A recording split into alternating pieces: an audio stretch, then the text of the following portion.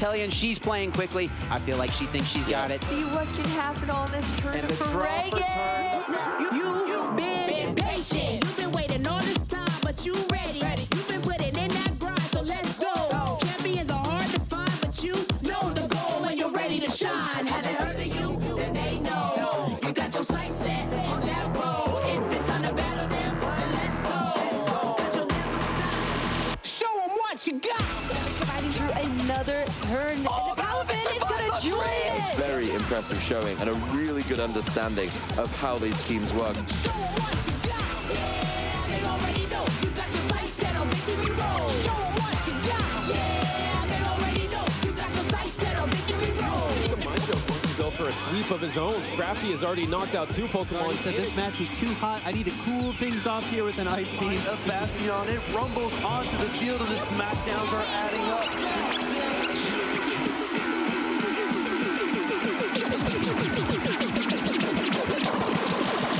Show 'em what you got. Yeah, they already know. You got your sights set on victory road. Show 'em what you got. Yeah, they already know. You got your sights set on victory road. Put your hands up. Good morning, Pokemon trainers. It is a gloriously beautiful sunny day here in Stockholm, Sweden for day 2 of all the Pokemon action here at the Regional Championships. I'm Lou at Josh Cromie, and as ever this weekend, I am joined by the ever so fabulous commentators here, Lee, Costa, and Zoe. We had an incredible day 1. So much exciting action in Regulation G, the first event we got to see here over in Europe. Lee, how was it for you? It was incredible. We finished up yesterday. We had an array of just extremely good matches. But the one thing that really stood out to me was the Zamazenta. Yeah. Yesterday it just came in full force. We had Miraidon, we had Terapagos, but Zamazenta was head and shoulders above anything else yesterday. So be good to see how it gets on in this heated day 2 race today. I wouldn't be surprised to see a lot of Zamazenta running around the field today. Is that what you're excited about, Costa? Yes, I would definitely say so. I think we saw a load of variety when it came to the different restricteds and general aftershocks from Miraidon sort of a clinched victory back in Indianapolis. So being able to see a lot of hyper-aggressive teams come to the fore is sort of a key factor when it comes to a meta that includes such power-creeping restricted Pokemon. So you just want to go ahead and hit hard and very fast in order to go ahead and just pick up those KOs as soon as you can. There has been so much damage on the board in day 1. Do you think we're going to see a similar array of damage today, Zoe? Oh, I definitely think so. You know, a lot of players are starting to train their Pokemon to survive these really strong attacks from Pokemon like Miraidon. But in response, I think we're also seeing people pair up their really strong special attackers with Chi-Yu just to get that little extra oomph. And also, we saw a lot of Terra Ground, which was previously, you know, not a very common Terra, only on more offensive types, but now it's just maybe something to give that immunity to electric moves. I think you're right, though. The synergy of kind of Pokemon compositions is something I've been really interested to see. Chi-Yu coming back. Obviously, weather modes as well have been really dominant here in Stockholm. But of course, this is the penultimate event of the EU calendar. It's nearly the end of the 2024 season here over in Europe. Zoe, do you want to talk us through the last couple of steps of this season? Yeah, so here at Stockholm, this will be the last regional in Europe before Worlds, but of course, it's not the last event in the region. There is, of course, Bologna next month, which is a special event, but it is going to be of the same caliber, you know, a large event with lots of really strong trainers looking to hone in and fine-tune their teams before NAIC and also before Worlds. So this is going to be, you know, just the testing grounds and also a little bit of a prestige tournament as well. Exactly, and these last 3 events, Stockholm, Bologna, and New Orleans, are the last opportunities in order to get those championship points, and that's what you need in order to qualify for Honolulu, Hawaii. And I know so many people are so excited to be able to get to the World Championships, and they're trying their best at this event. It may even be the last event that they're able to attend before possibly locking in that World's invite. But the championship points are exactly what you need in order to get to that World Championships. Costa, how many trainers do you think are really going to be wanting to get into that World Championships, and how are they going to get there with championship points? Well, I mean, the way that they're going to be able to do it is by competing in these major events. You need to go ahead and sign up and get your ballot ticket in if you do want to go ahead and get the win. What I'd say is in terms of the points right now, of course, here in the EU region, we do need 400 championship points in order to go ahead and qualify. Unless you go ahead and you pick up a cheeky victory at one of these major events, it does give you that guaranteed invitation straight through to Worlds. As of course, we do have a bit of the graphics and breakdowns and differences between the different age divisions as well across the different regions. I'm glad you mentioned that, Costa, as well, because the junior and senior divisions, although we don't get to feature them on the broadcast here at the regionals, they played out their tournament yesterday, and they, of course, are also doing their best to try and get to the World Championships, because who knows, there will also be junior, senior, and master division champions. Maybe one of them will be from the European region. We'll have to find out. Of course, these aren't the only kind of goodies that trainers can come away with here at Stockholm. Lee, what other amazing prizes can we get here at Stockholm? Well, it's not just the championship points. It's not just the medals. It is the prize money that is up for grabs as well, which is so huge. Really helps players be able to travel to other events and especially get to the World Championships as well. For the winner this weekend, we've got $6,000 in our Masters division, and like Costa always likes to chip in, those bonus 72 booster packs as well that you'll get alongside that. But as you go down the list, $4,000 for second place is incredible, $2,000 for third and fourth, and then it increments down from there, which is just incredible to see. And also the juniors and seniors do get nice prizing as well. It's great. Yeah, I love seeing everyone kind of opening up those trading card game packs, even if they're not, playing the trading card game. Everybody maybe has a particular Pokemon that they want to try and get, and I always like seeing, particularly the champions, trying to get the 6 Pokemon that were on their winning team in kind of a TCG form. They frame it, they put it up in their study and things. It's always nice to be able to see that. Do you like opening the cards, Zoe? Oh my goodness, I spent so much money buying the boosters and opening them. I'm pretty sure TC, those cards, I've spent the most money on in any Pokemon game, but it's just so thrilling when you open it and get that really rare chase card, and the art is just absolutely gorgeous. I think they really stepped it up with all the artists, and just when you get that shiny little glittery card of your favorite Pokemon, oh, it's the best feeling. I made the mistake of deciding to start a Pikachu TCG card collection. It's going to be a big collection, and it's, there's a lot of cards out there. But there are also a lot of trainers battling out in day 2 here in Stockholm in order to try and become the grand champion at the end of today. So our day 2 qualified players, they're a couple of rounds into their battling so far. And although I do know that there were 2 Gastrodons in this day 2, the chance of Gastrodon winning may be slipping through my fingers, as both the trainers did lose their first round, but I'm still confident they're going to be able to get a good finish here. But look at the names. Trainers like Marco Silva, Alex Gomez, 2 international champions, as well as Nils Dunlop, fresh off an EUIC victory. I mean, so many incredible matches that not only we got to showcase yesterday, but I love that we get to follow their competitive journey as the tournament keeps going. I mean, Costa, what other names have you got your eye on here? So I think, generally speaking, when it comes to these players themselves, we already know that they're at such an exceptional high caliber and level of competition. A lot of the names that we're going to be featuring and already on the screen right now are in that World's Travel Awards competition. They are vying for the top 8, for the top 16 of the EU region, and that's sort of a bit of a headline for myself for this tournament. It feels like a very prestigious event, even though that may not directly reflect with the amount of attendees. We actually see all of these high level, the best of the best in the EU, trying to compete for those additional points into the build-up of North America International Championship. Yeah, that's very true, actually. The caliber has been insane. Another name I spot on there as well is Simone Sanvitu, another international champion. They're not just out there playing, they're also here on the casting desk with us as well in the form of Zoe. But I think it's amazing to see so many trainers having had previously incredibly established records, still absolutely creating amazing Pokemon history here in Stockholm. Of course, there's another list of trainers here as well. Michael Kelch, the runner-up at the previous World Championships, as well as Eric Rios, another international champion, and so many trainers who we've been able to follow throughout the entire season as well. And it's nice to see Alessandro Giuliani as well, who said that that was their very first day 2. And I think I do want to call out as well, Michael Kelsch is actually rocking a team that we saw get top 8 last week in Indianapolis, that being Kinu's team. We have the Galarian Moltres. Oh, I love it. And I mean, it's a Pokemon that you don't commonly expect to see, and the way that they're able to position it in this format alongside a Zamazenta is something exceptional. And I think Lee touched on that point as well just before, the fact that the rise of Zamazenta could really be a big indicator going through the turmoil of what was last weekend over on the other side of the pond.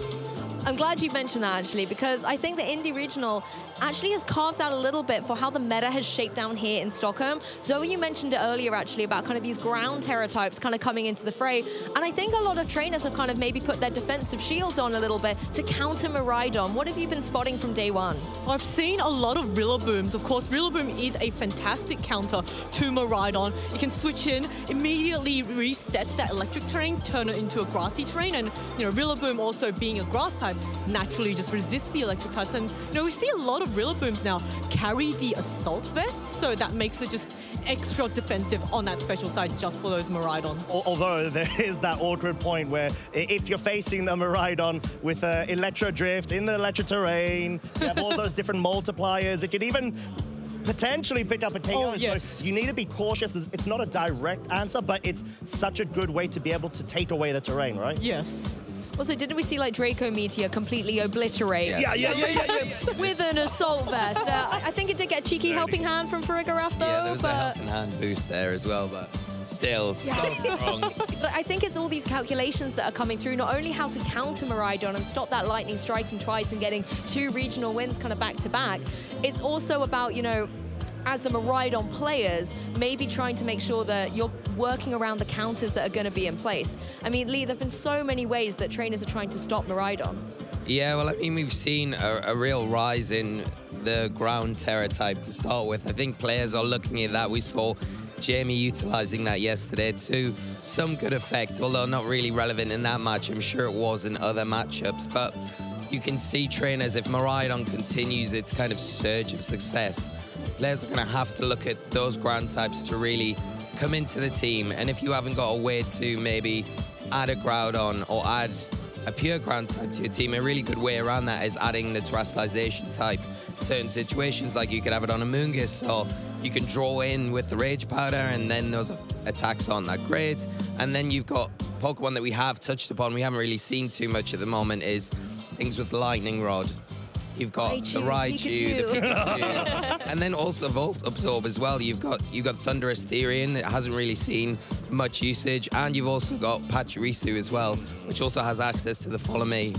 Could be making a comeback, these little electric Pokemon. The fan favorite. Yeah, it definitely is. I mean, I'm a big fan of Pikachu, or I suppose Raichu is, a little bit more meta. It's a bit more optimal. It is, but Pikachu's had some play out there. I do remember Ashton Cox bringing a Pikachu to a regional once upon a time. And that light ball on it. Yeah, so much damage that it's capable of doing, but it really is about that ability, the Lightning Rod, drawing in all of those attacks. A little bit the way Gastrodon can counter water-type Pokemon as well. The other Pokemon I want to talk about in terms of putting up defensive shields is Grimmsnarl. Because it's coming back into the meta, going and setting up these light screens, most notably, of course, for the special attackers there in the form of Miraidon, but it does also have Reflect for that capability. Are you thinking we're going to see a little bit more of Grimmsnarl on the rise, Costa? We already have, which has been great, honestly, because I think Grimmsnarl's sort of been a bit of a relic of the past that's been forgotten. So being able to see Grimmsnarl, even Zamazenta, come back from previous generation of Sword and Shield into the current meta, now that restricteds have been allowed, is, I think, a very strong indication that there's a lot of viability for niche picks as long as you can find a point where, let's say, the meta may start centralizing and you may be able to identify a couple of key weaknesses you can completely take advantage of. And I'm wondering whether a restricted Pokemon is going to come in and challenge Miraidon's kind of triumphant battling here. Pokemon like Terapagos coming in with that Terra Shell as well kind of gives it a little defensive edge, and that's a Pokemon I recommend keeping your eye on at home. Of course, from home, you can still get involved with the broadcast using that hashtag #PlayPokemon. Please engage on all of our social medias here. You can get involved on X, YouTube as well to catch up on all the VODs. Maybe you didn't catch the day one action. Make sure you go and recap. There were so many amazing matches, as well as on Facebook and Instagram as well. well for all of the Pokemon interactions. If you don't want to miss any of the action though, maybe you're going to take a little bit of a nap and tune in a bit later, make sure that you follow those channels with YouTube and Twitch so that you can be awake and alert for when the action does continue. We want to see all of your Pokemon art, your Pokemon pets watching the broadcast as well. And if you're maybe hanging out and watching friends from wherever you are in the world, it's always great to see how you are enjoying the Stockholm Regional Championships.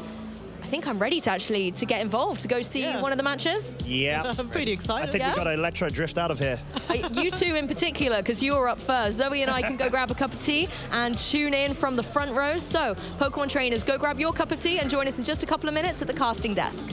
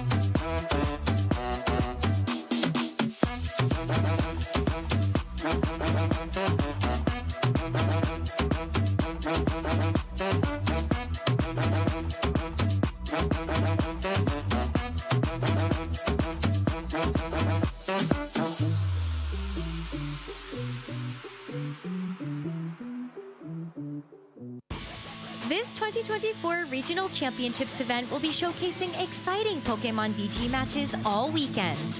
Trainers from around the globe are here to compete for over $125,000 in cash prizes, travel awards, and championship points to qualify for Worlds 2024 in Honolulu, Hawaii. This tournament is a two-day event, starting our trainers off in Swiss rounds. All matches are best of 3 and will utilize an open team list format. This means that each Pokemon's Terra type, ability, held item, and moves are available to the opponent. The trainers earning 19 or more match points or placing in the top 32 will advance awards and championship points to qualify for Worlds 2024 in Honolulu, Hawaii. This tournament is a two-day event, starting our trainers off in Swiss rounds. All matches are best of 3 and will utilize an open team list format. This means that each Pokemon's Terra type, ability, held item, and moves are available to the opponent. The trainers earning 19 or more match points or placing in the top 32 will advance forward to Sunday, Day 2. Day 2, trainers will continue playing Swiss rounds until top cut is determined. The competition then shifts to a single elimination bracket where trainers battle until a single regional champion is crowned. Who is taking home the title of regional champion this weekend?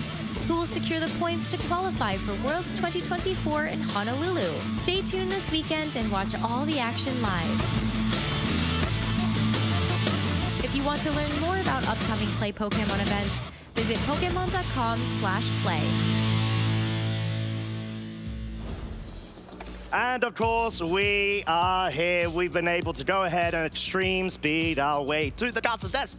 I myself am Costa, and I have the pleasure of being joined by the Mr. Lovely Lee Provost here for what is going to be Day 2 of the Stockholm Regional Championships of the 2024 season. And yeah, what an event this has been so far. We've seen so much variety in terms of the different archetypes and team compositions that have come to the fore in sort of a reactive stance to Indianapolis so far. Yeah, I'm loving the energy. Before we get into anything, the energy you're bringing today, brilliant. There's just so many great matches and highlights from yesterday. We're only halfway through. We got the whole second day to go now. Yes.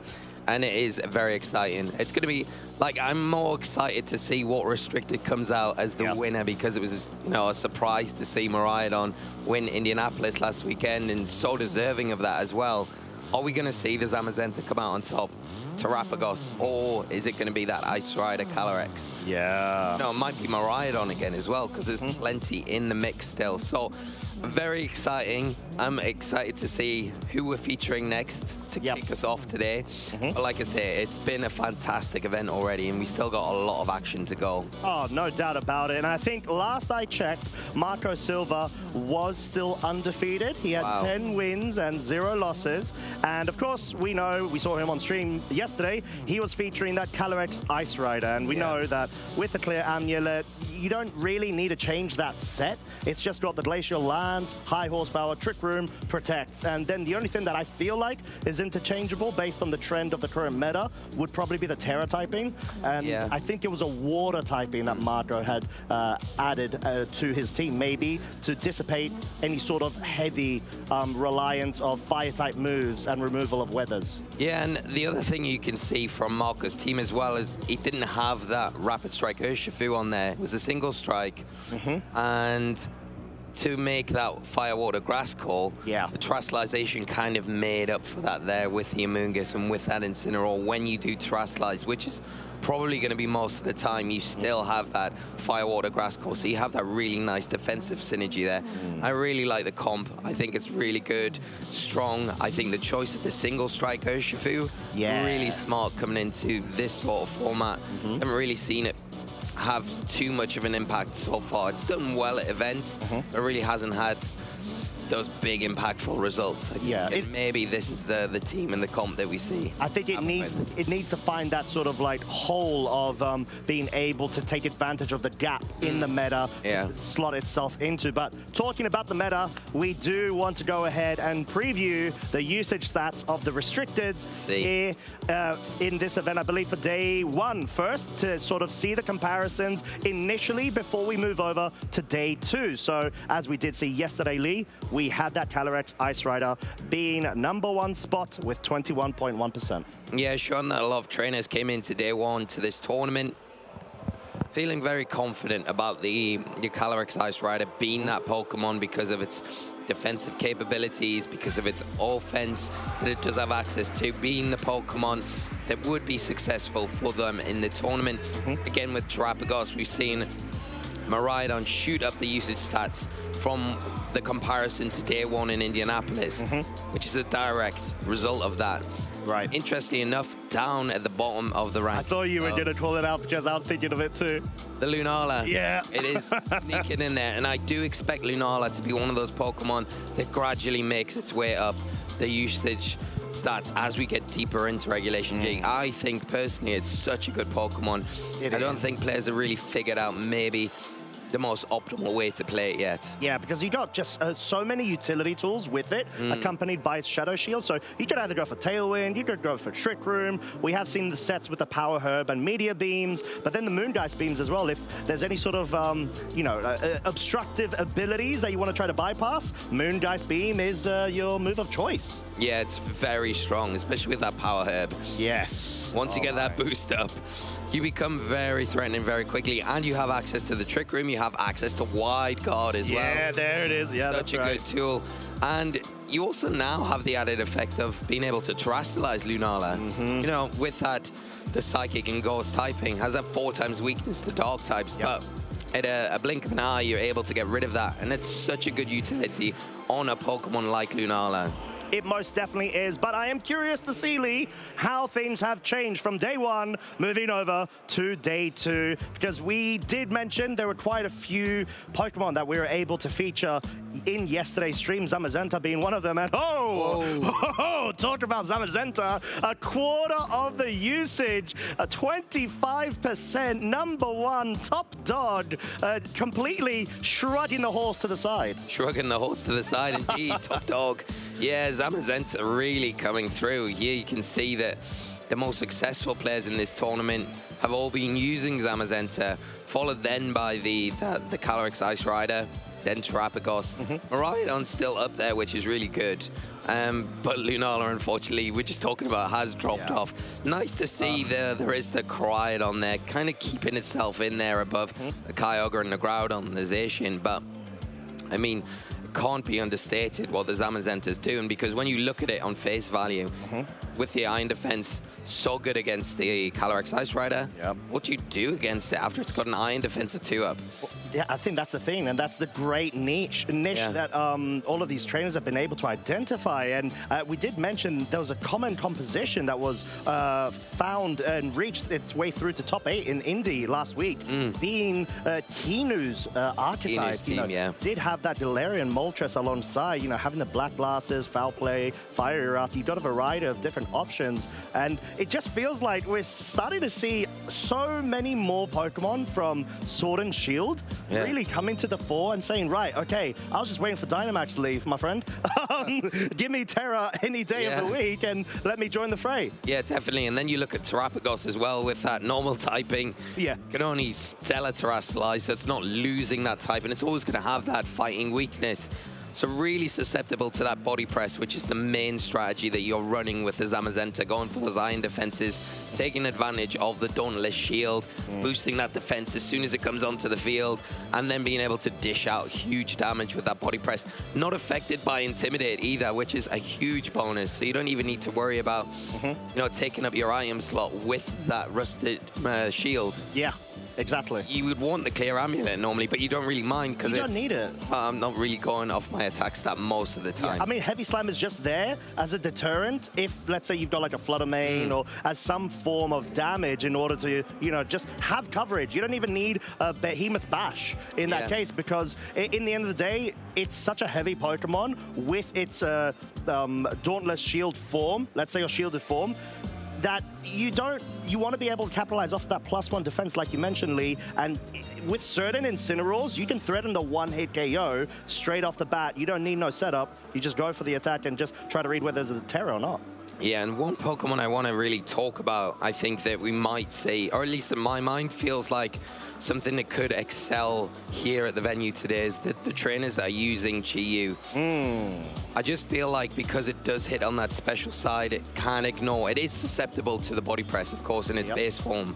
It does have Terastallization it can take advantage of, but it does have the Fire-type moves, and if we do see that Ghost Terastallization that we saw on Mika yesterday, it's got the Dark typing as well to hit that, so something that trainers might lean a little bit towards. Yeah, most definitely, and we are going to be finding out, but not just yet. We're going to have to go ahead to cut for a very short break, so please get your refreshments, as we are going to be going ahead and featuring the next round very shortly. Catch you in a bit. Hey Pokemon trainers, welcome to Pokemon Championship History, a series where we showcase important matches throughout the history of competitive Pokemon. Let's flash back to the 2017 North American International Championships. This was the final event before Worlds, so it was the last chance for trainers to earn an invite. We turn our focus to round 3 of day 1. Giovanni Costa is a West Coast VGC trainer that had one simple phrase, "Believe in Eevee." For the entire 2017 season, Gio played a team revolving around Eevee and its exclusive Z move, Extreme Evo Boost. But at the start of Game 3, Gio's Eevee plans fell through as Tobias gets a perfectly timed poison. Will knock out the Eevee. And it would only get worse for Gio, because after Whimsicott and Incineroar were knocked out, he was now in a 4-1 Pokemon disadvantage. A situation so dire, even 3-time world champion Ray Rizzo didn't believe in a comeback.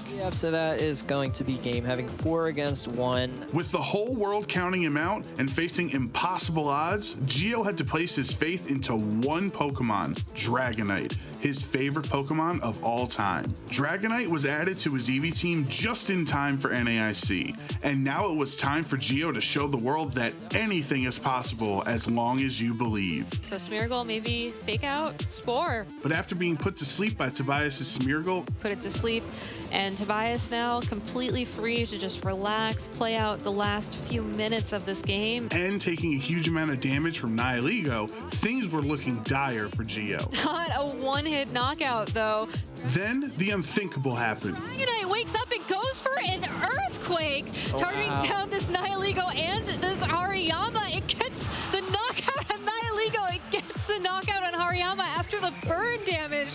What just happened? Wow. Dragonite miraculously woke up and knocked out 2 of Tobias' Pokemon with a powerful Earthquake. The Life Orb, Hidden Power, Ice from the Nihilego, waking up using Earthquake.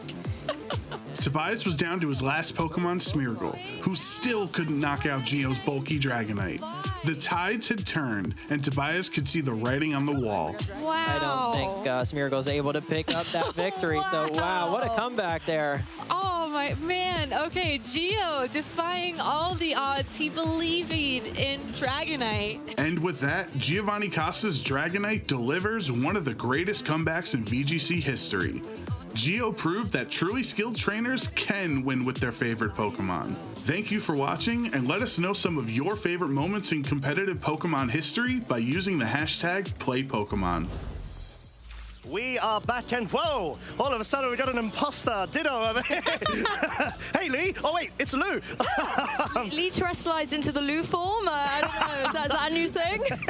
It might well be, but I do want to go ahead and just have a very quick match with Lou before I get reunited with my Lee. But yeah, I am Trasta. This is Lee. Oh, no, sorry, Lou. I'm someone, okay? I'm here. I'm Gastrodon, right? That's who I am.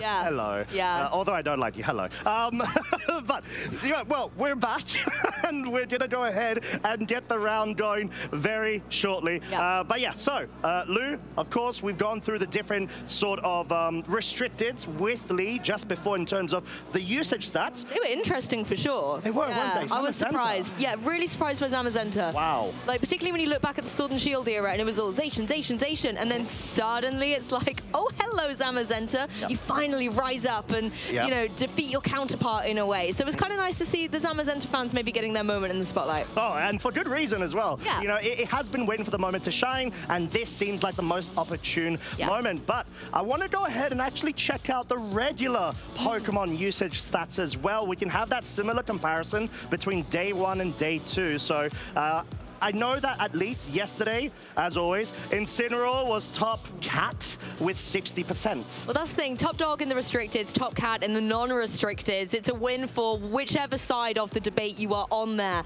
And again, one thing, I say this every single time, and I think I really need to kind of check my facts here, but Amoonguss surprises me every single time that it's so high up in the usage stats, just because it in my kind of mindset, the fact that you have so many Taunt Fluttermanes coming through, the fact that you have electric terrain back that stops grounded Pokemon from being put to sleep. I asked the question, Amoonguss, what is it that you can actually even do anymore in the meta? And it does have so many more flexibility options. You know, Regenerator gives it that HP, so it has longevity. It's really nice to counter Trick Room with Calyrex Ice Rider. And I guess the argument there is when an opponent is running Calyrex Ice Rider, it's not running Miraidon. Yeah, and that's sort of the thing about having that regular core of Incineroar, Rillaboom, Urshifu, Rapid Strike, and I honestly would add that fourth partner being the Amoonguss, because you've just got such great synergy. And with Pollen Puff now starting to trend even more, we had seen a bit of a drop of it in response of all of the Ogerpons, where we'd see Amoonguss opt to go for Sludge Bombs. They want to go a bit on the offensive to counteract that situation, but this time round, they just want to go for the support. They want to be able to get those cheeky spores off as long as the electric terrain's not on the field. Yeah, and one thing from that roster as well is there's a really nice balance of physical and special attackers. I'd say actually the special attackers are kind of creeping into a more dominant usage. I think as well, considering, as Zoe was saying on the couch, that Flutter Mane and Chi-Yu kind of synergy is coming back. And hey, if you don't put it with a Flutter Mane, there's still so many other special attackers, Raging Bolt, Miraidon, that you can put that Chi-Yu with. So I wouldn't be surprised to see that Treasure Ruin Pokemon coming to the forefront a little bit more, considering how many special attackers are already on that usage stat. Yeah, talking about ruinous Pokemon, I don't expect Wo-Chien. I'm gonna be honest. I may have checked it out with usage stats, but we've got the day 2 usage stats. And, oh, surprise, surprise, we've got Incineroar, #1, but like you correctly identified there, Lou, Raging Bolt, reaching up to the skies and keeping its head way above the ground. And Amoonguss being pipped down a little bit further, but the one I really want to talk about is Flutter Mane, because it's no longer even in the top 6 of day 2. It's really falling from grace here, looking a little bit like Flustered Mane out here on the field. Only 28% usage, and a big part of that has got to be in tribute to its pretty terrible natural physical defense stat. When you have got a lot of physical attackers out there, yes, there's Miraidon everywhere, but Zamazenta rising to the forefront, something like a Heavy Slam is just bopping Fluttermane from the field completely, as well as just other Pokemon like Groudon coming through. You still have your big heavy hitters like Urshifu and Rillaboom as well. Fluttermane doesn't have as much flexibility as it used to have, and because of Pokemon like Pelipper going for Wide Guard and the Amoonguss going for Spores and things like that, we are seeing a rise in Fluttermane using Taunt. So it's not the offensive powerhouse that I think trainers are more comfortable using. Yeah, and I do also want to give a quick point there. The fact that we saw no different Pokemon between the comparison of day 1 and day 2. We just saw a bit of a reshuffle based off of the priority and the success of a couple of those individual Pokemon. But yeah, I'm very curious to actually see how things pan out. We've seen a huge rise in usage with the Blood Moon Ursaluna, which has a lot of damage output potential. You know, doesn't necessarily need to change up the set. You've seen in the past maybe some experimentation around Assault Vest, and you've got like Vacuum Wave for priority fighting type stuff. But yeah, we're gonna have to go ahead and see how the rest of day 2 is gonna pan out here in the lovely city of Stockholm. So I believe we're gonna go ahead and get things kicked off with notable matches. And we have our first stream match. Go for it, Lou. Do you know what? It's not only a fantastic stream match, look at the mirror match we've got going on as well. Yeah. We've got that Zamazenta showdown, but the Pokemon I really want to talk about, and I'm pretty sure this is why Lee's left the desk, because he wants to go sit in the front row for this one. The Galarian Moltres is one of his favorite Pokemon. Not only have we got one, we've got 2 for you, and we're going to see how they're going to shape up against each other. Some other notable Pokemon in here as well. The Pelipper has really been the hot topic of conversation, bringing that rain to the field, giving a little bit of protection to the Zamazenta and the Rillaboom as well, and the Chi and Pow actually, from any of these fire-type moves. And Latios. Latios was a Pokemon we did see at the Indie broadcast, and it's good to see it here in Stockholm as well. Yeah, Soldew, you're able to capitalize off of that signature item with that Pokemon. Ever since it was first released back in Generation 3, it did have that handy item. So being able to now finally utilize it, because in previous formats that Latios was available to use, it wasn't allowed. So being able to see things changed up with a bit of a Luster Purge and any Tailwind support that we've seen, it has Levitate, which is great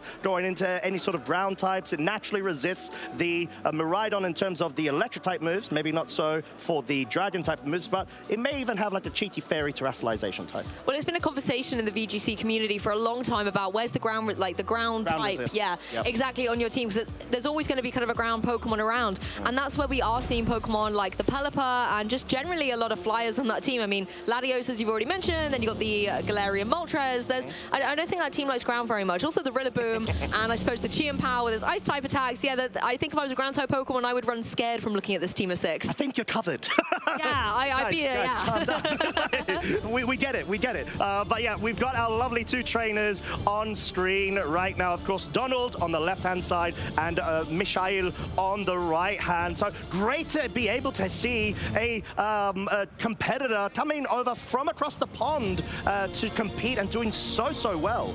And I have to say, Michael, a player I know well from the German local community, has been so dominant at locals most recently, and also has an amazing record at these bigger events. Utrecht Special Event Top 4, Stuttgart Regional Top 8, as well as the one I think he's most well known for, runner-up at the World Championships in 2023. Also getting a top 8 finish in that season as well, and looking primed to get a good finish here at Stockholm as well. Yeah, and it's going to be a bit interesting to say the least with this mirror match, as you can see, when both of the teams are stuck up to a head-to-head, frame in there. So they would have surely have practiced the mirror, but the question is, how much have they practiced the mirror? I think Chi and Pow is going to be a really big play in here. You've got Pokemon like the Latios, the Galarian Moltres, the Rillaboom. Even the opposing Pelipper doesn't want to take any unnecessary damage from these powerful ice-type attacks, as well as the fact that you bring the Sword of Ruin on the field to help out that Zamazenta even further. Zamazenta is a Pokemon that really likes to bulk up its defense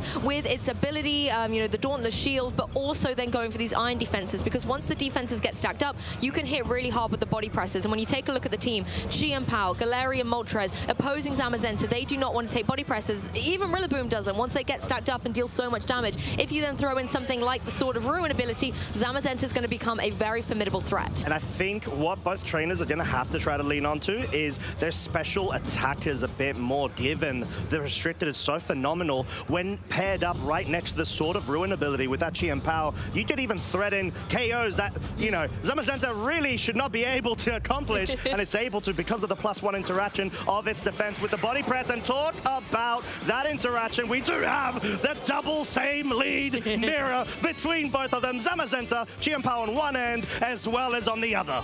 I think they know how this game is going to be played, getting all of the defensive capabilities on the field with these Dauntless Shields, but then making them more vulnerable with Sword of Ruin on the field as well. Now, the speeds are going to be very interesting coming out of the blocks here. Are we going to see these iron defenses coming up into the fray, and what can the Chi and Power do in these situations? Something like a Sacred Sword can be really good to just get some damage on the board against the Zamazenta, but as long as you get it in before the iron defenses come into play. Yeah, and that is something that you also need to take into consideration. The speed interactions, are they both trained to be at the maximum amount that they can in terms of speeds? Though there's a lot of different mind games going on here, as we're actually going to see the first move being launched out of our first round. Double protect, so one protect for Chi and Pow, another protect for another one. I actually like this because it might be tempting for the Zamazentas to go for something like a heavy slam straight out the bat, going down into that ice type, getting significant damage. Chi and Pow's pretty frail, doesn't want to take that, but it looks like the trainers are having a little laugh to themselves as well. They all have the same thought, go for protect, see what my opponent wants to do. And in a way, if you've been able to read into that and capitalize on it, go for something like an iron defense. That could have given you a lot of momentum straight out the bat. You have a protect, you have a protect, and you have a protect. Everyone has a protect. Everyone has a protect. But it is worth noting, at least the Zamazenta over on Donald's side can now protect, as it had failed because everyone else decided to do the exact same thing. So I'm quite curious to see how this may play out a bit aggressive with the Sacred Sword into Donald's Chi and Power. Will be able to bring it down to that focus slash. So wanting to be able to cover for this, maybe actually trying to pick up a cheeky little flinch if you're able to outspeed, follow up with a body press. As we have the heavy slam, it does pick up the KO over on Donald's side of the field. Chi and Power is out for the count. However, the real question is, what does Donald Zamazenta do? Is it going to target the Chi and Power? It does, and it picks up the KO as well. Both trainers realizing the Chi and Power needs to be got out of here, doubling up into it, both running that focus slash. You needed the double kit to be able to get the damage. Now we can have a little look, Donna bringing in something like the Latios from the back, and this is a Pokemon that has a lot of potential. You can start messing around with these speed tiers. Something like an Icy Wind can obviously lower the speed on the opposing side and give you a little bit more momentum. One thing I always like to see as well is the damage that can come through from a Draco, and it can really catch opponents off guard. These special attacks will be able to work around the defense boost on the opposing Zamazenta, as well as apply a lot of pressure to the opposing Latios that join the field. It seems like both of these trainers have done their homework in terms of the mirror. I'm not even sure if perhaps they may even practice together as well. But at least for right now, we've got a situation where Icy Wind is available on the Latios. Which one's going to move first? Are we going to anticipate another protect from either of the Zamazentas? That's a good point, actually. You could play defensively, and I think Latios heard you there, Costa. Going straight for another protect here on Donald's Latios, as the opposing Latios joins the fray as well. I think it's wise, though. You want to see if an Icy Wind is coming your way, and again, being a Dragon type doesn't want to have to take that Ice type damage either. Zamazenta on Michael's side also going for a protect, but Zamazenta on Donald's things is shaking things up, goes for a body press, but to no avail. But it's nice to see Donald actually taking that first step forward to go a little bit more offensive in this mirror match. Yeah, and I think Zamazenta over on Donald's side once again left out from the protect party. However, I think Donald is wanting to take this approach a bit more aggressive. He wants to at least try to take advantage of being able to start wearing out the resources available for either side, because it's going to be quite crucial as we actually see the Draco Meteor does move first from Donald's side, does pick up the KO over on Michael's side, and all of a sudden one-hit KO. Latios, a big key player, out of the count for game one. This is what we said at the beginning. Speed is going to be critical. The body press comes down from Michael Zamazenta, but it's not going to be enough to get the two-hit KO. Body presses left, right, and center. That, however, does that little extra bit of damage and is able to put it into the orange danger zone. Michael now down to his last two remaining Pokemon, and it is going to be this Rillaboom. I think it's a good Pokemon choice in the back, having the application to go for that fake out, slow down the pace, maybe allow your Zamazenta to get that critical body press up. And looking at the damage that previous body slam did, then body press did, you want to get the iron defense up because you cannot take another one. Yeah, and the fact that it does sort of hinge down to the speed interactions between these Latios is a very key point. I think the fact that you're able to pick up that KO, now you force a situation where Michael has to have their final two Pokemon on play. It's quite detrimental because it is pretty much a resource game as long as you can pick up those KOs, because there's a lot of different RNG interactions there, not only the speed tiering and ties, but also misses that you need to account for. Yeah, and actually interesting, the Rillaboom on both sides, neither of them are carrying Fake Out at this point. Not something you see every day. Instead, Rillaboom going on to a more offensive variant here, holding that choice band on Michael's side. Something like a high horsepower will do so much damage into the opposing Zamazenta, so I think it's wise that it becomes a grass type on its very own. Whether or not Michael is read into that, maybe wants to go with something like a U-turn as well to try and get some damage on the board, is yet to be determined. But the Terastallizations left, right, and center. Rillaboom actually going, hey, I am going to double down in my grass type attacks. Going to get that grass terror on, get the boost to something like a Wood Hammer or a Grassy Glide, as Zamazenta just goes for a protect. Question is, do you want damage? Rillaboom says yes, please, as it goes for Choice Band, Grassy Glide through the Grass Terror. How much damage? 2-hit KO onto a Latios? What world are we living in as the Latios does opt to go for the Icy Wind? It at least wants to try to guarantee a scenario where you can guarantee the KO with that body press, because at this point, unless a Zamazenta on Michael's side does get another Iron Defense, it will be subject to a KO over from Donald's side. I mean, it targeted into that Zamazenta, and it is going to be able to get a little bit of the, HP recovery thanks to this grassy terrain. And the grassy terrain playing kind of twofold here, helping the Zamazenta with recovery, but also continually boosting up these grass type attacks coming through from the Rillaboom. The Icy Wind chip damage, yeah, it's unfortunate, but it's not going to affect the speed tiers too much if you're going for these grassy glides. Choice Band, grass terrain, having the Grass Terror, that's going to be able to completely eliminate this Latios that does have access to a protect, however, and we've seen how conservatively Donald does want to play at certain times. Possibly then you could leave the Rillaboom on the opposing side exposed. It cannot protect, so you can go for a body press into it. And the fact that that guarantees roughly a 2-hit KO from the Grassy Glide does mean that Latios may have to try to play a bit more defensive, or Donald could try to go for the read, anticipating it going into the Zamazenta. But talking about Zamazenta, we've got to protect over on Michael's side. Grassy Glide will be launched. It will be targeting the Zamazenta. So Donald going for the read and staying in with the Latios, trying to get that Icy Wind. Double protect failing does mean Donald will have the advantage in the subsequent turn to pick up the KO he needs to over on Michael's Zamazenta. Yeah, it's interesting it didn't go into that Latios and try and get the knockout on it. Now the Zamazenta on Michael's side is just going to be knocked out by that double up, the chip Icy Wind, the body press we could already see was going to be able to get that second KO, and now it's a 3v1 situation that Donald's be able to pilot his Pokemon into. I think one turn that really stood out for me was actually the fact that Donald started going onto the offensive a little bit quicker than Michael did and started kind of driving forward the KOs, particularly with the pressure that his Latios was able to apply with that Draco Media and the body press extra damage that was coming out from his Zamazenta. And I think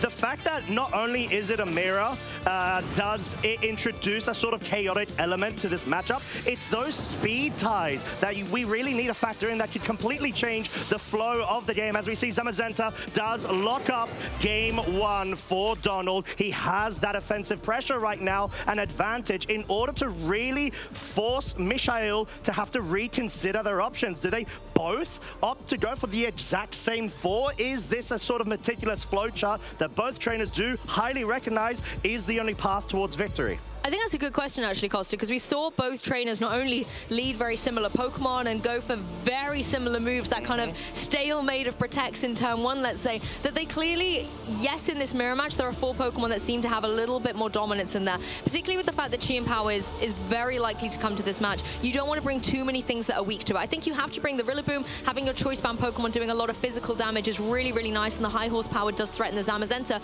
Both Zamazentas, curiously, were not going for these iron defenses, and there is a reason for that. There is no iron defense. There is no iron defense. Oh my lord, you're right. It's a wide guard. Yeah. I thought I saw iron defense. Oh wow. Yeah, okay, yeah, me too. And, okay, and you know, it's the start of the day. We clearly need, you know, a cup of coffee or something to get us warmed up. But I do really think that Zamazenta has such a good place in the meta right now and is showing its flexibility. Yesterday, we saw a lot of these iron defenses come up into play.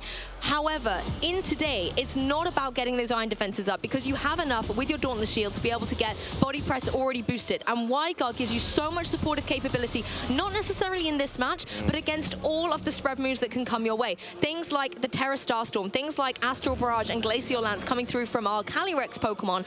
So it's really nice to see this flexibility on the Zamazenta itself and showcase it throughout the entire Stockholm tournament. Focusing a little bit back onto this match, Chi and Pao coming into the field, I think, is a guaranteed Pokemon choice, and I really wouldn't be surprised to see no changes to the leads from these trainers.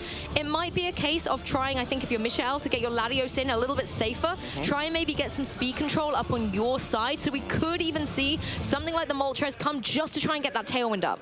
I think that's a good shout, but you do have to be very cautious of the Chien Pao lead. And I think even if you do have the Latios, that is also threatened by that Chien Pao, as we are indeed going to see the same exact lead from both these trainers. They know what they got to do. They just need to be able to wrap up the business. So I'm quite curious here, Lou, to see if we're going to see an all-around Protect coming out once again, or more of an aggressive approach from both of the trainers. Could be the same old story, Costa here. Protect's just slowing down the pace of the game, but that actually was the moment where Donald could start capitalizing. If he's able to look at how defensively Michael's going to play, or vice versa, that's where you can start trying to get some damage on the board. Things like a Heavy Slam are going to hurt into the Chien Pao, and the Chien Pao in return can go for a Sacred Sword. We've seen the double up completely eliminate Chien Pao from the field, and at the end of the day, the Sword of Ruin abilities don't stack up. You only need one on there for it to be in play. So you kind of look at your opponent and go, I don't need your Chien Pao right now, I've got my own. Let's get rid of it and start getting those Pokemon rolling out. Yeah, and I'm quite cautious on the speed tie interaction here, and if it may force another readaptation from either side of the trainers, but we are going to see a Protect at least from Donald's side. It seems like Michael, the fact that they're already down a game, they want to go on the offensive. They feel like they do have the back against the wall, so they need to try to make the big plays right now. No time for protecting here. I just need to go on the offensive. But that does lead up at least a situation where now Donald, since he went for the double Protect, he is now forced to have to play with speed ties or get a hard switch focus onto it. That's the thing, it's kind of a win-win, because if you go for the double Protect on your own side, you're not doing any damage. If your opponent protects but you try and do the damage, yeah, you're not doing any damage, but you now have the Protect in this next turn, and the mind games now get switched into Donald's driving seat.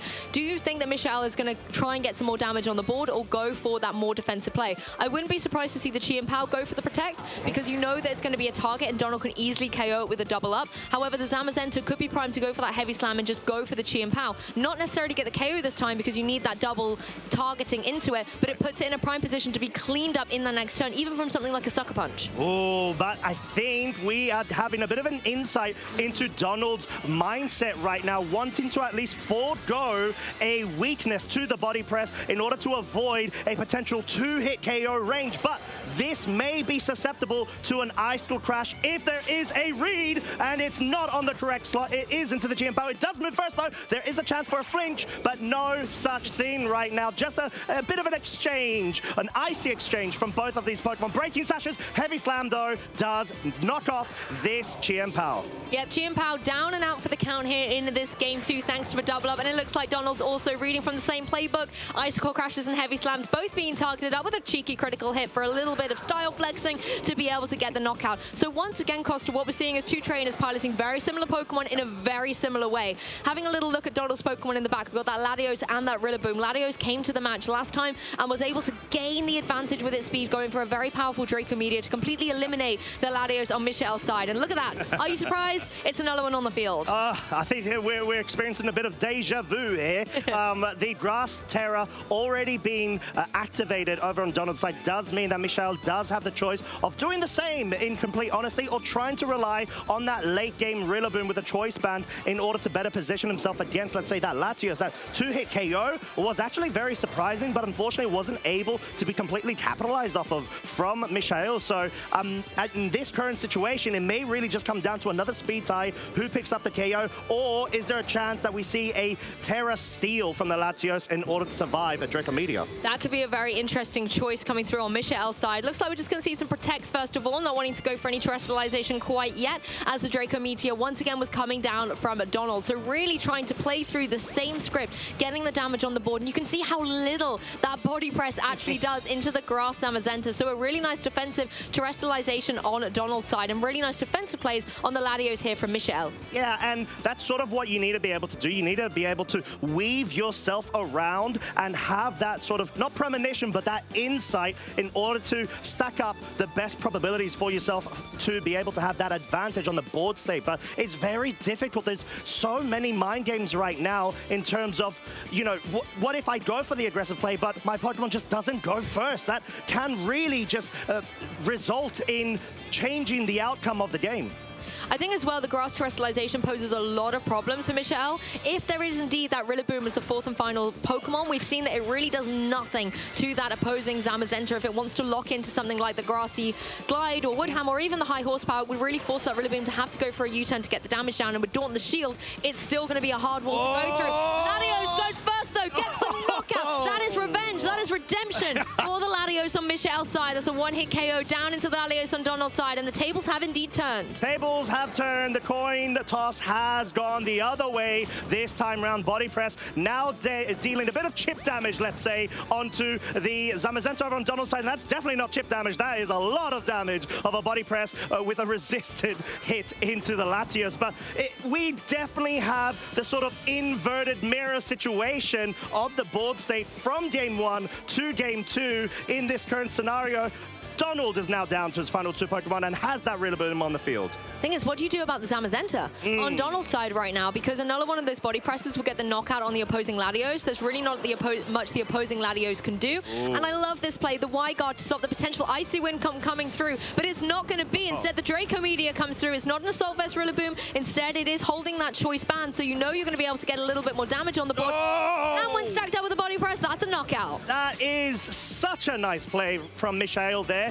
And we noted that there wasn't a Grassy Glide, so that would have most likely have been the Wood Hammer. You want to be able to at least guarantee the most damage you can onto the Latios to finally get rid of it as a threat. So this just seems like it's been a bit of a wrap-up from Michael's side, and all it comes down to was that main sort of interaction between the speeds as well as the approach from both trainers. It's honestly like the same story, but told a different way. We've got a 3v1 endgame situation here where you've got a grass-type Pokemon in the form of a Terra Zamazenta facing down against a formidable 3 on Michael's side.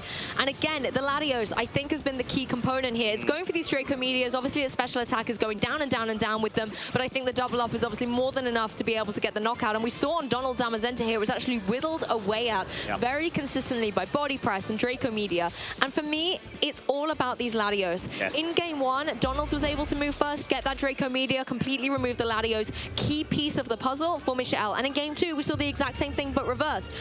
These speeds of these Pokemon is very, very interesting. And if I was the players, I wouldn't want to just go on the luck of which one's going to move first. I would want to try and get the Dicey Winds out. But with both Zamazentas having the Wide Guard, you now enter a different tier of mind games. Yeah, it's sort of like an expanded lower tier that us mortals cannot actually go ahead and comprehend. And talking about comprehension and mortality, it's the fact that, like you mentioned, Lou, we've got the situation where if you were to sort of look at both of these two games and say, right, I wonder if, you know, X went instead of Y, what would have been the outcome? And it does feel like a sort of like alternate dimension what-if scenario. But like we mentioned, though, we need to just be able to think, right, is this really the best approach, or can one of the two trainers try to capitalize, thinking, okay, surely my opponent right now, it has to acknowledge that they sort of need to go for the exact same way, and can you be able to circumvent that Latios and get rid of it, or dispatch, or keep your Chien-Pao on the field for enough time to be able to get rid of it, outspeed it, maybe force a Terra if possible? One thing that could possibly happen, I'm going to, bear with me, Costa, I'm going to go off on a bit of a limb here. Please do. Pelipper could very much come to this match, and I would say most likely for Michelle, considering that there is the Grass Terra type on the Zamazenta on Donald's side that he keeps liking to terastallize here. The Pelipper can go for these Hurricanes, 100% accurate with the rain that it sets up thanks to its drizzle ability, and considering that it's a special type attack, that's not something the Zamazenta can counter with Daunt the Shield. So you have a nice way to apply pressure to Zamazenta, to the Rillaboom, and then even apply a little bit of pressure to the Latios. So I wouldn't be surprised. Obviously, the leads are no surprise as well. We're seeing Zamazenta and Chien-Pao, but I think the Pokemon in the back will change for these trainers. I would like to see Michelle bring something like the Pelipper. I think there's an argument for either trainer to bring potentially the Moltres in the back as well, just to try and get that Tailwind out, but I would have thought that might have come front and center if that's the mode you want to go with. Instead, you're going to have to keep playing the same expert way you've been playing against your opponent and hope that your opponent makes a mistake and that you do not. And there is one notable difference between both of our trainers' Pelippers, and that is that Donald's does actually have the Muddy Water over a Weather Ball that Michael does. So it'll be quite interesting to see if that ever does play out. But for now, we have the double protect, triple protect, should I say, and I wonder if this is a fourth one.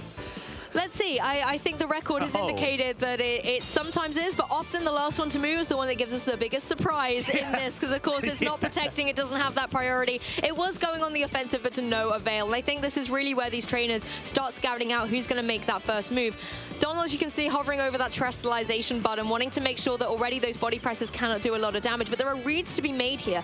The critical thing, however, is with the Dauntless Shield up, you already have a defense in play. Yes, you've got some counteraction from the Sword of Shield, but the Icicle crashes are not going to be maybe as detrimental as we're used to seeing when they go down into a Grass Terror type. So if, as Michelle or Donald, you want to call that there is a potential Grass Terror type, you can always go for the Icicle crash there, but the temptation surely has to be to double up into the Chi and Power and remove it from the field. Oh, as we see, Icicle crash does get launched off first from Michael's side. No flinch, does connect.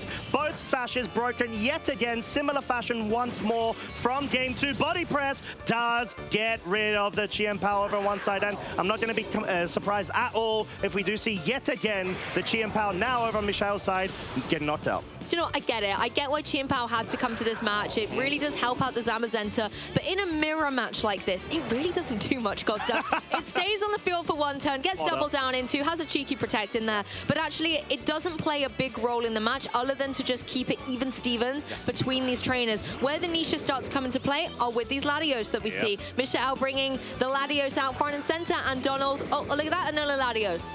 Wow, surprise, surprise. But I think if there could be another level of expectation, maybe trying to opt to go for the protect play, but like you mentioned, Lou, I think it's just wanting to at least guarantee that you're equal, and at no point do you allow a Chi and Power to be on the field when a Latios does come onto it as well. So once again, is this going to be a Draco Media galore between the racing, fashion of both of these Latios trying to outspeed and pick up a direct KO, or will we see a cheeky surprise of a Terra from either Latios to circumvent that? I really like that thought, actually, Costa, because the Latios, the Draco Medias are going to come down and get the knockout. So if you do go for a Steel Terra, that's a really nice way to circumnavigate that. But it looks like the same old story is coming through here for Donald. It is going to be that Grass Zamazenta here, just to make sure that it's not going to take so much damage from these body presses. I was actually on Michael's side, my apologies there. Going to be able to just, I think take a leaf out of Donald's playbook there and go for it. But, oh wait, what? Honestly, these Zamazentas, they're running circles around me, okay? I know I'm the crazy cat lady of the caster desk, but you don't need to shame me,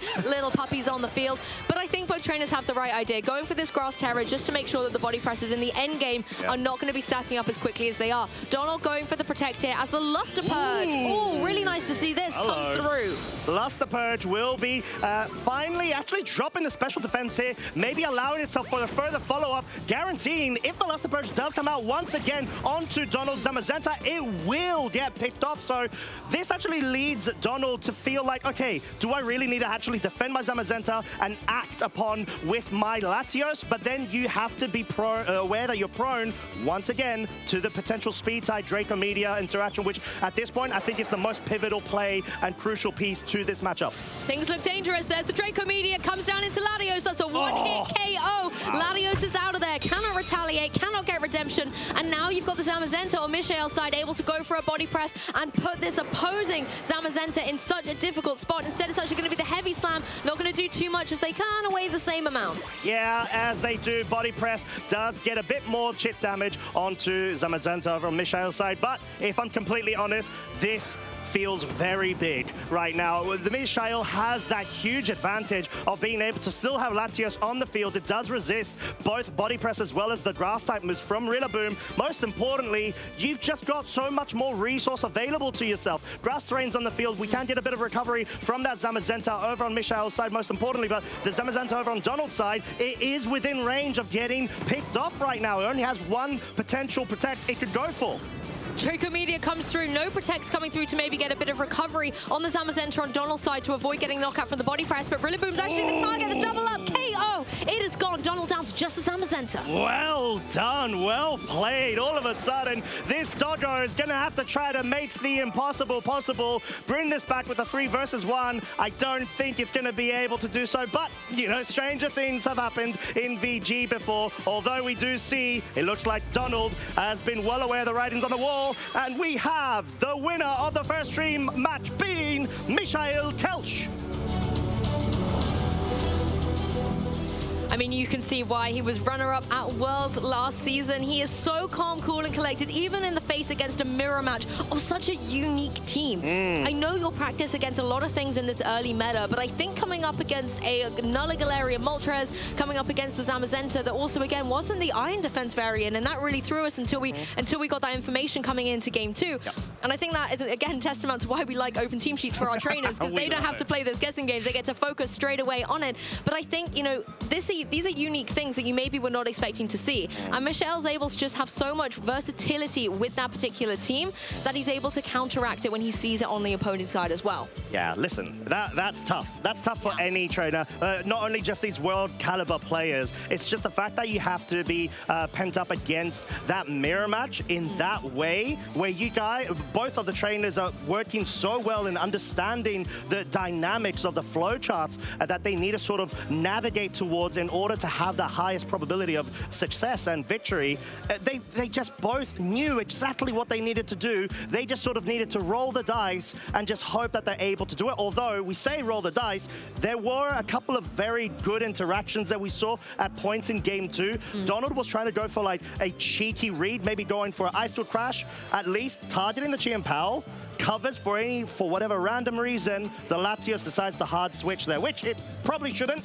You are risking missing the Ice Storm Crash, but you are guaranteeing 100% any sort of additional factors that may come into play if your opponent wants to sort of change things up and surprise you. And the Latios was really key the whole way through that match. I think in Game 1 we saw both trainers maybe trying to go for that more icy wind kind of control, maybe to gain some advantage, and then they kind of threw caution to the winds going into Game 2 and 3, and where we'll just let fate decide where Latios is going to move first. And that really was the critical moments of, I think, all the matches there.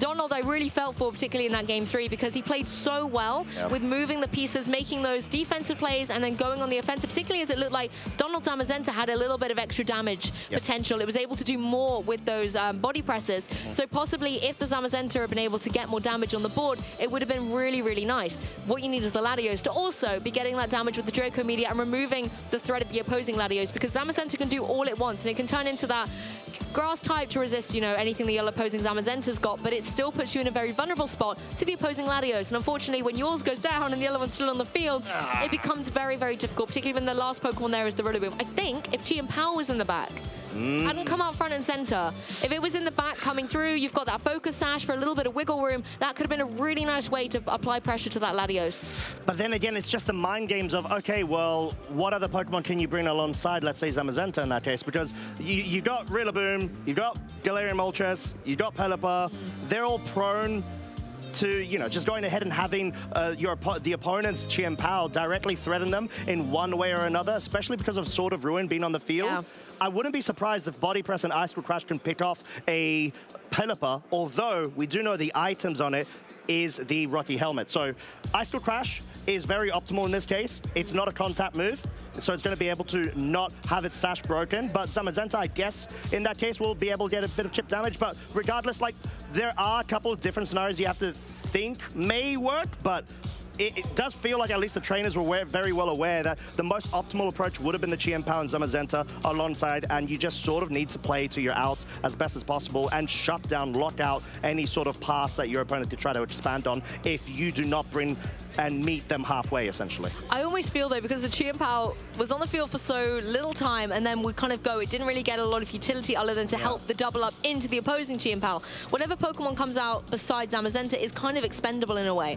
You know, it can go down and then allow a Pokemon in the back to come through. As long as you have also KO'd the opposing Chi and Pow, your opponent will have still brought, if that makes sense. So maybe if there is a Pokemon like Pelipper or the Galarian Moltres, just to get that chip damage, break the Focus Sash on the opposing Chi and Pow, allow the Zamazenta to clean up. Yes, you go down, but then you now are in a position where if the Latios comes in, you've got your own Chi and Pow in the back. Again, speed will play a big factor on that. And if I was against the Pelipper and Zamazenta, I know who I'm targeting, and it's not necessarily going to be the Pelipper. I'm going to kind of leave that on the field to do its thing. It's not going to do too much. Yeah, because like we mentioned, it's sort of like the tiering as well of the speeds because of the type of Pokemon that we're dealing with. The Pelipper, Galarian Moltres, there's an interaction where, let's say, if you do lead with Galarian Moltres, you're susceptible to an Ice Cold Crash, potential KO, which may force your Terra, but you're Terra Dark.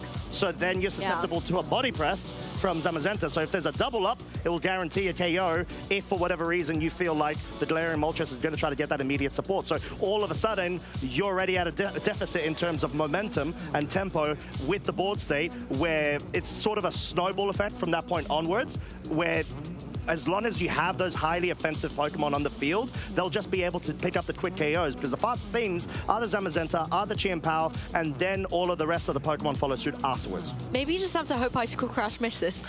I think that's a fair point. That's the play you have to make. And sometimes games have been decided on one miss or one connect, whether it is something that is 90% accurate or something that's only 30% accurate, like a fissure or a sheer cold. Sometimes connecting those kind of rarer moves, less accurate moves, can actually completely swing the momentum of a match. Yeah, no doubt about it. But of course, Donald just being able to do so incredibly well going into this event. We don't normally have cross-international trainers from different regions across the globe going ahead and joining us in EU. Sometimes, you know, like maybe like a Liverpool, because it may be good in terms of flights with the East Coast NA and whatnot, but being able to see them persist and go forwards and saying, right, okay, I think this is where I can make a really good splash and all that is very commendable. And Donald's done incredibly well so far, does still have a chance to go ahead and reach that coveted top 8, but Michael has been our victor right now and doing incredibly well. It's sort of like, you're not surprised, because Michael is such a fantastic player. Yeah, and who doesn't like a little bit of an EU-NA rivalry from time to time as well? Well, I mean, I remember when you mentioned Liverpool, I remember when Luca Paz came over to Liverpool Regionals and won. And they have it in Pokemon Go as well, with Nighttime Clasher coming over and taking a couple of EU regional titles as well. So that friendly rivalry, at the end of the day, it's where Pokemon really started with, you know, Ash and Gary. So I think it's part of the game. Indeed, it is part of the game, but we are going to go ahead and hear from our victor of that round, Michael Kelsch. So go ahead, and we'll pass it over to the couch. Thank you, Costa and Lou. I am here with Michael, the winner of our last round. And Michael, that was a mirror match. How do you feel after winning that? I don't know. It's been a crazy set. We had 3 games of a basically full mirror, and it was such a fun but also exhausting series. And I'm just happy that I won it, and I'm also happy that I played against a friend, and we just had a great time. I think you could see it in the camps that we laughed every time, because we knew, okay, we knew what we had to do, so it was pretty funny. Yeah, so we saw in all 3 of those games, you led the same Pokemon, had very, very similar strategies. So a lot of it had speed ties. Like, was that how you kind of strategized against the mirror match in preparation? So I guess my Zamazenta was actually faster than his, because it won every speed tie, and also my Chi-Pao also winning every speed tie was interesting, because we both always went for Icicle Crash into the Chi-Pao, and if one of us gets the flinch, then the game immediately ends, basically. And we both knew that, and also the Latios speed ties decided all 3 games. Whichever Latios got the Draco Meteor off first won the game, as you could see. And my strategy was basically the same as his, so we both knew what we had to do, and it didn't make sense to change anything really, so we just kept sticking to the same thing, and as you can see, it worked pretty well for me, but it was just because of the ties. Yeah, but I think you played really well, you know, in that critical moment in that game 3 where you went for the Luster Purge, ignoring the Protect on that Latios set. I actually wanted to talk a little bit more about your Zamazenta set, which doesn't have Iron Defense, as opposed to, I think, the more popular version. So what was your thoughts behind that? So my problem with Iron Defense Zamazenta is that you definitely have to run Body Press and Steel move, and then you cannot run Protect or Wide Guard, and Wide Guard is just so good in a restricted format. There are so many Pokemon with broken spread moves, so you really want to have Wide Guard on your team. And if you have Wide Guard and Iron Defense, you don't have Protect. And as we know, Protect is one of the best moves in VGC. So I decided that the team doesn't need Iron Defense. It's also a team that I didn't build myself, actually, completely alone. I made some tweaks, but overall, this was a team that already got the top cut in Indianapolis regional last week, and I thought, okay, this team is just the best choice right now. And switching to Iron Defense, I just it didn't feel right. Yeah, and I think that showed that you were able to play that so well in that last game. You didn't really need that Iron Defense. So I want to ask a little more, zooming out a bit. You're obviously the Worlds finalist, and I'm assuming you'll be going to Worlds. Will you be attending any more events leading up to the Worlds? So it's pretty interesting because my only plan was to play the Stuttgart and the Dortmund regional this season. But then I also played Utrecht, EUIC, now I'm here today.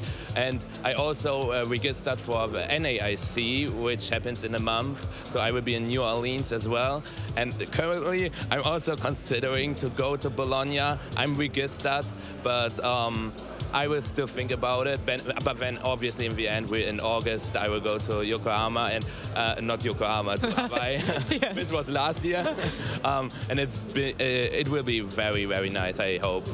I'm really looking forward. Yeah, that would be Worlds. It's an amazing location as well. So, do you have like a team building group or any shout outs that you wanted to give to? Shout outs to Top, especially Eternal Snowman, who gave me a quick rundown about the team.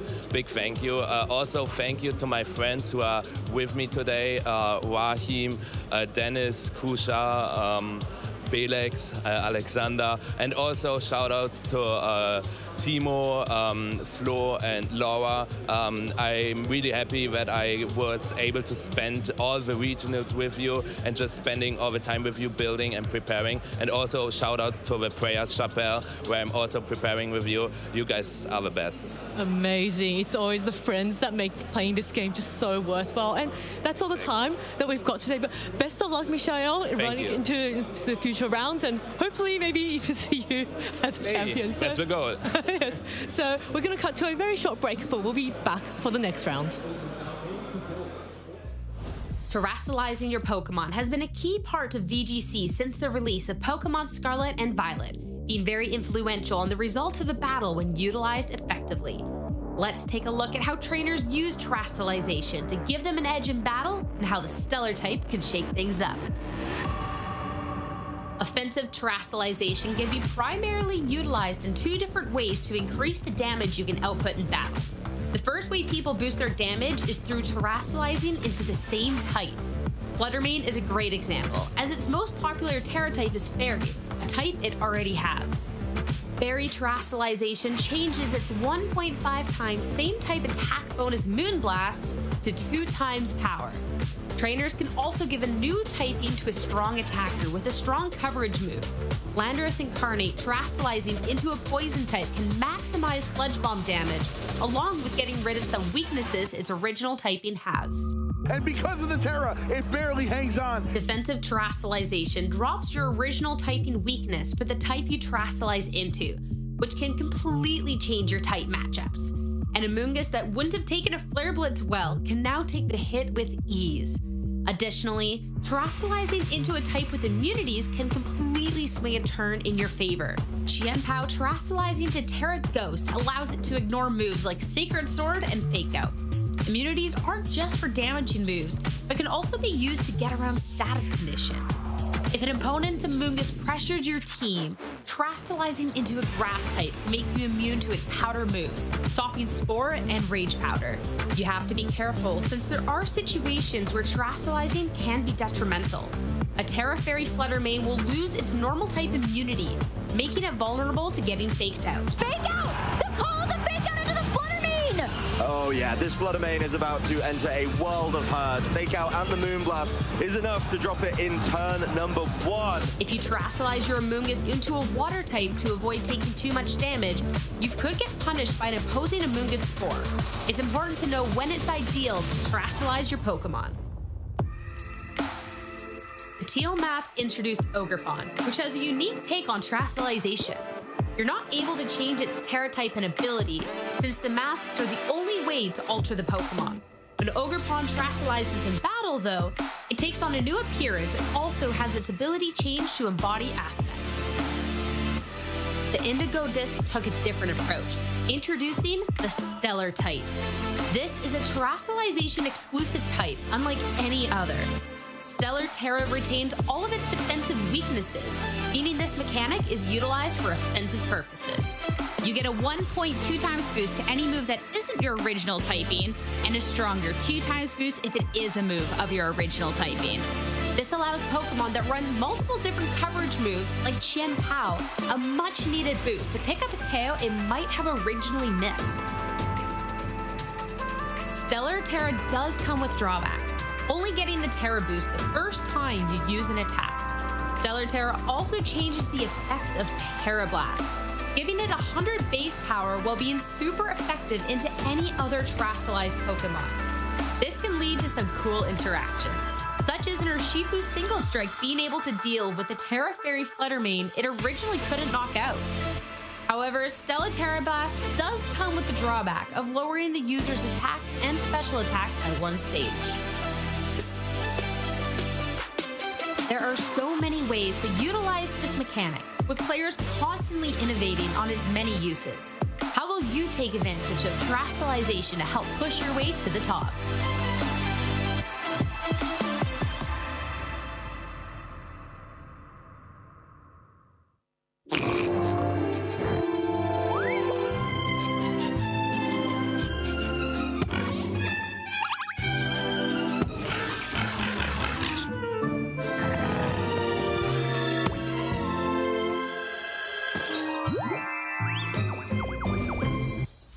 Little Sprigatito love, of which we were able to see there. That was phenomenal. It seems like Sprigatito is doing very well, as we are too.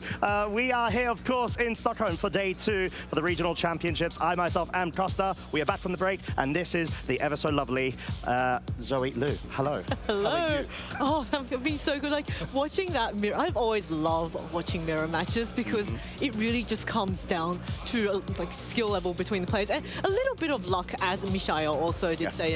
He was quite lucky in winning the speed type, but I do feel that he made some critical differences in the strategy in that game 3, going for that Luster Purge on the Zamazenta instead of protecting like he always had. So there's, I think, mirror matches are really, really exciting for me personally, just because there's just you know exactly what they can do and how will you respond to that. And it sort of like leans into the other aspect of playing VG in terms of the flow charts and how much prep and how much have you grinded your team in understanding the sort of different dynamics to it and comprehension of, okay, I need to knock X out of the board state in order to allow my Y to go for the Z. And it's a great sort of fascinating point to be able to see this being played out at such an exceptional level from both of our trainers, because like you mentioned, Donald and Mishael, they were sort of like understanding what they needed to do. That Luster Purge was a very nice move from Mishael, and at least I was able to put it within range where the Zamazenta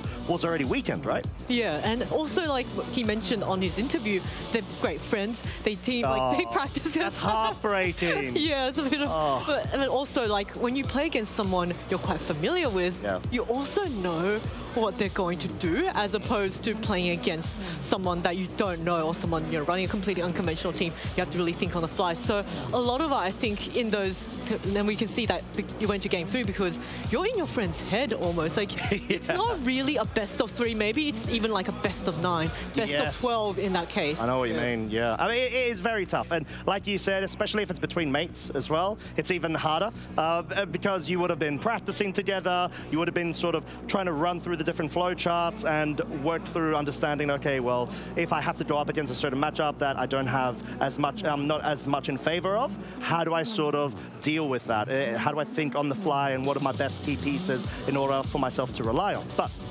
we'll have to see how the rest of the day does pan out. At least for now, it has been great Zamazenta action. Seeing it reach the top of the usage stats chart in day 2 for the restricteds is something I don't think either of us were expecting. No, I was not expecting that at all. As you know, I was hoping for all the horses to be leading the charge, but Zamazenta has proven itself to be a really good Pokemon. I think this format in particular, the ability to terastallize out of your weaknesses and no Dynamax means that it has that space and that room to shine. But of course, Zacian also, there is one player running Zacian in day 2. So, it does have a lot of, does still have play, and it has been proven that any player who has the skills to pilot it can, make a success with the Pokemon that they enjoy using and are familiar with using. Yeah, and sort of playing to the strengths of your own experience and skill level too, because it's what we've been talking about so far. The names that we've been observing making it to day 2, a lot of them are in the top 8 and top 16 of the EU region in the race towards the Travel Awards for Worlds, as well as obviously having that round 1 of day 1 knocked out. You've got that immediate bye in order for you to have an increased probability chance of success when it comes to the biggest, most coveted tournament later on in Hawaii. Yeah, and I think also really interesting is that the top 16 players on the EU leaderboard, 15 of those 16 players are actually here today. Only Eduardo Cunha has, maybe he's wanting to focus all of his efforts on going to NAIC, but the other 15 are all here in that race to keep their position on that leaderboard. I think also Eduardo is just so far ahead of everyone. He doesn't really need the points. Well, he's only like shy of, 20 championship points from Niels? Yeah, roughly? Niels is, top. Yeah, he's top, so he's sort of like in a good place going into North American International. I think he's pretty safe in terms of the travel awards, so he's probably decided, I want to prep more a bit on, getting to NAIC and maybe Worlds later on, and maybe not. You don't have to attend, every regional, because that can be quite tiring for a player just to go every month traveling, Yeah, I mean, you've still got your laboratory to allow yourself to cook behind the scenes at home and just check out how the meta does develop and adapt based off of these major events. And it's not only major events, it's also the online community tournaments too that do actually more so than ever influence the trends of certain Pokemon. I think there was a Eternatus. Oh yes. Up, and I think it was Ryan Lozetto. He won he didn't win, but I think he second placed an online tournament with choice specs Eternatus next to the Tinkaton. With Helping Hand interaction, you have Terra Poison, Sludge Wave, taking advantage of the poison immunity that Tinkaton does have with its Fairy Steel, and that's just exceptional. And maybe that is a direct influence from Miraidon saying, okay, well, that's not the only restricted that could deal widespread damage, from the special side, and want to try to lean into that as we start seeing the meta centralize a bit. Yeah, it's really, really interesting to see all these players experiment with a lot of different restricted. And I think I was speaking to Jamie Boyd yesterday, and he said, I plan to use every single restricted leading up to Worlds just to see which one I like best. And I think that's a fantastic strategy, because there's a lot of time before Worlds, so there's plenty of room to innovate and, just try out all of the different Pokemon. And I think the fact that our community has grown so big over the past few years, there's a lot more, fan tournaments, like grassroots tournaments, that gives you that space. Maybe you don't want to bring some very wacky Pokemon to a regional, but there's certainly a lot of space to experiment in a small tournament. Most definitely. And we even have North America International Championships coming up, which will also be a very big point of influence in terms of the meta trends. However, we know for a fact we've got a community choice coming up for you lovely people at home, or even if you're in this venue too, that you will have the exclusive power of being able to go ahead and determine which match is going to be featured next. And we have the choices on the screen. Frederick Hoyt Nielsen versus Victor Medina. Joji Kaeda versus Alex Gomez.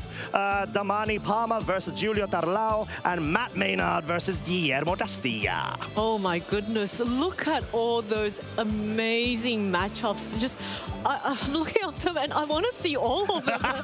They're fantastic. Yeah. Can I vote for all of them? Production, please, make it work. Yes. Give us 4 more screens and showcase all the matches. So let's have a look at all these really cool teams. So Frederick running that Miraidon team when we saw him on stream yesterday. Victor Medina running that Calyrex Ice, that balanced team that's also been popular. And Joji running that Terrapagos team. Alex Gomez running, I cannot see that. Zamazenta. Zamazenta. My eyesight is a little bad. Maybe I need some zoom lens or wide lens. Wide lens, yeah. Yes. Fair point.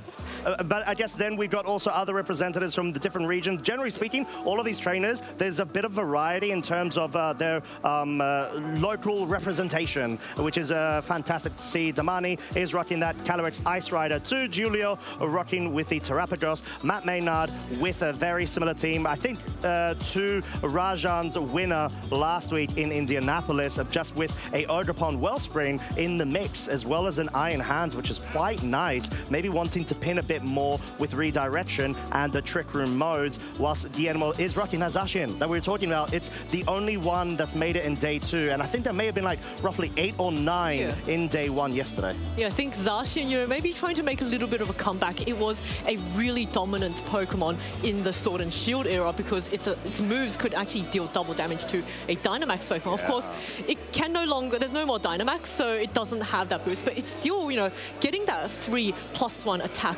when you first enter the battle is a really, really nice bonus. And it does mean that, Incineroars in this format, they'll bring you back down to neutral, but you don't suffer that -1. Of course, that does mean you have to hold that item, and you've lost an item slot. But, Guillermo showing us that he can pilot this team to perfection. But, Matt Maynard, as you mentioned earlier, running the Iron Hands and I almost said Milotic, Miraidon. We did see it yesterday. Yes, we did. But we saw, an Iron Hands paired up against the Miraidon, and on the Trick Room, it was a very, very scary threat. Yeah, most definitely was. So, if you haven't already gotten into the mix, you will have to see which choice we're going to go for if you haven't put in your votes just yet. I hope everyone has been able to lock in, because we are guaranteed going to be able to see a very fascinating match, regardless of which one we are going to be featuring. So, is there anything in particular that calls out to you that you really wanted to see from those choices? I think all of them are amazing, so whichever choice the community makes, I'll be really happy. But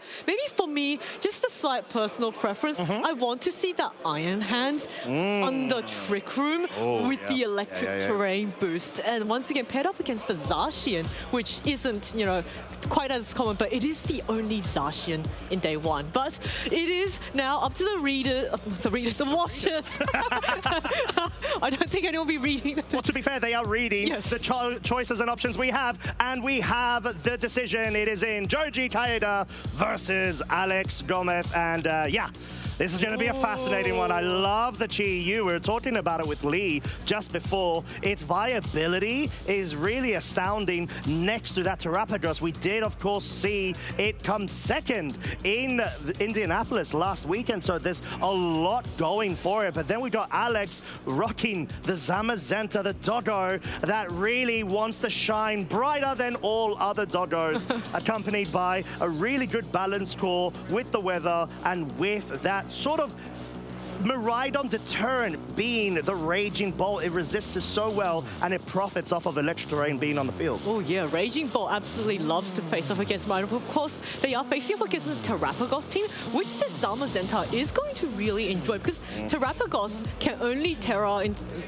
go for the Stellar Terra, which means that it still keeps its normal typing. And so Alex doesn't have to worry about this Terapagos terastallizing its weakness away, because he can just keep going for that body press, which is a super effective fighting type move. And Zamazenta gets that same type attack bonus. So Zamazenta, I think, will be having a really great time against the Terapagos. But of course, there is an Amoonguss on the field, which resists fighting moves. It can go for the Rage Powder. So Joji has a lot of options against it. And I think what we've also seen with these Zamazentas is a bit of a preference towards the Grass Terra typing in order to be able to circumnavigate around the Spore interaction from Amoonguss, Redirection via the Rage Powder, and it's a really nice sort of typing to be able to alleviate that sort of deterrent of which is the Amoonguss. I believe yesterday you had a chat as well with Micah, which did opt for a Ghost Terra type Zamazenta. So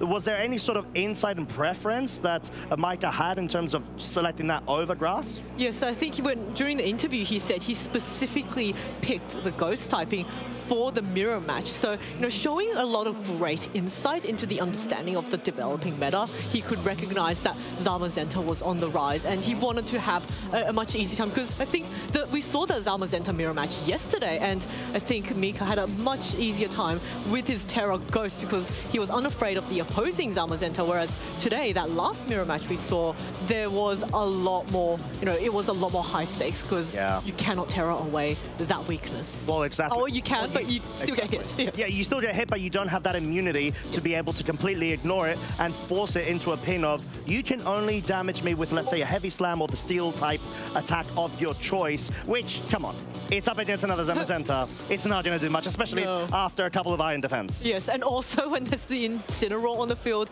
intimidating, and when you're at, -2 attack up against a +3 defense, your heavy slams are maybe doing like 1 damage. Yeah, if you're lucky. Yes. I kid. Obviously, it's the bare minimum that you can do. But yeah, it's a very interesting sort of dynamic in sort of how we're seeing the meta centralize a bit more. And we say centralized. It's only been a week that it's been officially ran, this format itself, which is fascinating because I know that there were already those grassroots tournaments that were occurring before Indianapolis that sort of helped a bit of the shape of expectation when it came to the different meta picks and the compositions and archetype preferences, which, as we all know, form the meta, but they do lean more towards the hyper-offensive thing, sort of approach at the start of every single new, fresh rule set. And now being able to start seeing it dissipate a bit to the point where we're able to see those centralizing factors. Okay, cool. What are the main big threats? Nice. How can I go ahead and circumvent around them whilst not jeopardizing my restricted of choice to be able to just navigate towards victory? And I think that's what we're seeing right now in the making, that stage of the process. And this is just the beginning. It's only been 1 week, and we've got so much time until we've got NAIC next month, and then even World Championships later on in August in Hawaii. Yeah, and I think the reason why it feels like we're, quite advanced into the format, even though it's only been a week since Indianapolis and, 2 weeks since the start of the format, is because there's been so many grassroots tournaments. Like pretty much every day, you will find some small tournament online where people can practice against each other, and then all these results get broadcast out onto kind of Twitter or online, and it just feels like there's a lot of tournaments. Right? In fact, I think we've already had a special events in Bologna, yes. No, the one that yes. I don't know if I'm pronouncing it correctly, and there was another one in Latin America. There was. I think there was one in Bogota City within Colombia. Yes. And we did actually have the Coridon win that special event, which is something that we've been hyping a bit yesterday as well. We're saying, what's a Groudon? Who needs a Groudon? We've got clearly the #1 Sunsetter here. Sorry, Torkoal. But, it being able to find a way to victory is something really cool. But we also did have the Carolina within Puerto Rico special event win too, which, much to our surprise, did have a Terapagos actually, which was able to go ahead and get that #1 spot too. So we've already got the new gen sort of box art restricteds, each having 1 victory under their belt, which is fascinating. Yeah, that's just a really incredible testament to the fact that the new Pokemon are so strong. But, speaking of how strong they are, and let's take a look at the standings of this current round and all the players, how all the players are doing. So we've got Marco still just unstoppable. I think he was undefeated yesterday, but he's just, tearing ahead. This is why he's a multi-IC champion, proving to us. But we've also got Donald Smith and Frederick and Michael. I've practiced.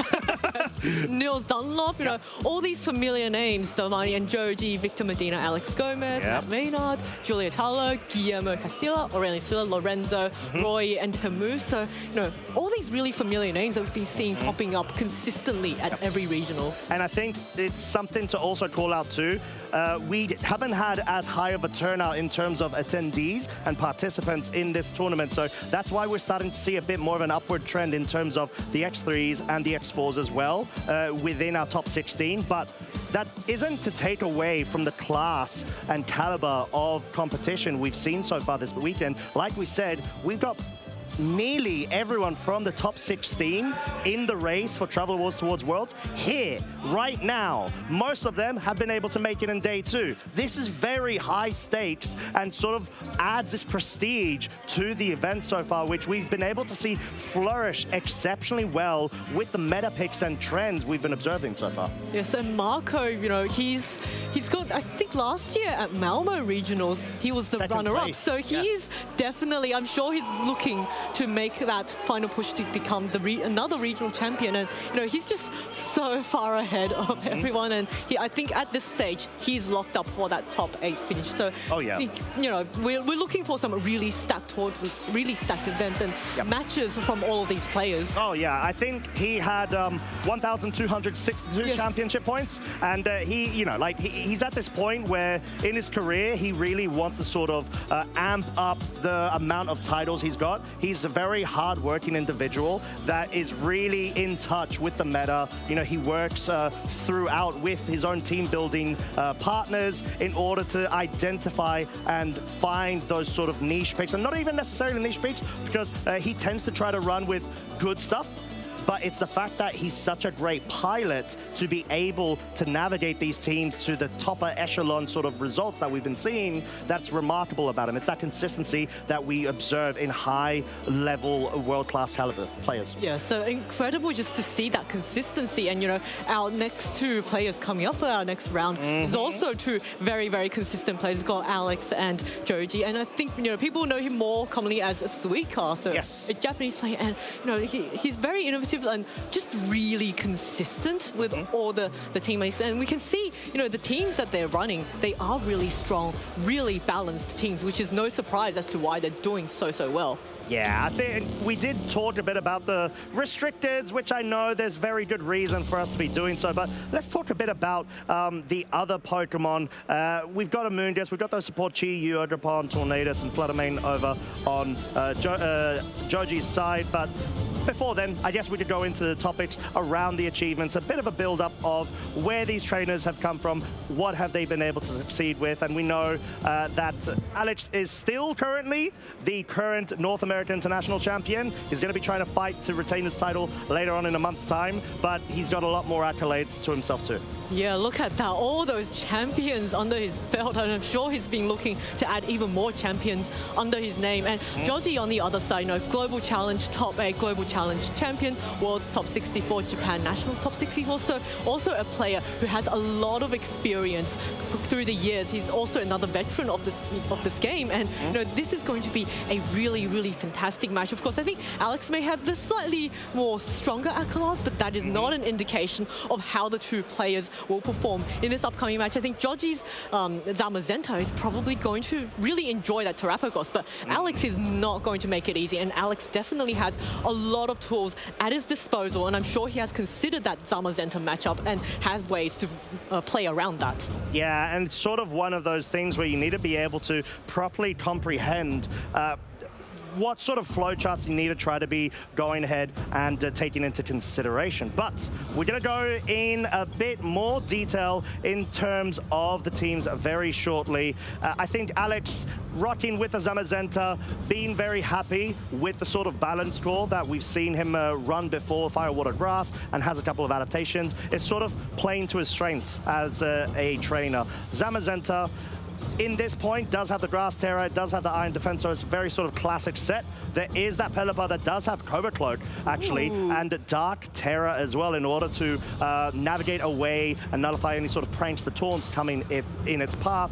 So nice little sort of adaptations and interactions of being able to improve certain matchups. Yeah, Pelipper almost looking like a tornado with that Cobra Cloak there. But let's take a look at Joji's team now. Joji is, of course, as we mentioned, running that Terastallization team, paired up with the Amoonguss and the Chi-Yu, which is going to make the Choice Specs Terastallization hit even harder. And once again, there's that Cornerstone Ogerpon, not so, you know, popular during Regulation F, but I think we've seen a lot of it in Regulation G. And that Tornadus Covert Cloak, so kind of a bit of a rival to that Pelipper over there. Yeah. And of course, our old favorite Fluttermane, you know, the Pokemon that was very dominant early on. And I think the introduction of restricted Pokemon has limited its usage somewhat, but it is still an incredibly strong Pokemon and not one to be underestimated. It very much well is. And the Tornadus does have Scary Face on Judgy's side. That may be a bit of an indicator of matchup towards Trick Room, but at this point, it might most likely not come into play unless you want to be able to guarantee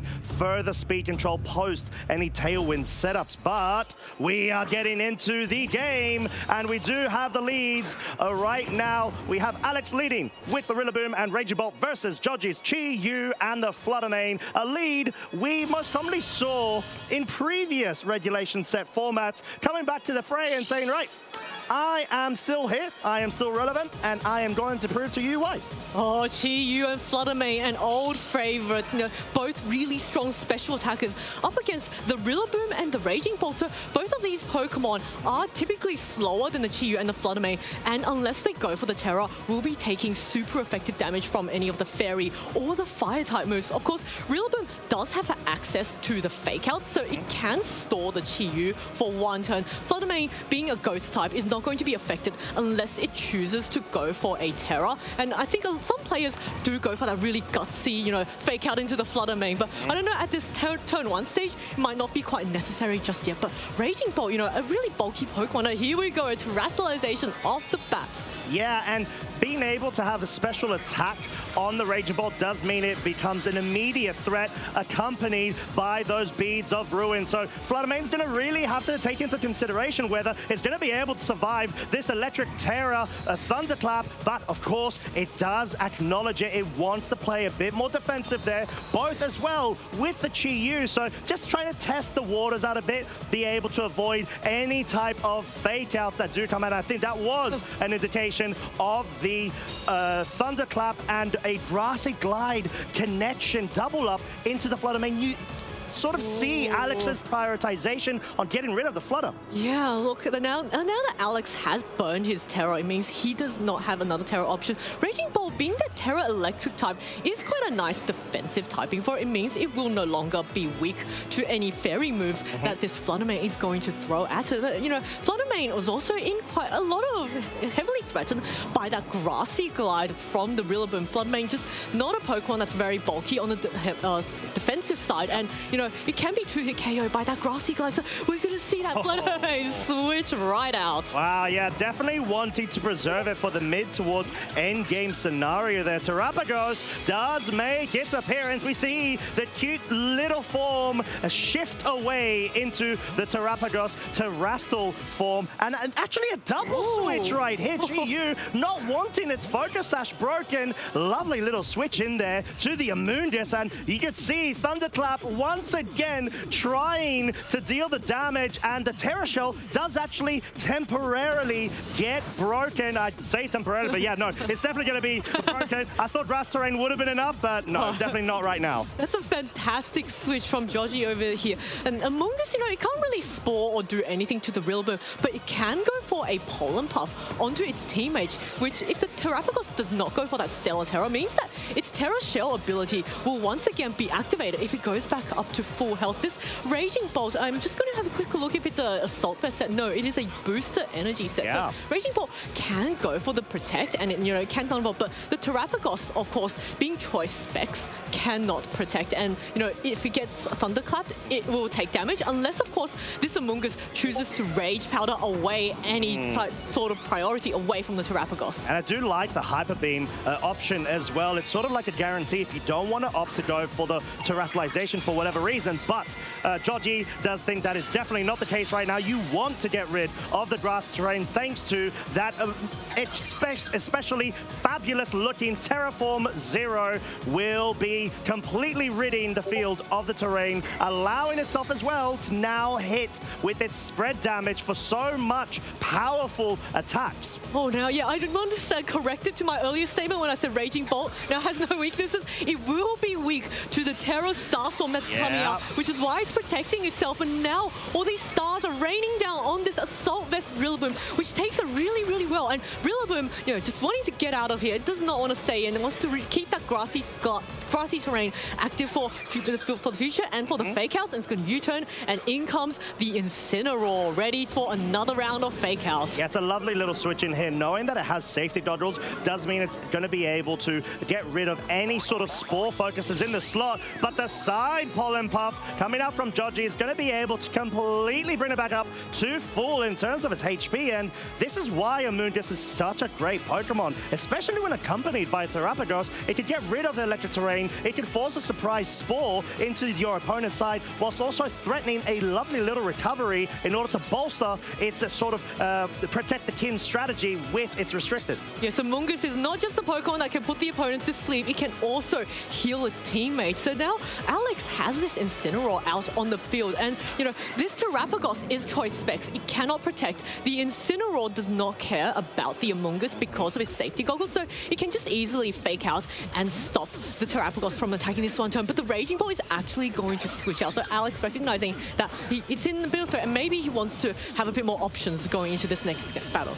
And that may have been his thought process in removing the Rillaboom earlier on in order to bring it back onto the field, especially not fall through to a super effective move on that Raging Bolt. We do have the Terra Starstorm dealing so much damage. Look at that choice specs really coming into play, but it will have its damage output temporarily reduced thanks to the parting shot. And you've got the pivot action going. Now you can bring the Raging Bolt back in. However, you have to be cautious of a read of the Spore into that slot. Oh, in comes this Zamazenta. It's going to get that +1 defense, and the Spore is not going wrong slot for Joji. But, you know, Zamazenta now in a fantastic position. It is not terrored, so it is not going to be taking super effective damage. Rillaboom also just switching in, meaning that it does get that one turn of fake out. And Rillaboom not really affected by anything the Amoonguss can do, but of course, Amoonguss can go for the Rage Powder because, of course,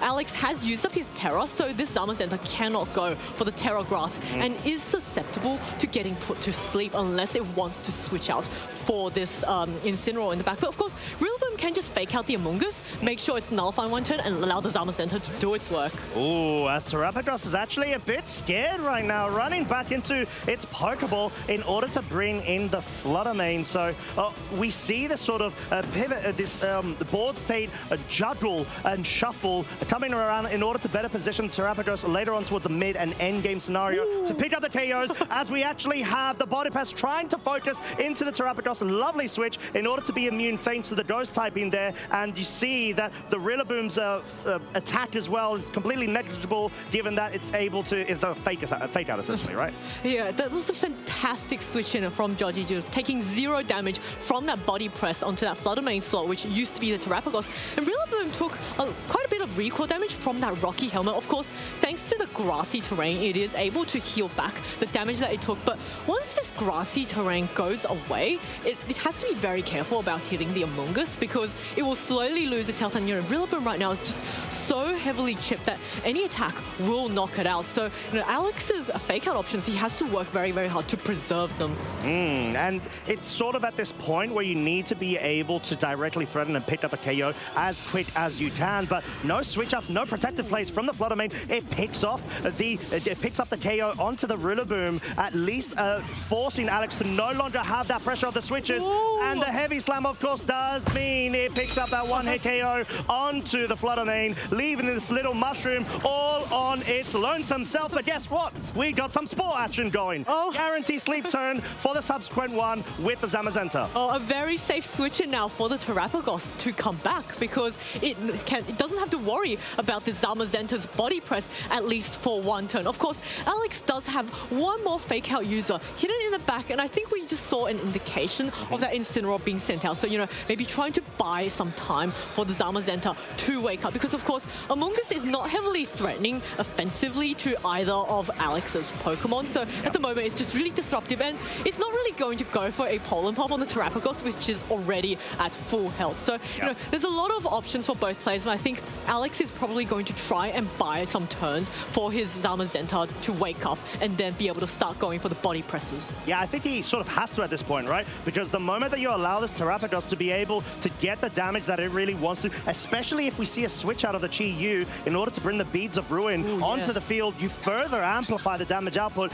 It is going to run through your team, and you do not have a safe switch out because of the Terastallized Raging Bolt in the back. However, there it is. We see the Chi Yu being switched in right now. We've got another big damage sweeper available on Joji's side in order to circumvent that fake out going into the Terapagos. Lovely play. And Zamazenta now going to take its first forced turn of sleep. So there is a chance that it might wake up the next turn. And Zamazenta, having access to a body press, will hit both the Chi Yu and the Terapagos for super effective damage. Of course, it does have to wake up at first. And, the chances of a first turn wake up is quite slim, about 30%. So, the chances of maybe getting a flinch with a rock slide connect. So this is something that Alex will have to really consider, because if the Zamazenta does not wake up, it will take really heavy damage from this Terapagos. I think it'll survive the one turn, but maybe not from a double up from the Chi Yu. But here we go. The turn is going to play out. It's going to play out, and we still see it still in sleep. Oh, and the overheat KO. Wow. Doesn't even need the Terapagos at this point. Terapagos, it will clean up this Incineroar, and this is looking like a bit of a Terra Cluster of a situation for Alex. Raging Bolt will be susceptible to a KO straight after, as the Incineroar has now been felled. Oh, a double knockout. A fantastic turn for Joji. And now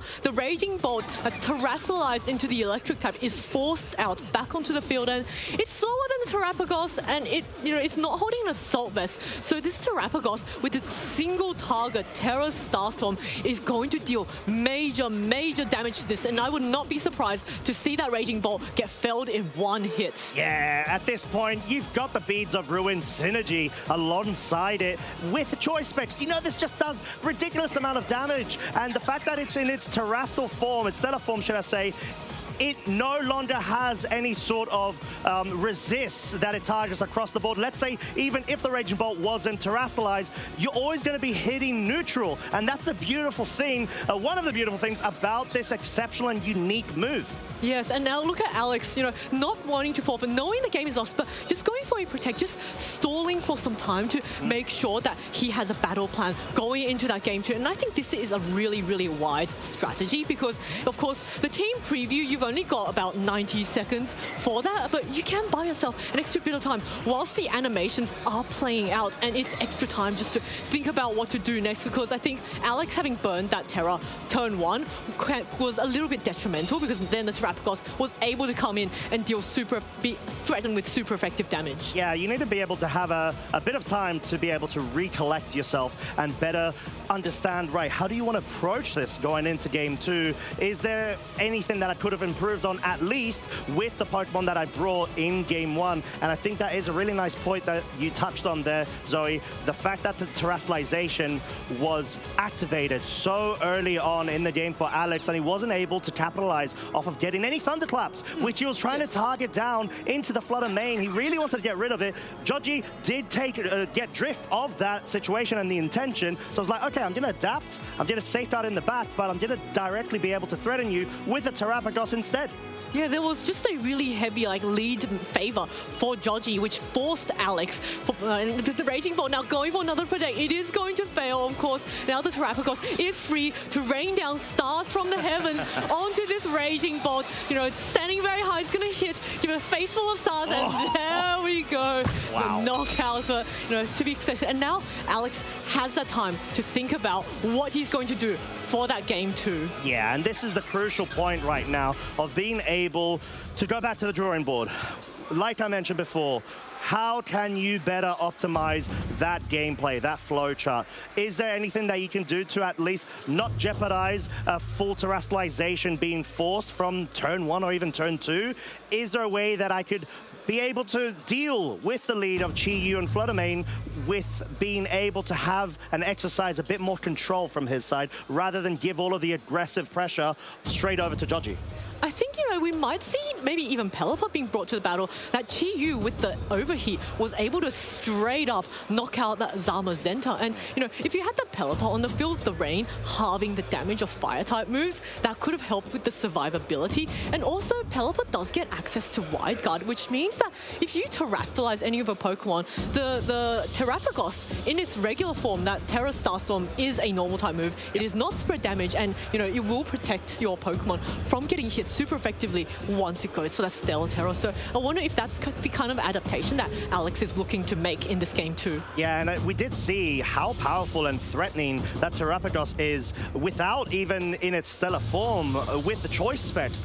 We had seen Terastallization, I think, 120 base power single target move without the stellar form, and that's sort of the reason why you've got Hyper Beam on it as well. You want that additional 30 base power to be able to completely launch out certain calcs that have been, meticulously made in order to survive those single target moves from such a powerful Pokemon alongside the Beads of Ruin. Yeah, when you pair up the Chi Yu and a Hyper Beam, I don't even think many resisted Pokemon will be able to survive that. We've seen things like Miraidon take KOs against the resisted Pokemon, so I wouldn't be surprised if, Hyper Beam picks off KOs against things like Steel types. Of course, that Zamazenta going down in one hit. Of course, he got put to sleep and did not get that one-turn wake up. And I think Joji, he's showing how he's able to play around any, detrimental Zamazenta matchups against his Terapagos. Just put it to sleep and then knock it out before it can wake up and heavily threaten that Terapagos back. Yeah, and Amoonguss was such a key player as well. Having the redirection pressure, having the self-side recovery via the Pollen Puff 2 is really key, and that may have to be a point where maybe even Pelipper could be a Bryn, like you said, but at least right now, there it is! We've got the Pels on the field, and it is accompanied by the Zamazenta from Alex's side versus Joji's Terapagos and the Fluttermane, so a bit of an adaptation from both trainers. Yeah, I really like the adaptation that both trainers have made. Zamazenta now heavily threatens that Fluttermane with its heavy slam. Terapagos also. So, Zamazenta just in a fantastic position here. Of course, it does have to watch out for the Fluttermane, which will outspeed it. And the Fluttermane can do a lot of damage, but I don't think the Fluttermane can knock out the Zamazenta from one hit. So, Zamazenta can just pick either the Terapagos or the Fluttermane. Of course, the Terapagos is choice specs. It cannot protect, and it also cannot Terastallize out of its weakness. So, I wouldn't be surprised if Terapagos switched out here just to keep, just so Joji will keep it safe for another turn. Yeah, and it like you mentioned, it does really place the Zamazenta into a good offensive position. It can directly threaten KOs left, right, and center. The Fluttermane, if it stays on the field and doesn't go on the defensive, it's subject to a heavy slam, which may be an indication of Joji trying to get a switch in, maybe an Amoonguss, and sort of take advantage of the synergy and the ability of further switch outs due to the Regenerator. But we do have Rillaboom on the field. Ooh, really interesting. The Terapagos has actually stayed in for this battle, and it looks like Fluttermane going for that Icy Wind, getting that double hit, so slowing down the Zamazenta, allowing the Terapagos to get the hit off first, and it is is that the Hyper? No, Terastallization. That was Terastallization. I thought it was Hyper. Critical hit. Oh, wow. Heavy slam coming back, knocking out that Fluttermane in one hit. So knocking out any more speed control options from this Fluttermane with this Icy Wind. And, one Zamazenta, I think it's now slower than the Terapagos, but it can just switch out and switch back in again. It really can, and at least right now, interesting dynamics. We've got the Terapagos being able to outspeed that Zamazenta due to the Icy Wind. So even though the Icy Wind missed on the Rillaboom, that's not necessarily important, as Rillaboom's, at least with that speed tiering, most likely going to always be underspeeding that Terapagos. But in this scenario, we've got Joji being able to maybe bring a more offensive Pokemon like Chi Yu, which would be lovely, especially going up against both fire-weak Pokemon. Oh yeah, look at that Chi Yu with the Beads of Ruin ability, lowering the special defense of both Zamazenta and Rillaboom. Rillaboom so heavily chipped, it's really just going to be knocked out by any attack. And I'm really curious whether or not the Terastalliation with the Beads of Ruin ability active is going to take the knockout on the Zamazenta. The Zamazenta is, of course, once it goes for the Terastalliation, nothing will be able to resist it, but it will be a spread damage. And I think, well, actually, this is really interesting because Rillaboom is now faster than Zamazenta. So if he gets knocked out by Terastallisation, Zamazenta will be forced to take full health. But of course, Rillaboom can go for a fake out and buy its teammates another turn. And we could also have the option of Joji trying to go for the Stellar Terastallization on the Terapagos. You get rid of both the grass terrain as well as the rain in order to allow your Chi-Yu a path towards success and picking up a KO, outspeeding the Zamazenta. But we're going to have to find out, is there a focus of the Terra Starstorm into the Incineroar slot, which could be quite crucial, but no Terra Stella. Ooh, no Terra. So this Terapagos really boldly just staying into battle. Zamazenta also going for a protect. So to keep itself safe, scout out which target Joji is targeting, and it is going to be the Zamazenta. So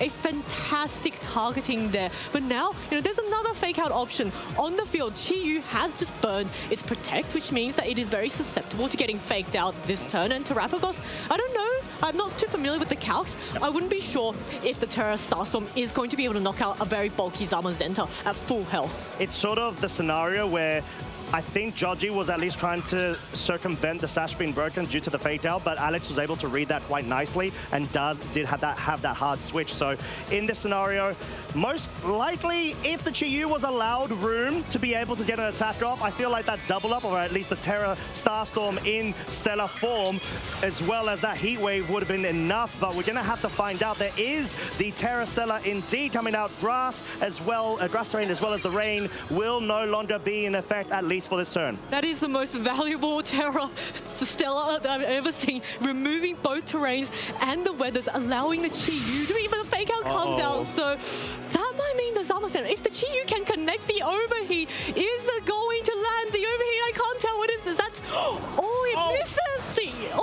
it gets body pressed. It gets outsped by, actually it may have even just missed. I think it did. That is such a big miss there. Overheat surely would have been able to pick up the KO there. Oh my goodness, so that was a really, a very devastating miss for Joji, but actually the Terapagos being able to survive that turn is not the end all, because now the Terra Starstorm and the fact that the Chi-Yu still gets to click overheat, a 90% chance to hit. It's very unlikely to miss twice in a row. Of course, that's not to say it won't miss, but it's not impossible. It's very unlikely, and I think this Zamazenta now at -1 speed is in grave danger of getting knocked out, and that's what we see Incineroar switching out. What does the Zamazenta do? Yeah, I think Alex is going to have to be able to bring in those terrains and rain as well. That could have been an option in order to not allow the Zamazenta to go down, but being able to bring the Rillaboom may be an indication of a protect from that Zama in order to allow yourself in the subsequent turn more pressure, fake out, as well as a body press focus onto that Terapagos, as we do see the overheat trying. Overheat, no overheat here. Heat Wave does connect with the Rillaboom, so the fake out option, at least from the Rilla, is out, leading to an instant being brought at the end of the turn. Well, Incineroar now can just come back in. Zamazenta, a really wise protect there, just keeping itself safe, and it's really heavily threatening both the Terapagos and the Chi-Yu, but right now it hasn't been able to get too much damage off. But the Pelipper now coming back in, a really great switch, setting up the grassy terrain and the weather. Once again, of course, Terapagos has gone for that Stellar Terror, which means it cannot delete the weather anymore. So this Zamazenta is going to be quite nicely protected against any fire-type moves. But of course, Terapagos also now has to watch out for the Terra Starstorm, because there's the possibility of a wide guard that comes off from this Pelipper.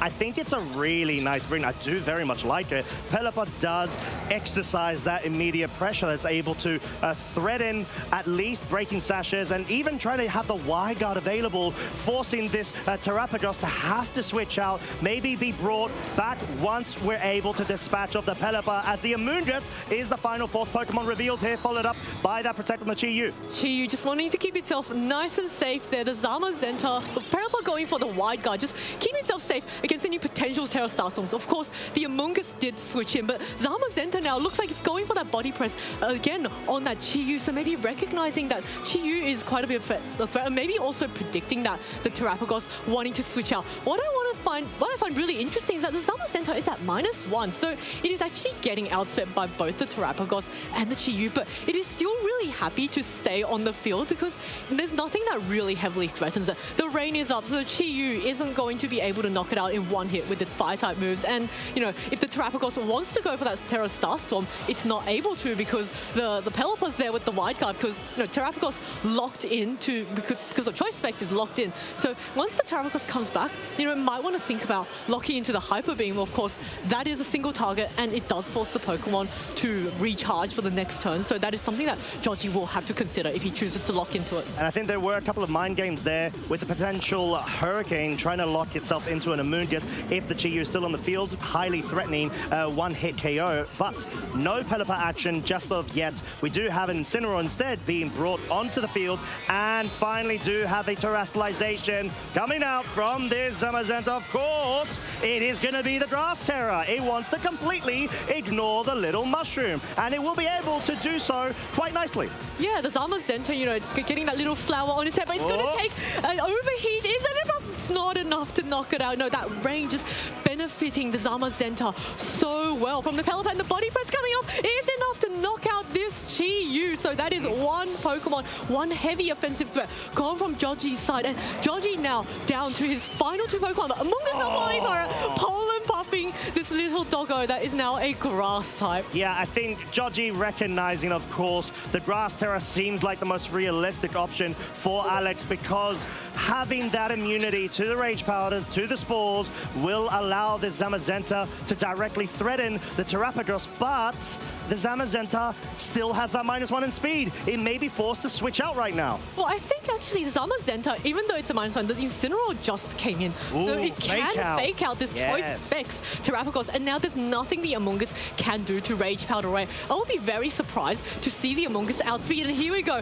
the fake out. Zamazenta now going for the body press. Is it going to be enough to knock out this Terapagos? And it is enough to knock it out! And here's the Amoonguss left all on its own to deal against the remaining 3 Pokemon on Alex's side. This mushroom against the world. Well, to be fair, it's going to take down the legend of untold stories in the back. The Zamazenta has finally been quelled, but at what cost? The Incineroar and Pelipper surely at this point going to be able to wrap this one up. So very impressive comeback from Alex there. Absolutely not wanting to slow down on his performance, on his metrics, being able to reach this point. He wants to keep it going. Oh, what a fantastic adjustment from Alex. And, you know, the rain might expire soon, but I don't really think that's something that really bothers Alex right now because both the Incineroar and Pelipper are at full health. Incineroar cannot even be put to sleep. So the only thing the Amoonguss can do is Pollen Puff, and Georgie does recognize that, forfeits the game, and both trainers are going to go back to the drawing board to think about their strategies for this Game 3. Well done from both of these trainers, being able to play at a very, very high level. And I do like the sort of intricate interactions there. We sort of had a focus of the different board state adaptations that needed to be made in real time. Given one turn into the other, you want to be able to reposition, if you're Georgie, that Terapagos into a point where just bring it in the back, guarantee the KOs where you can, and get rid of the Pokemon directly threatening it. There was the Icy Wind drop.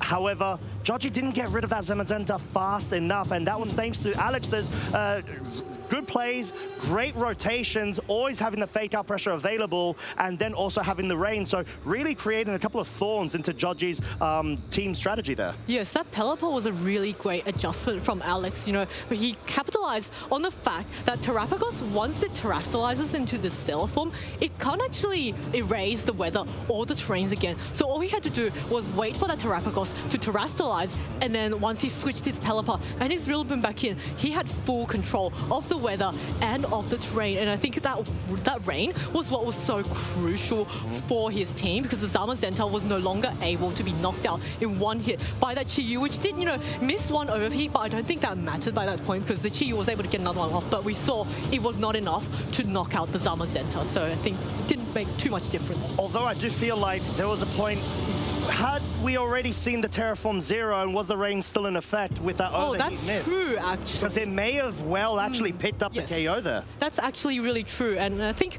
Alex also then capitalizing on the fact that the Terapagos is choice locked into Terra Starstorm. So there was a lot of mind games there towards the end of that game too, where does he go for the wide guard, knowing that Alex, he's forced to keep clicking the Terra Starstorm if he switches in, or does he go for that Hurricane into a very obvious switch? And I think in the end, he opted to play it safely, maybe thinking that there's really not much the Among Us can do anyway. So, I see the reason why he made that play. Yeah, 100%. But the real question is, what are both trainers going to do for this critical Game 3 in order to try to make it through to the top 8? We are going to be seeing a bit of a blast from the past in terms of this set Game 1 lead from Joji's side in Game 3. The Fluttermane Chi-Yu versus the Incineroar and the Zamazenta. So Joji once again leading with the same leads as Game 2, deciding that that was his best options. And, Fluttermane isn't going to care about any fake outs, but of course,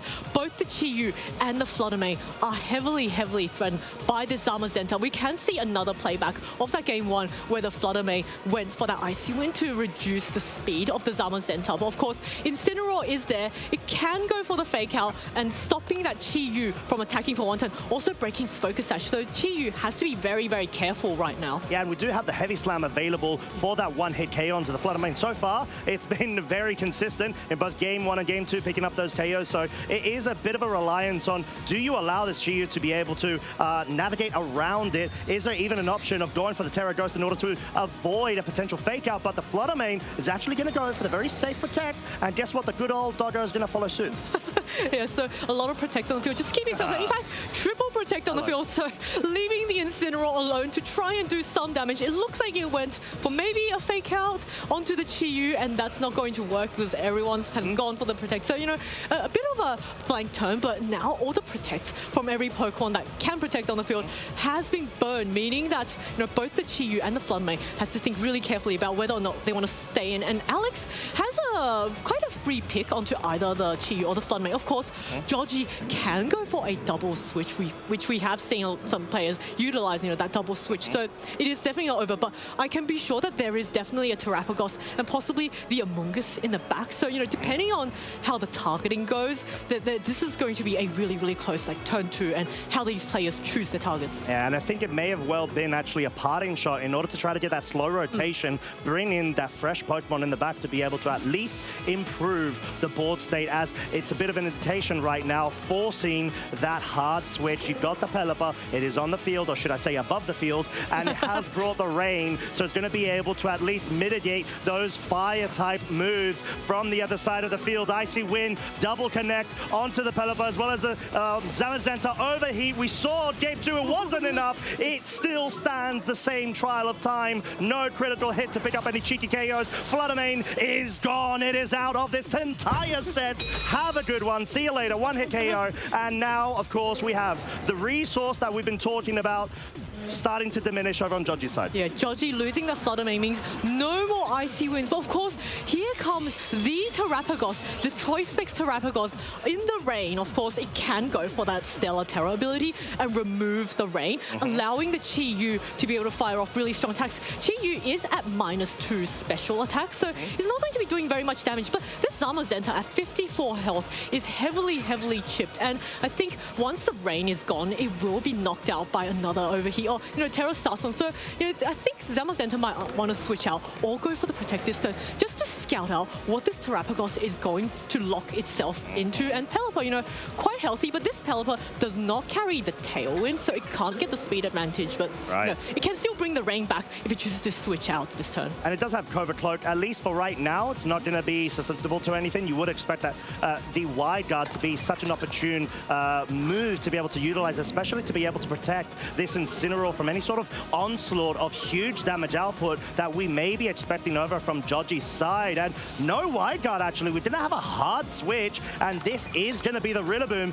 We all of a sudden have a double fake out pressure, which isn't exactly necessary, but maybe Hopefully, you allow a double up focus to be able to pick up a KO or a very strong Woodhammer. Ooh, look at this overheat coming off. But into the Incineroar, a very, very sad overheat. Chi-Yu now reducing itself down to rise for the Terastallization coming off onto the Rillaboom. Does so much damage. Wow. But it's not enough. And Rillaboom hanging on with just 30. I missed how much HP it was, but it's going to regain some back with the grassy terrain. But Rillaboom now in a really, heavily chipped, and Terapagos in its non-stellar form, just a terrestrial form, means that it is going to have single target available. And I think, Pelipper is not going to want to wildcard right now if it's not in the stellar form. But look at that. The double fake out on the field. Is this something Alex is going to do? Or maybe try to fake out on one Pokemon and buy some time for a partner Pokemon to come in. And then, maybe the Rillaboom going for a fake out so that it can get knocked out this turn and get 2 free switches in.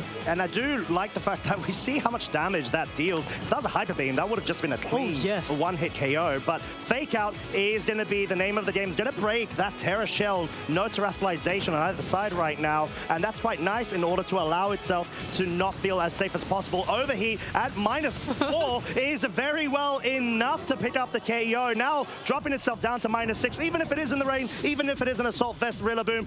This is a Chi-Yu we're talking about. And we know it's very notable of being such a good little goldfish. But Parting Shot is very crucial here. We're able to start reducing the damage output of this ferocious restricted. Yeah, this is a really nice move from Alex, and now he gets a free switch into 2 of his Pokemon. Chi-Yu now at -6 in the rain. I think the Zamazenta will be able to hang on, but of course the Terapagos can go for the Terastallization and get rid of the rain. But of course, if it does, it will be forced into Terastalstorm, which is locked into, and then Pelipper can just easily go for the wide guard. But I'm really curious whether or not, if the rain goes away, can the Zamazenta survive a -6 from a Chi-Yu? And I think it can, because this Chi-Yu is a Focus Sash variant, not a Life Orb or a Choice Specs. And Zamazenta also actually outspeeding both the Chi-Yu and the Terapagos. So, it has actually quite a nice time here, because of course it switched out and switched back in from that Icy Wind. And I think this may force Joji into having to try to bring in that Amoonguss,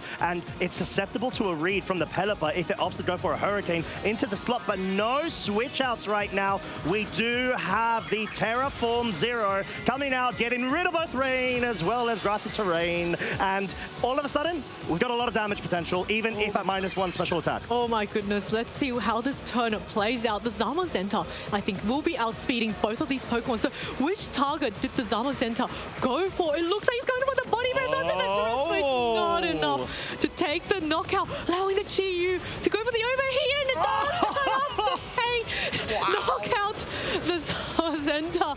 And now there is no more Body Press options available for Alex. And here comes the Terastallstorm onto this Pelipper, full no spread damage, and it is enough to knock out the Pelipper as well. So a double knockout from Joji here. A fantastic turn, and the Incineroar is left alone to try and deal with both the Terapagos and the Chi-Yu, and possibly whatever Pokemon Joji's got in the back. Good old Pelipper, unfortunately, just being chucked off of the field in such fashion. Unfortunate for itself, fortunate for Joji though, as we have a 3 versus 1 scenario. It is looking like this Incineroar is highly unlikely going to be able to turn this around, and we see the forfeit button in. Joji is going to be your winner of that round over Alex Gomez.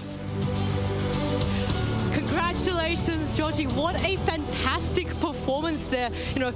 Running with a Terapagos, which typically doesn't have the best matchup against a Zamazenta team, but Joji's just playing so well, navigating around all his weaknesses, utilizing the Amoonguss and making sure that, he can redirect, even though there was no redirect. He didn't really go for the Rage Powder, but, that threat was there, which was what made Alex having to be aware of. Yeah, and it's really tough because you do have tools on your team, if you're Alex, to be able to at least try to alleviate all of this offensive pressure from Joji's side. You've got the wide guard, you do have the multiple fake outs available. It's just about the timing. When is the most optimal moment to be able to try to lock down the strategy and get a bit of a grip over Joji's playstyle as well as thought process. How aggressive is he going to play? Is he going to be able to at least try to circumvent around, get a cheeky protect if there's a heavy slam going into the Flutter main? Or is he just going to go straight straight out for damage, saying, right, even if you get rid of, let's say, my Flutter main, I've got a Terastallization, choice specs in the back. What are you going to do about it? And then the fact that Pelipper may not be on the field or forced to switch out already changes the dynamics and the momentum straight into Joji's favor. And that's the beautiful thing about that team composition. Yeah, exactly. And I think, as you mentioned earlier, that the Fluttermane getting knocked out may have been, a one Pokemon deficit for Joji, but actually the Fluttermane's role on that team seems to be more of a speed control, and Joji may have recognized that, actually, I don't really need the Fluttermane around. It may be like those tornadoes, you want to set up your tailwind, you want to get your speed control up, and then you want it to be knocked out so that you get that free switch in, and that's what we saw, the Fluttermane getting the Ice Mane knocked out, but then, hey, free switch into Terastallization, your Zamazenta is now slower than me, so you either switch in or you take really heavy damage. Yeah, and I think it was very tough to be able to bring that one back. There may have been a couple of plays that could have navigated us towards a different outcome, but it just felt like in that Game 2 and Game 3, Joji had a really good understanding of what needed to be done and sort of tested the waters in terms of Alex's play style, the sort of adaptations that you'd expect with it. Pelipper was really strong for Alex. You're able to bring in the earlier game and run away with suppressing the damage, at least of the Chi-Yu. That was a big player in being able to at least damage, and not only damage, let's say, the Zamazenta super effectively, given it's a Grass Terra. Why wouldn't you try to go for Fire-type moves into Steel and Grass Terra typings? But being able to get damage onto the Rillaboom, most importantly, enabling the Terastallization to do its thing, which is just damage, damage, damage. Yeah, that Terastallization was just on fire, being able to rain down stuff, knocking out that Pelipper from, I think it was about 90%. Pelipper also very bulky on the defensive side, but not so much on the specially defensive side, and I think that was something that Joji capitalized on. But I think it's also worth noting that Alex had this double fake out, and he was constantly rotating in his Incineroar and the Rillaboom, but Joji didn't fall for it. He didn't go for any protects or any switches out. He just straight up went for the attack, and it's quite bold because a lot of players, when they see fake out on the field, will try and protect against it just to make sure that Pokemon don't get flinched and take any damage. But Joji just really bravely saying, you know what, I've seen you play games 1 and 2. I have a suspicion you're going to switch out instead of going fake out, and so I'm going to stay in and I'm going to attack. Exactly, it's getting a read on your opponent, and that's why we're saying, even though, let's say, it's open team sheets and you've got the whole list of the different moves, the Terra types and whatnot, abilities, it's the fact that you need, if you want to try to reach this level of competition, to be able to vie for Day 2, to be able to vie for top 8 and the title, you need to be able to bring more to it. And that more is being able to be in the moment, be able to have a read on your opponent, analyze their play style, try to read through it, get a bit of a gauge on the probabilities of how safe or how threatened they feel in order to completely capitalize off of that and, just be able to make necessary reads only when you have to, but try to play optimally where you must. Yeah, and I also think it's really interesting that we are at a stage of these rounds where it's always these really consistent top players, and I'm sure they've faced each other multiple times, not just like in this tournament, but also a lot of times in past tournaments. These are all veterans of the game, so they've probably got a lot of past experience to draw back on, from previous regionals, previous worlds. I'm sure those players may have faced each other. These are all worlds caliber players. They would have faced each other at worlds and gotten a gauge of how their opponents like to play. Is it a defensive play style? Is it a more aggressive play style? Do they like to switch around? And how certain players react when there's fake out options available on the field, whether or not they want to set up. And that's sort of the thing when it comes to running a bit of a balance archetype that we've seen Alex do time and time again. And we know, for example, Eric would have brought a similar team too, because they do tend to be very fond friends as well as team building partners. They do a really good job in being able to capitalize off of the maximum potential that the good Pokemon of the meta have in a way where it just creates this beautiful dance of synergy in being able to try to cover for everything you can as much as possible. Zamazenta being one of those Pokemon that honestly have really risen to the occasion at the current point, where you add that to, let's say, a balanced core, you have that support, you've got the weather. It's such a well-constructed team, but then balance falls victim sometimes to hyper-offensive pressure, aggressive teams. And that's sort of what we saw there, because you can't always have a safe switch out. You need to really think long and hard if your opponent is going to play on the aggressive and go for the reads because the current board state forces that pressure onto yourself on the receiving end, which makes you that tiny bit more predictable. Yes, and a typical trademark of balanced teams is that they're not as fast. They prioritize on surviving an attack before hitting back. And of course, the hyper offense teams, that's kind of what they have to keep in mind, is that you need to be able to take those knockouts before, otherwise if your opponent survives it, then you will get knocked down. And we saw that in game 2 where Alex adapted really, really wonderfully to that and was able to rotate in his Pelipper at the correct moments to be able to take the knockouts. So of course, Joji then adapted to it in game 3. To an exceptional standard. However, unfortunately, we will not be able to have a winner's interview, but we'll be looking forward to seeing Joji's continued stellar performance. No pun intended, but pun intended, you know what I mean. But what we're going to do is we're going to go ahead and throw it over to a Terra cluster of a break before we go ahead and come back shortly with our next round. So don't go anywhere, folks, and we'll catch you in a bit. Brings it down, though, by not nearly enough, as the Thunderbolt, even at -2, is enough to pick up the flutter with that crit. And Taller Webb wins the Knoxville Regional Championships.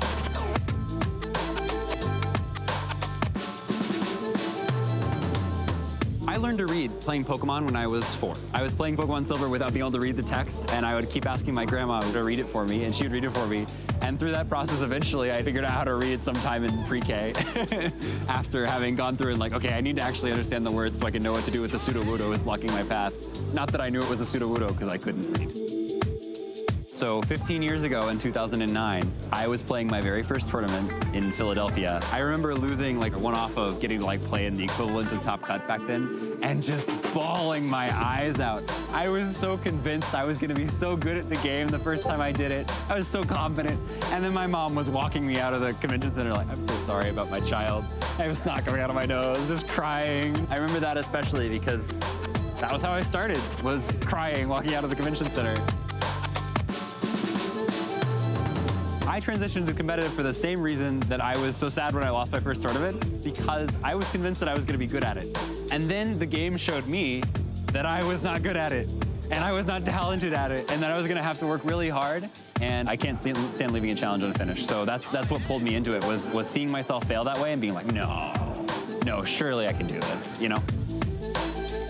I am a fearful person, and the game taught me how important it was to sometimes not be afraid. And the game shows me that if I want to win, or if I want to play the Pokemon that I want to play, because I also love the game, I need to be ready to work for it and ready to fight, even when I'm afraid. So it's given me a kind of courage that I don't think I would get from anything else. 2017 regionals in Virginia, my best friend Kazuki Kanehira was playing his first tournament. And we had both brought a kind of similar Mimikyu Snorlax team. And I went undefeated in Swiss, which was fine, you know, like my achievements or whatever.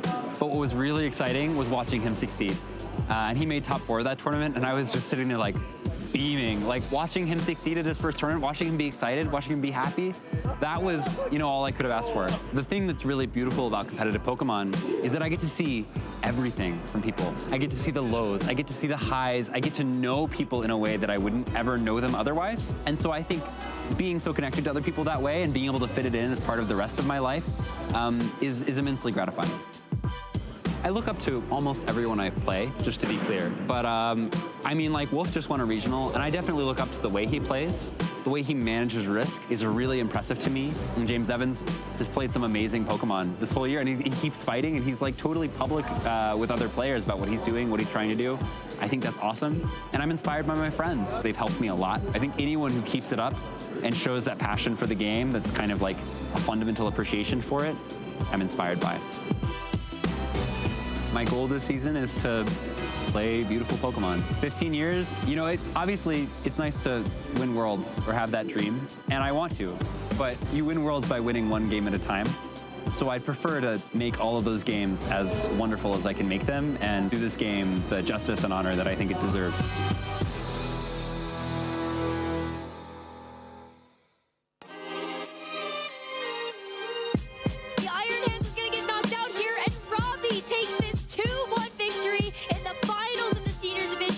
started with Pokemon Go back in 2016, and we had a group chat of just people we actively played with and rated. After I stopped playing that, I just got into Sword and Shield and started playing competitive. My first event was in 2022, UIC. Also seniors. I went 2-3, not the greatest. I really enjoyed it. I like how interactive the game is, the events, the community, just a lot of friends that also go to events, and just love for the game. I also consistently perform well, which allows me to fund my next events.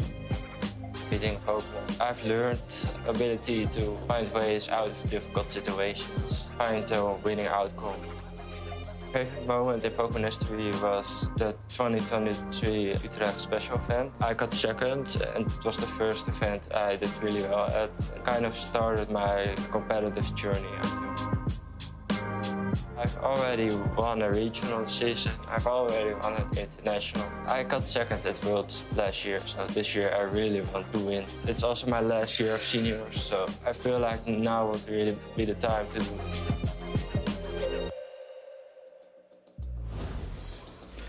We are here once again for Swiss round number 14 this time round. I myself am Terastallization Dimos, joined by the, as always, lovely Miss Lou at Josh Cromie. I hope I got the pronunciation. You did. I'm very impressed, Costa. Let's go. Let's go. That's why we're getting in all these extra games, just so Costa can practice. Naturally. But yeah, I mean, so far we've been able to see such stellar performances from all of these trainers. We did have that Terapagos just running through that balance core of the Zamazenta from Alex Gomez's side, and in a very comprehensible way. Although Alex did a really good job to be able to bring it back and force that game 3, we just saw that the immediate offensive pressure, the speed as well, just wasn't able to be well covered enough because of the elements of what constitutes to a balanced core with the fake outs, with the switch outs. You really need to get that timing on point. I agree, but I think it also shows the caliber of player that Alex Gomez is, right? Is able to have that flexibility, identify different flow paths or ways out of a match. But I have to say, for me, the superstar was the Chi-Yu. Chi-Yu was incredible, and we talked about it a little bit at the beginning of today, where it kind of being that Beads of Ruin ability Pokemon will lower the special defense, enabling all those amazing special attackers, Terapagos and things like that as well, to be able to hit really, really hard.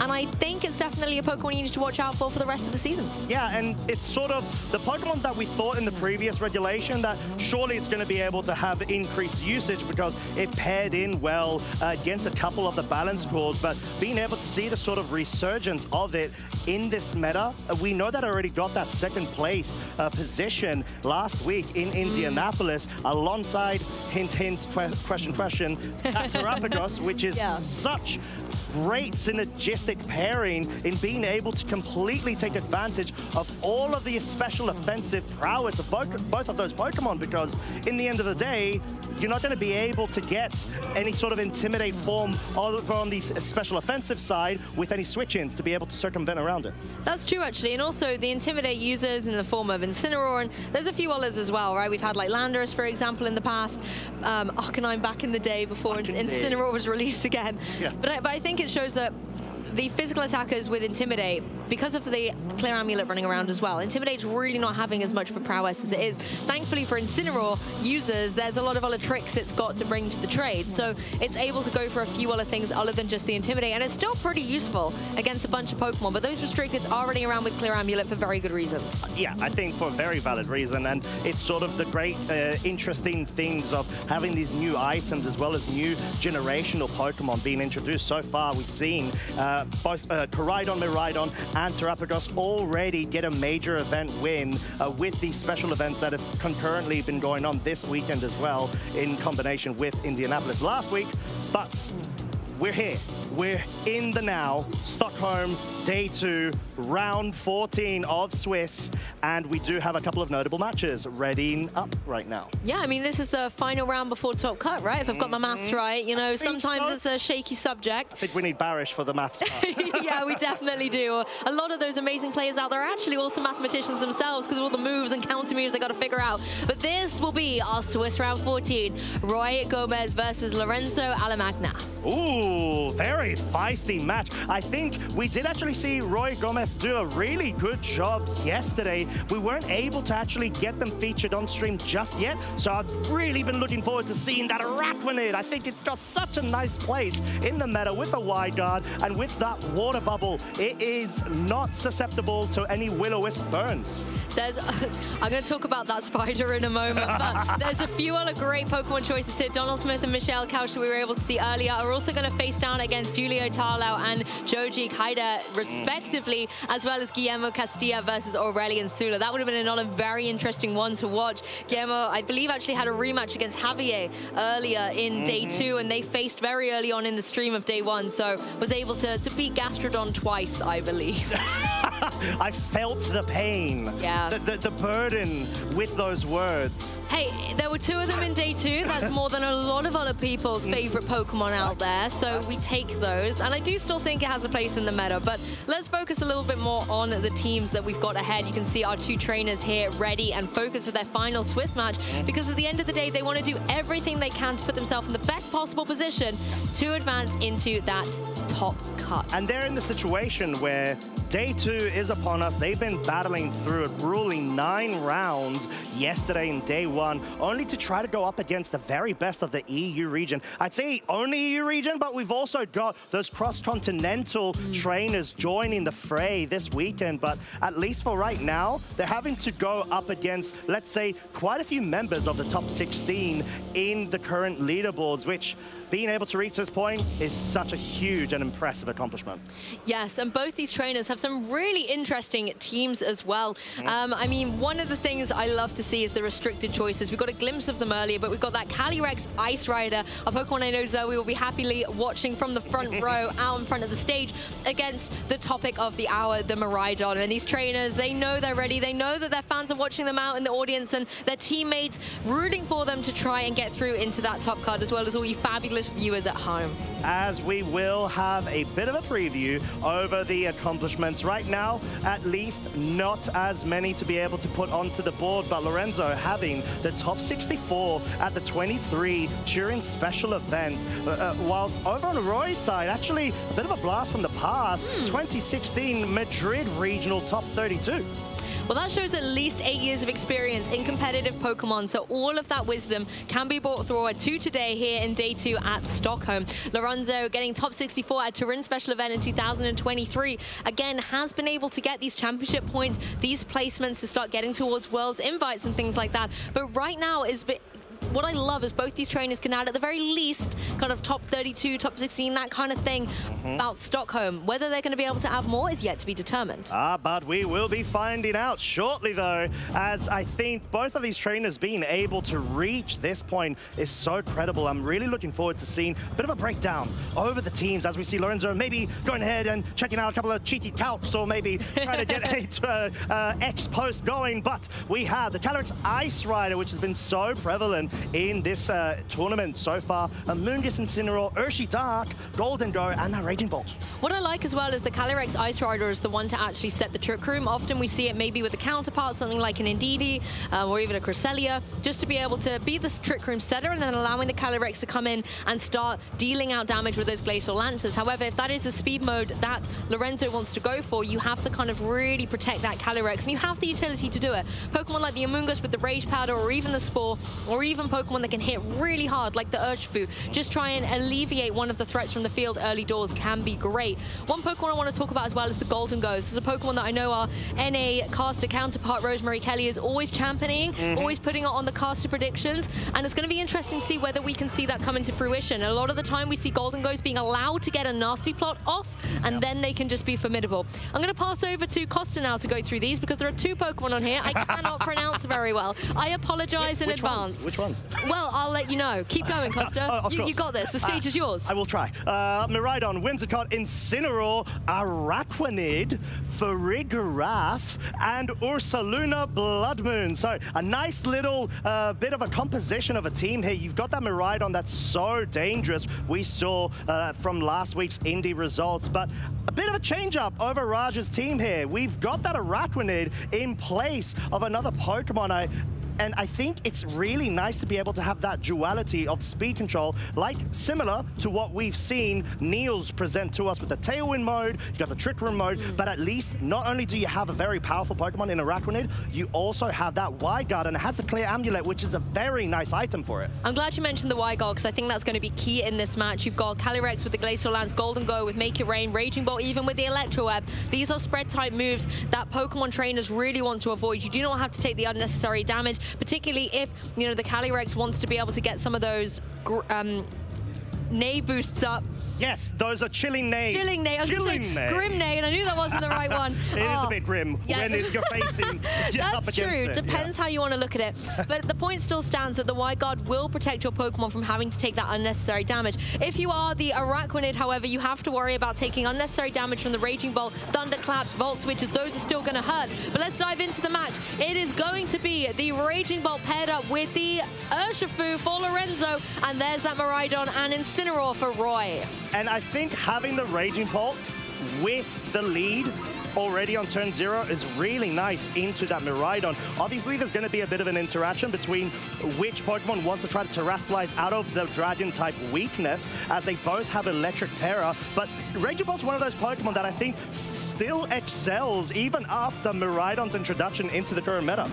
Exactly, and this turn 0 I think is going to be really critical because there's so much damage potential that can come out from this choice specs Miraidon, particularly when you have the support of that potential fake out with Incineroar that can break a Focus Sash on the opposing side, as well as slow down the potential Raging Bolt can give. Because Miraidon has had its Hadron Energy and ability activated. Yes. It was a very interesting launch today, and I'm still getting through it. Yeah. It then means that the electric terrain is going to help out that Raging Bolt as well. So you want to be careful that you're not going to have to take extra damage from electric type attacks. Yeah, the Hadron Engine being such a prevalent ability, it having the capability of colliding through with so much damage onto your opponents is something that you really need to be wary of when facing up against it. Hence why the Urshifu is going to go for the cheeky detect, but no Terror out from the Raging Bolt. It's just going to get felled from the Draco Meteor.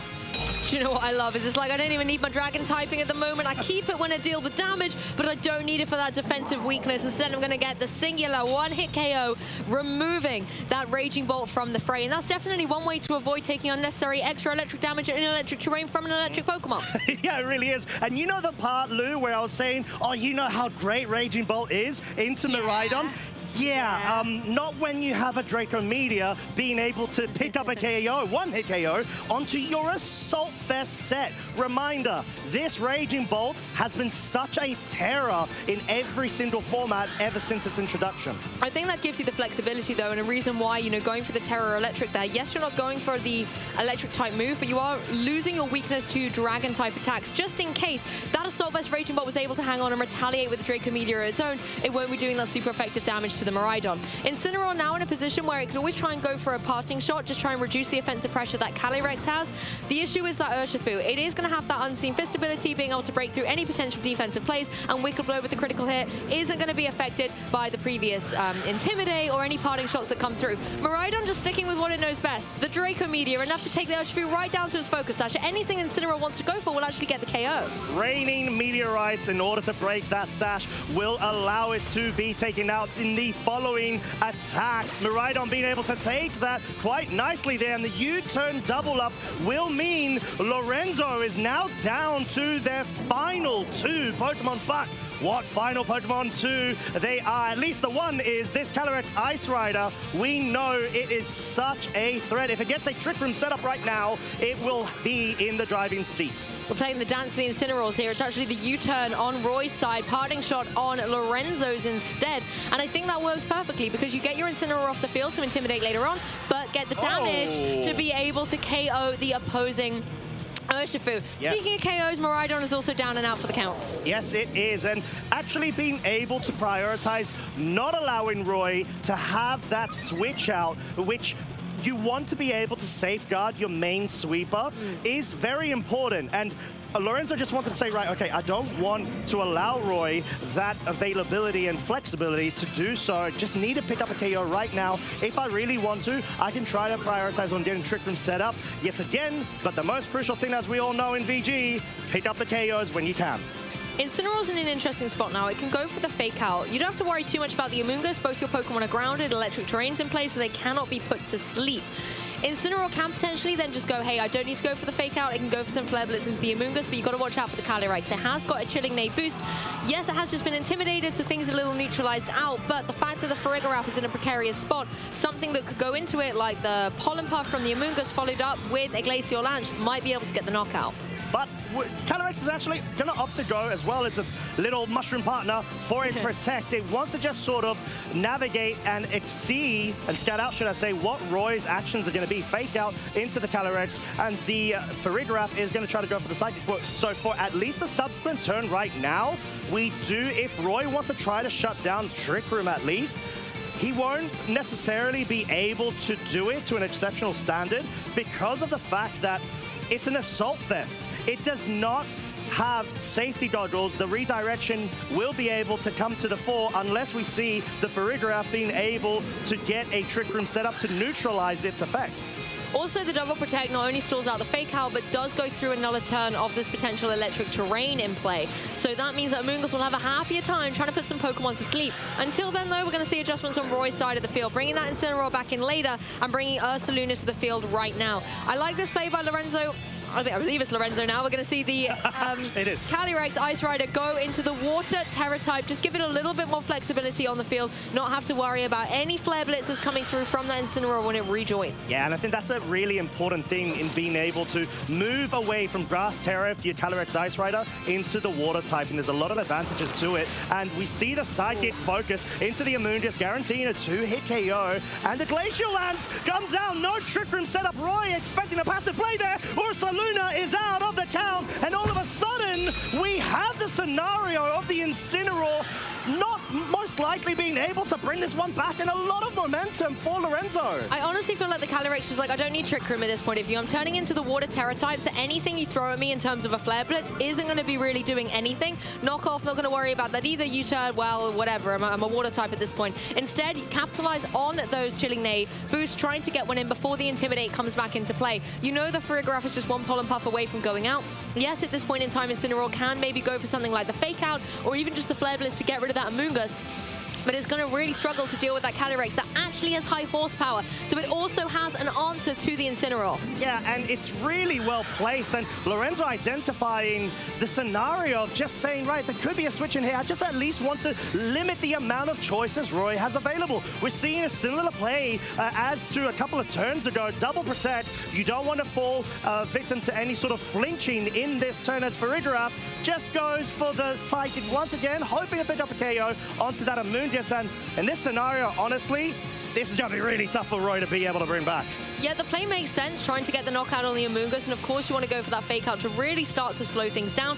But the fact that you have the capability to double protect, you're not choice locked into anything here on Lorenzo's side. You're now in prime position to do what we were saying earlier, Costa. You can always try and go for that high horsepower, get rid of the Incineroar. But I think this turn, Glacial Lance, KO the Farigiraf, get some damage on the board with Incineroar, maybe even allow the Amoonguss to go for the Rage Powder as it's doing, to just guarantee you draw in a potential Flare Blitz or anything like that to protect that Calyrex. Oh, and the speed interactions over on Roy's side will mean Incineroar moves first before the Farigiraf, meaning, of course, that the Farigiraf has to try to focus down with the Psychic, but at this point, is it going to be enough to allow the Incineroar in the subsequent turn to somehow pick up a KO? But no, it's a foul play, which is really good utility there, allowing the guaranteed 2-hit KO, and the Incineroar just barely surviving on a slither of health, but will it be able to bring this one back at that HP range?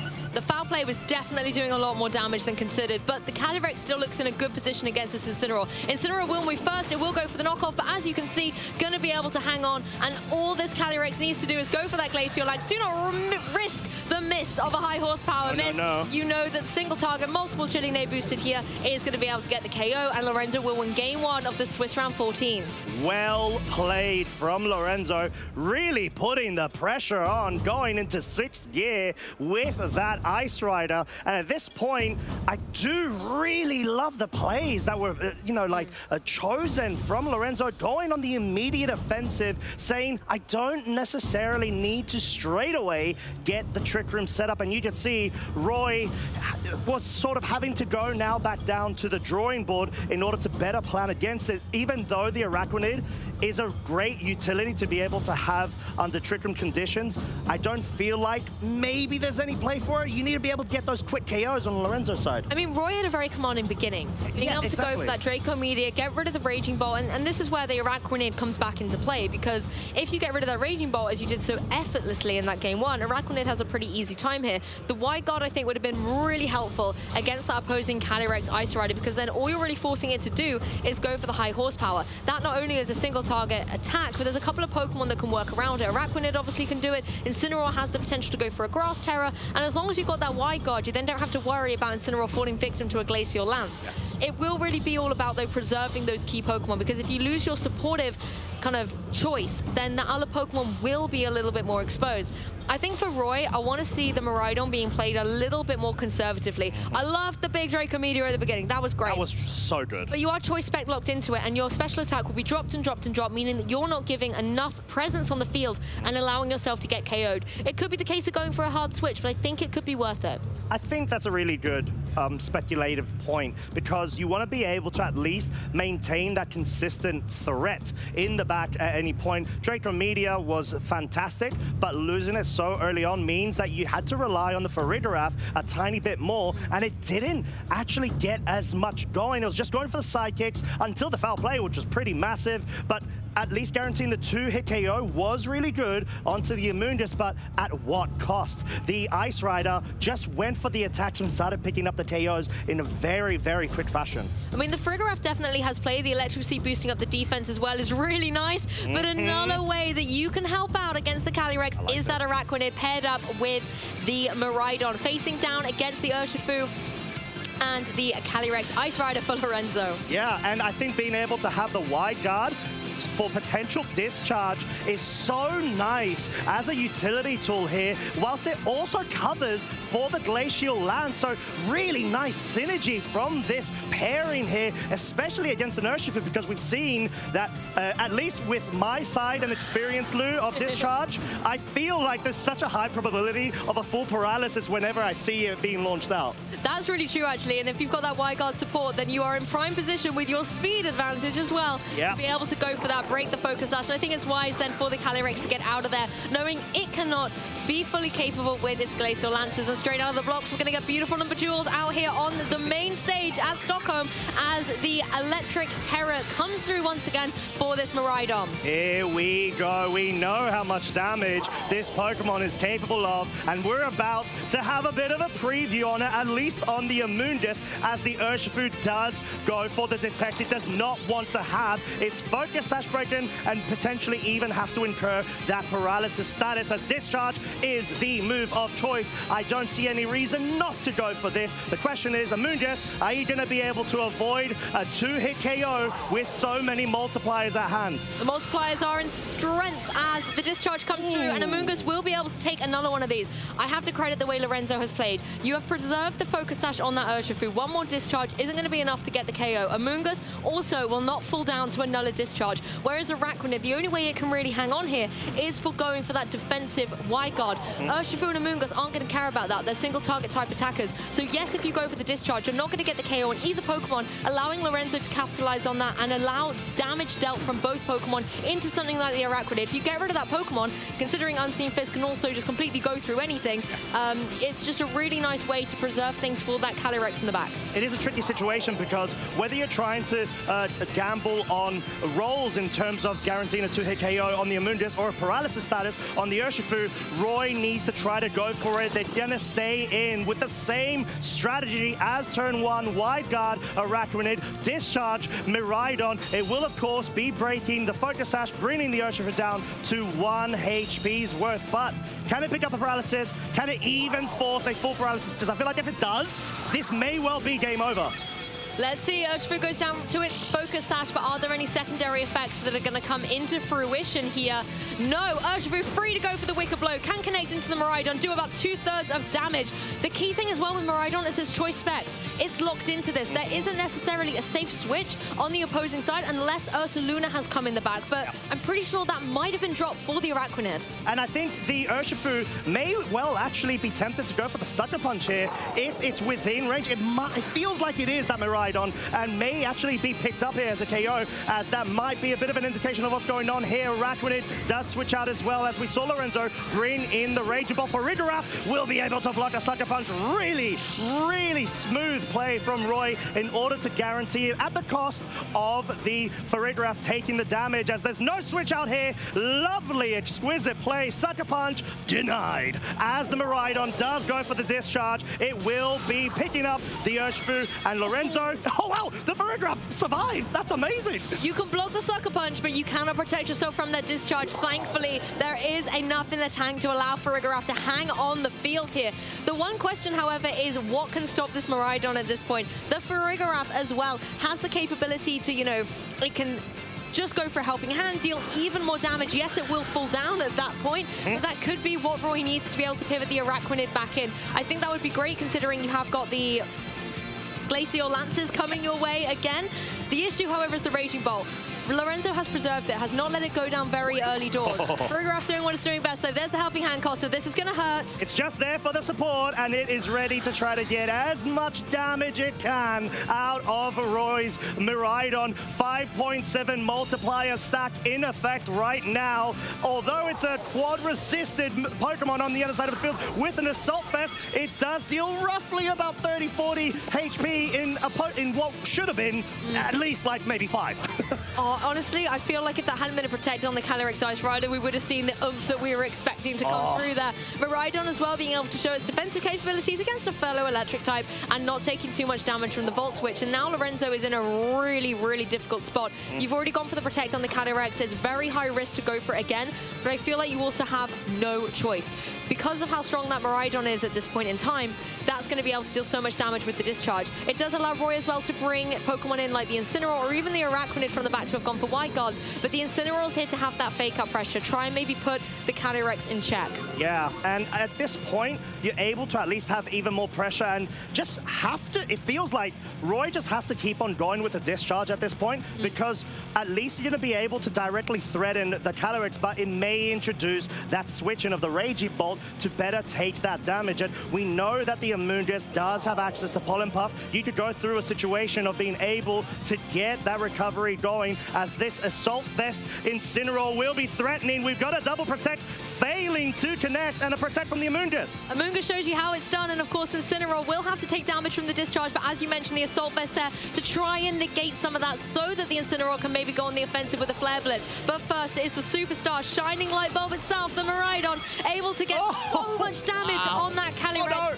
Oh, it also gets the paralysis on the Incineroar. That's not quite what you want to do, but I do think that's what you want to do, though. That's it. Get it on the Calyrex. Incineroar's time is definitely limited. Oh, no! It's not able to move, but let's just hope for Roy that maybe it was going into that Amoonguss and wouldn't have done damage anyway. Yes, that is definitely what I'm going to try to feel for Roy's case. Yeah, but, his reaction wasn't too upset, so maybe that was the case. Maybe that was indeed the case, but at this point, Electric Terrain has now expired and may even introduce Roy to take into consideration a switch out here, but there's a Trick Room. You need to be wary of it. Is there a way for you to be able to not only navigate a way around it, but then there's the Glacial Lands, and the paralysis may mean Incineroar might not even be able to move, but we've got the redirection of Amoonguss available. I like this as well. You know that you're going to force the Protect on the Calyrex, so you can capitalize on that, make a switch. Incineroar now can go for the Flare Blitz. It's not enough, though. Amoonguss is still in play. The Electric Terrain is also gone. You do have to take the recoil from the Rocky Helmet. Is that enough? Incineroar is fainted and out of here. Uh-oh, Spore may be incoming as well with that Protect, and it is, and it's going to go ahead and focus focus, connect, of course, 100% of the time with the Araquanid. No goggles on this little water spider, but in this scenario, you're not going to be able to wide guard away the damage and one-hit KO threat from this discharge. Love the way Lorenzo has piloted this endgame. You're completely pinned down your opponent. The electric train's back on, but it's a little too late for little Araquanid there. It's going to take a nap as this Swiss round closes out. The one thing you've got to contend with, though, is the fact that the Calyrex is paralyzed. You have the Miraidon in the field now. You can just go for Electro Drift or even a discharge. Who worries about the Araquanid right now when you just need to get the knockouts across the board? Electro Drift will come down into that opposing Amoonguss, remove it from the fray. My question, however, Costa, there's a Raging Bolt in the back for Lorenzo. Yes, these two Pokemon in the beginning now, you can deal with those, you can get through them, but how do you beat the Raging Bolt? I think that's the real key thing here, even though the Ice Rider will be going ahead and even dealing, you know what, the fact that it's single target right now may even mean that this is most likely going to be, let's say, around a 30-40% damage dealt onto the Araquanid if it did not get paralyzed, of course. But the main key point that you did mention, Lou, is this Raging Bolt. It's not paralyzed, it's an electric type right now. It has electric terrain. It is up against a water type. It is liking what it's looking at. Yes, and I also quite like how Amoonguss by default has got 2 KOs there with the Rocky Helmet. Araquanid just being able to hang on following that Volt switch, still going to be taking a nap, allowing this Calyrex, as long as it is able to move, it does get that Glacial Lance, single target, cleans up the match, the set. Lorenzo is victorious over Roy Gomez. And in what stellar fashion as well, in a very good standing, Lorenzo is that one win closer to a top 8.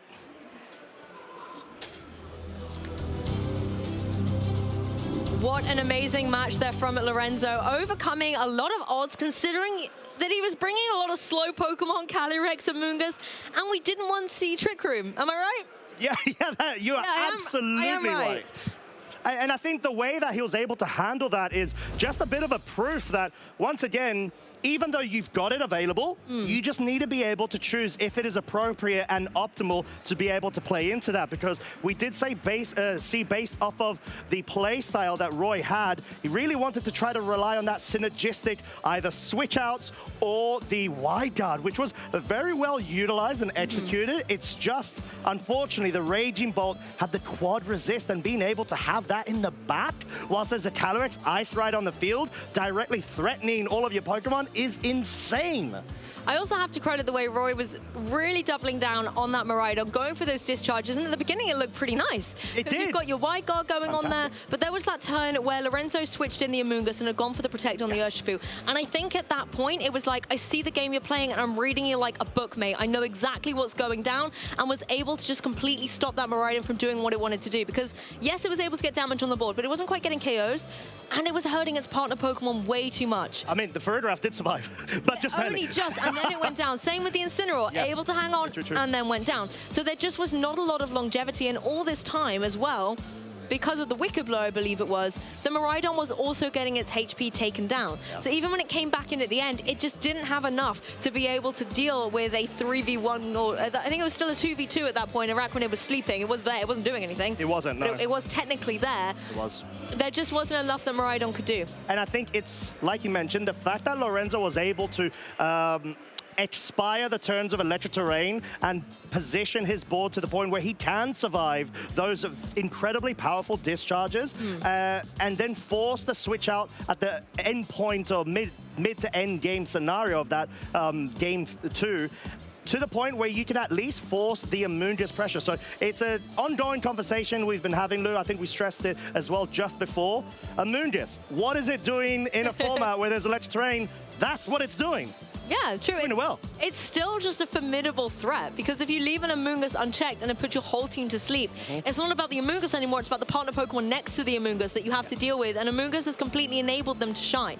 So yes, sometimes the electric terrain gets in the way of the Spore, but if you're able to stall out those turns, no different to how you would stall out grassy terrain or Trick Room or even Tailwind turns, it's a skill that our players know how to do, then Amoonguss can still be in a position where it can shine and do what it wants to do. Yeah, and we definitely saw that being showcased exceptionally well by Lorenzo in what was a really good showing, actually, of being able to find a way to deal with this Miraidon threat that's just risen up from nowhere ever since last week. So a really nice way to be able able to handle yourself. And yet another beautiful use case of why Calyrex Ice Rider is so strong.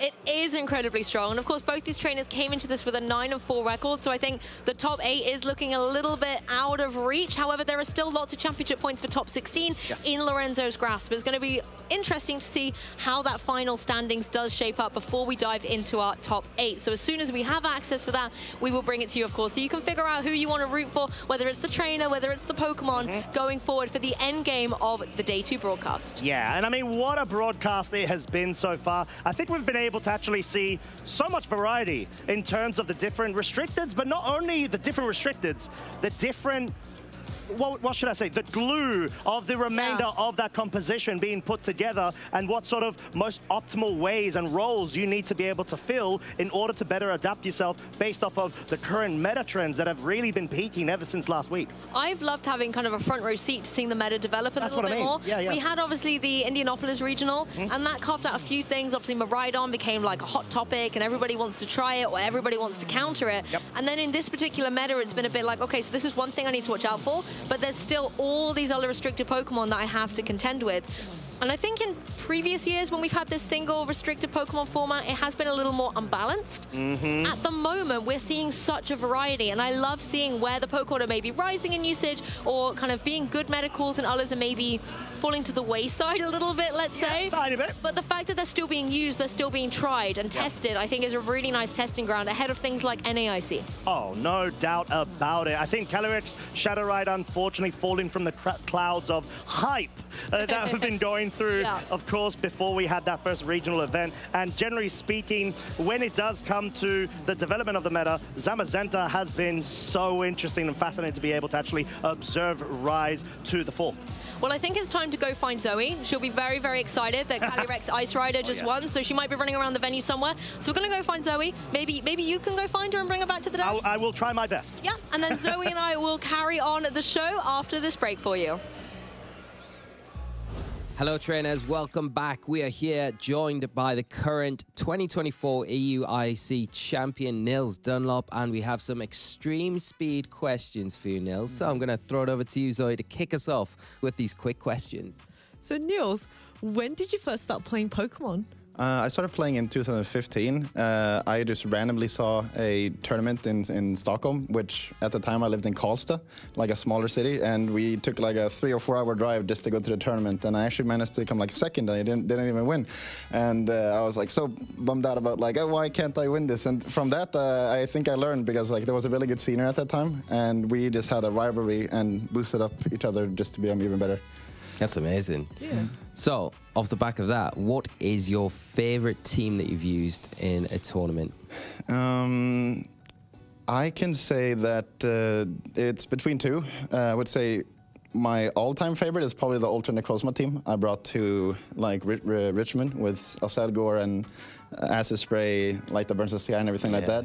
Just so much damage output. But also I can say that this EUIC team was actually really good. Like I managed to create it like a week before the tournament, and I didn't expect it even to be that good, but I really, the longer I play the format and the longer I play with, like, yeah, this was actually really good, but I didn't even know it at the time, but it was really good.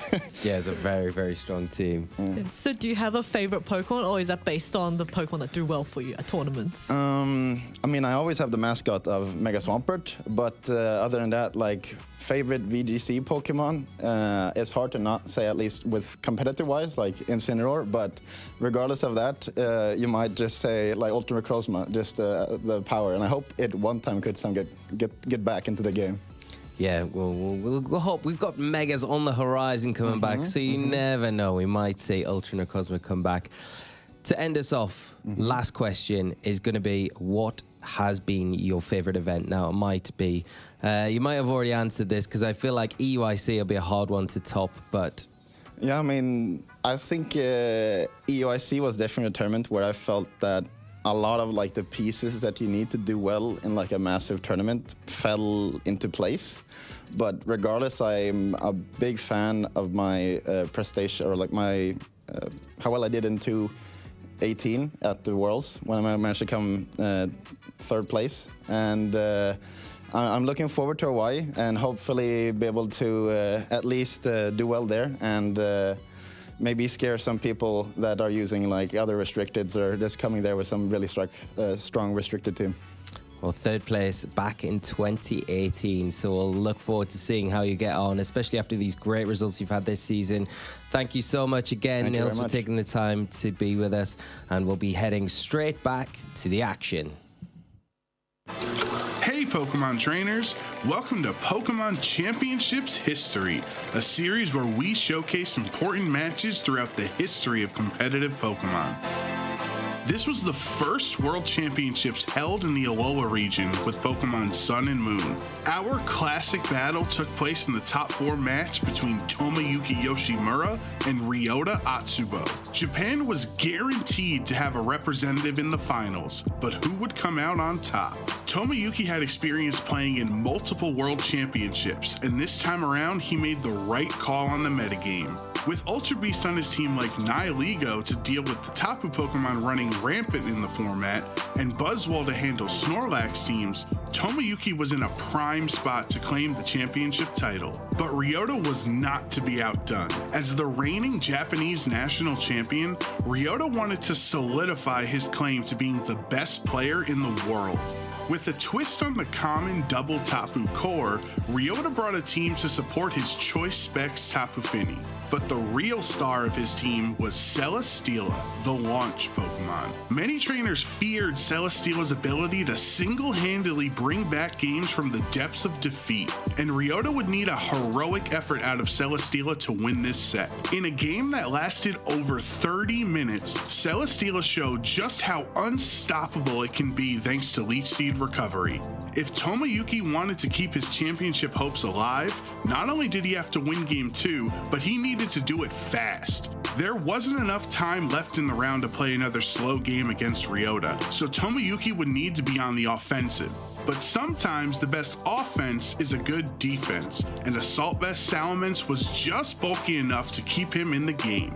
That is a big boy Salamence, taking a Choice Specs boosted Moonblast from a Tapu Fini of all things. And I know it's not known for its really big special attack, but it's still one of these Tapu Pokemon. As the trainers actually round out the game, shaking their hands, Tomoyuki will be the victor. The clock was ticking, and 50 minutes wouldn't be enough time to finish this epic set. This meant our trainers would be concluding this match in the most dramatic way possible, +3 turns.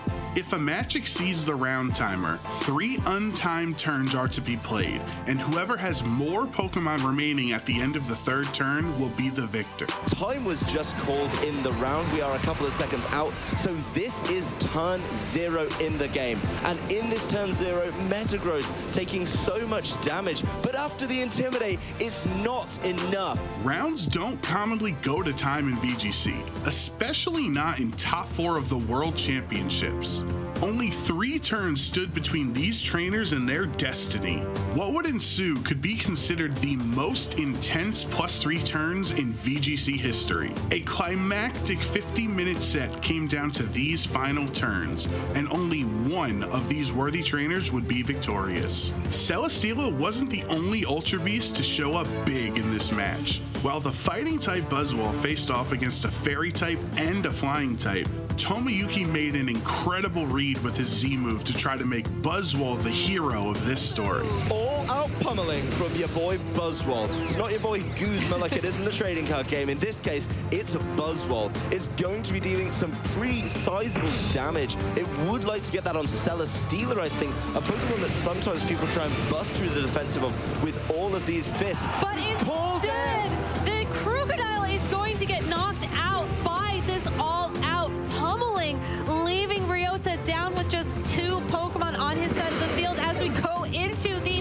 final turn of this game. With a 3-2 Pokemon advantage for Tomoyuki going into turn 3, Ryota could see his hopes of victory slipping away. This was Celesteela's last chance to launch Ryota into the annals of VGC history. It's been so close coming down to the wire, but Buzzwole doing what it does best with the Z move. No, it protects from Tomoyuki. Instead, Sludge Bomb into that Tapu Fini. Not going to knock it out. Instead, Moonblast into the Buzzwole for the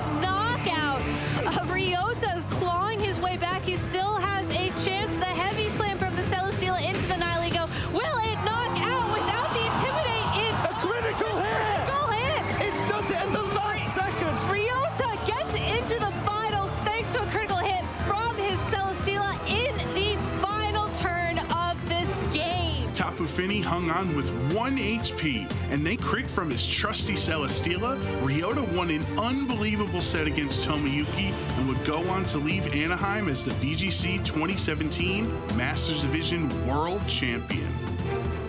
Thank you for watching, and let us know some of your favorite moments in VGC history by using the hashtag #PlayPokemon.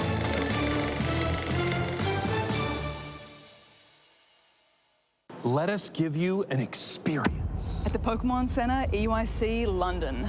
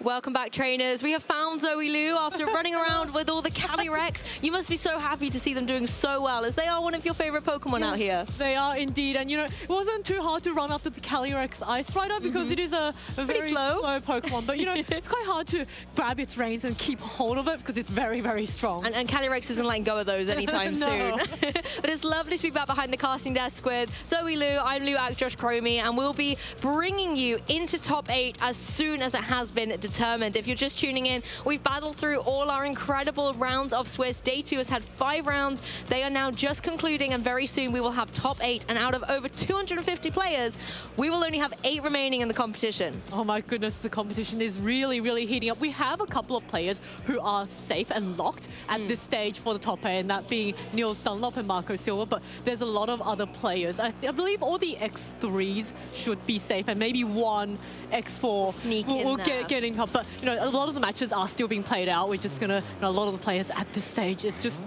the final, you know, final round, the final push to make sure that you get into that top 8. And from then on, it's going to be a single elimination bracket. And it's kind of one of those double-edged swords where it's like, I've made it into the top 8, that's awesome, but wait, I've still got to battle. I've got to, you know, really dig deep and have that perseverance and resilience to try and go all the way to become the Stockholm Regional Champion. It is the last regional here on the European circuit, so there is a lot to play for. One of the last opportunities to get your face on that graphic that we see of all of our champions. Yes, your face will be replacing that cute little... The Whimsicott this time, yes. I love that. Now we're going to take a look at the predictions that each of us casters have made prior to coming into this regional, you know, the Pokemon that we think will do well, based on maybe a little bit of what Indianapolis, the performance of Indianapolis. Yeah, there are a few very interesting choices on here. I'm going to start with mine, because some people might be like, Lou, what are you doing? This makes no sense. But first of all, I think Miraidon's pretty clear. Makes sense. It's done so well. It just came off a regional win in Indianapolis and is already tearing things up on the stage here at the Stockholm Regional Championships. Koraidon I put in there because, yes, it's the counterpart, and where Sun, I think, has always been really dominant, and it allows the photosynthesis ability of those, you know, past Paradox Pokemon to be utilized. I think it's a really strong contender, and it has more accurate moves than Groudon, let's say. Oh, definitely. So I kind of thought we'd see a little bit more Koraidon. I believe it has just won another regional that was taking place this weekend as well, so it is definitely up there. But as for my non-restricted choices, there is method behind the madness, okay? Gastrodon, I think we all know, yes, it's one of my favorites. Also, we've seen it do quite well here in Stockholm. There were 2 in day 2, and they have a lot of flexibility where they can counter Miraidon really, really well. Pikachu, it's more, think of it more as a Raichu. where I believe that Lightning Rod would be a little bit more dominant than it has been, I have to say, but I couldn't put Raichu down when there's a Pikachu, right? It does the same thing, it's just cuter. It's just a baby Raichu. Yeah. You know, or maybe not the super bad, that would be a Pichu, but I agree. I think going into this tournament, I was actually expecting a little bit more of Lightning Rod Pokemon, maybe like a Rhyperior, Eviolite Rhydon, maybe Pikachu's and Raichu. This was my thinking. Yes. This was the logic. And yeah, so we haven't seen that many, but we did see a lot of ground-type Pokemon, and you know, like that Gastrodon there. And actually, fun fact, I think we saw more Gastrodons on stream yesterday than Groudon or Kyogre, so, you know. Ooh, I actually promised I had nothing to do with that. It was fate, actual fate. Let us take a look at yours, Zoe. Again, I'm not surprised to see both forms of Calyrex here. Yeah, so I did, you know, I just went after anything that had 4 legs and hooves, and just, you know, coincidentally, Calyrex, both forms, just happened to be one of the strongest Pokemon in this format. So, of course, you know, no questions there, put the Calyrexes up. And then for my non-restricted, I was quite influenced by, you know, Indianapolis, and I thought, which Pokemon would be a really great answer to the Miraidon? And, you know, Ting Lu, it's got a fantastic ability, reducing Miraidon's special attack, so helping out its teammates, and also its ground typing is just completely immune to Miraidon. So that was another choice. And then I was just looking for Pokemon with hooves, and Farigiraf was on the winning team for Indianapolis. I think it'll do well. Yeah, I don't think that's a rogue choice by any means. It's doing incredibly well. I think making sure that it can counteract some of the priority that we're seeing with its Armor Tail ability, but also a lot of trainers are opting to put the Electric Seed on it. Yes. So that when paired with Miraidon, let's say, it's able to get that defense boost up and just have a little bit more flexibility on the field. So it's definitely not an afterthought. It's a very, very solid choice. And I really like your idea of Ting Lu too, because Costa and I were talking about the Treasures of Ruin Pokemon, because Chi and Pao has been really dominant in previous regulations. It's kind of dropped off a little bit now, but Chi-Yu is the one to watch. We saw it earlier. Yes. He's so good, but as you've mentioned, there's so many special attackers running around. What's the best partner to help those special attackers shine? Chi-Yu. Yes, Chi-Yu is just, you know, we saw earlier on stream, Chi-Yu paired up against this Choice Specs Terapagos, and it is just such a strong, like Terapagos itself is also just really, really bulky. We even saw on stream, I think, Azama Zenta with just the +1 defense was unable to knock out the Stellar Terapagos at full health, and I think that's also because Terapagos Stellar in its Terraform 0. I think I finally got that right after repeating that all day. But, you know, it gets a huge boost to its HP, which is why it's able to survive all these attacks. But I think all of our players may have just finished their battles. So we get to find out which of our players have made the coveted top 8 spot. Yes, these are going to be the 8 remaining players. Let's take a look at how Masters Bracket is shaping up. Marco Silva versus Lorenzo Alamagna, Johei Kaida versus Donald Smith, Nils Dunlop versus Michael Couch. That is going to be an incredible one. And rounding it up in top 8, Matt Maynard versus Frederick Nielsen.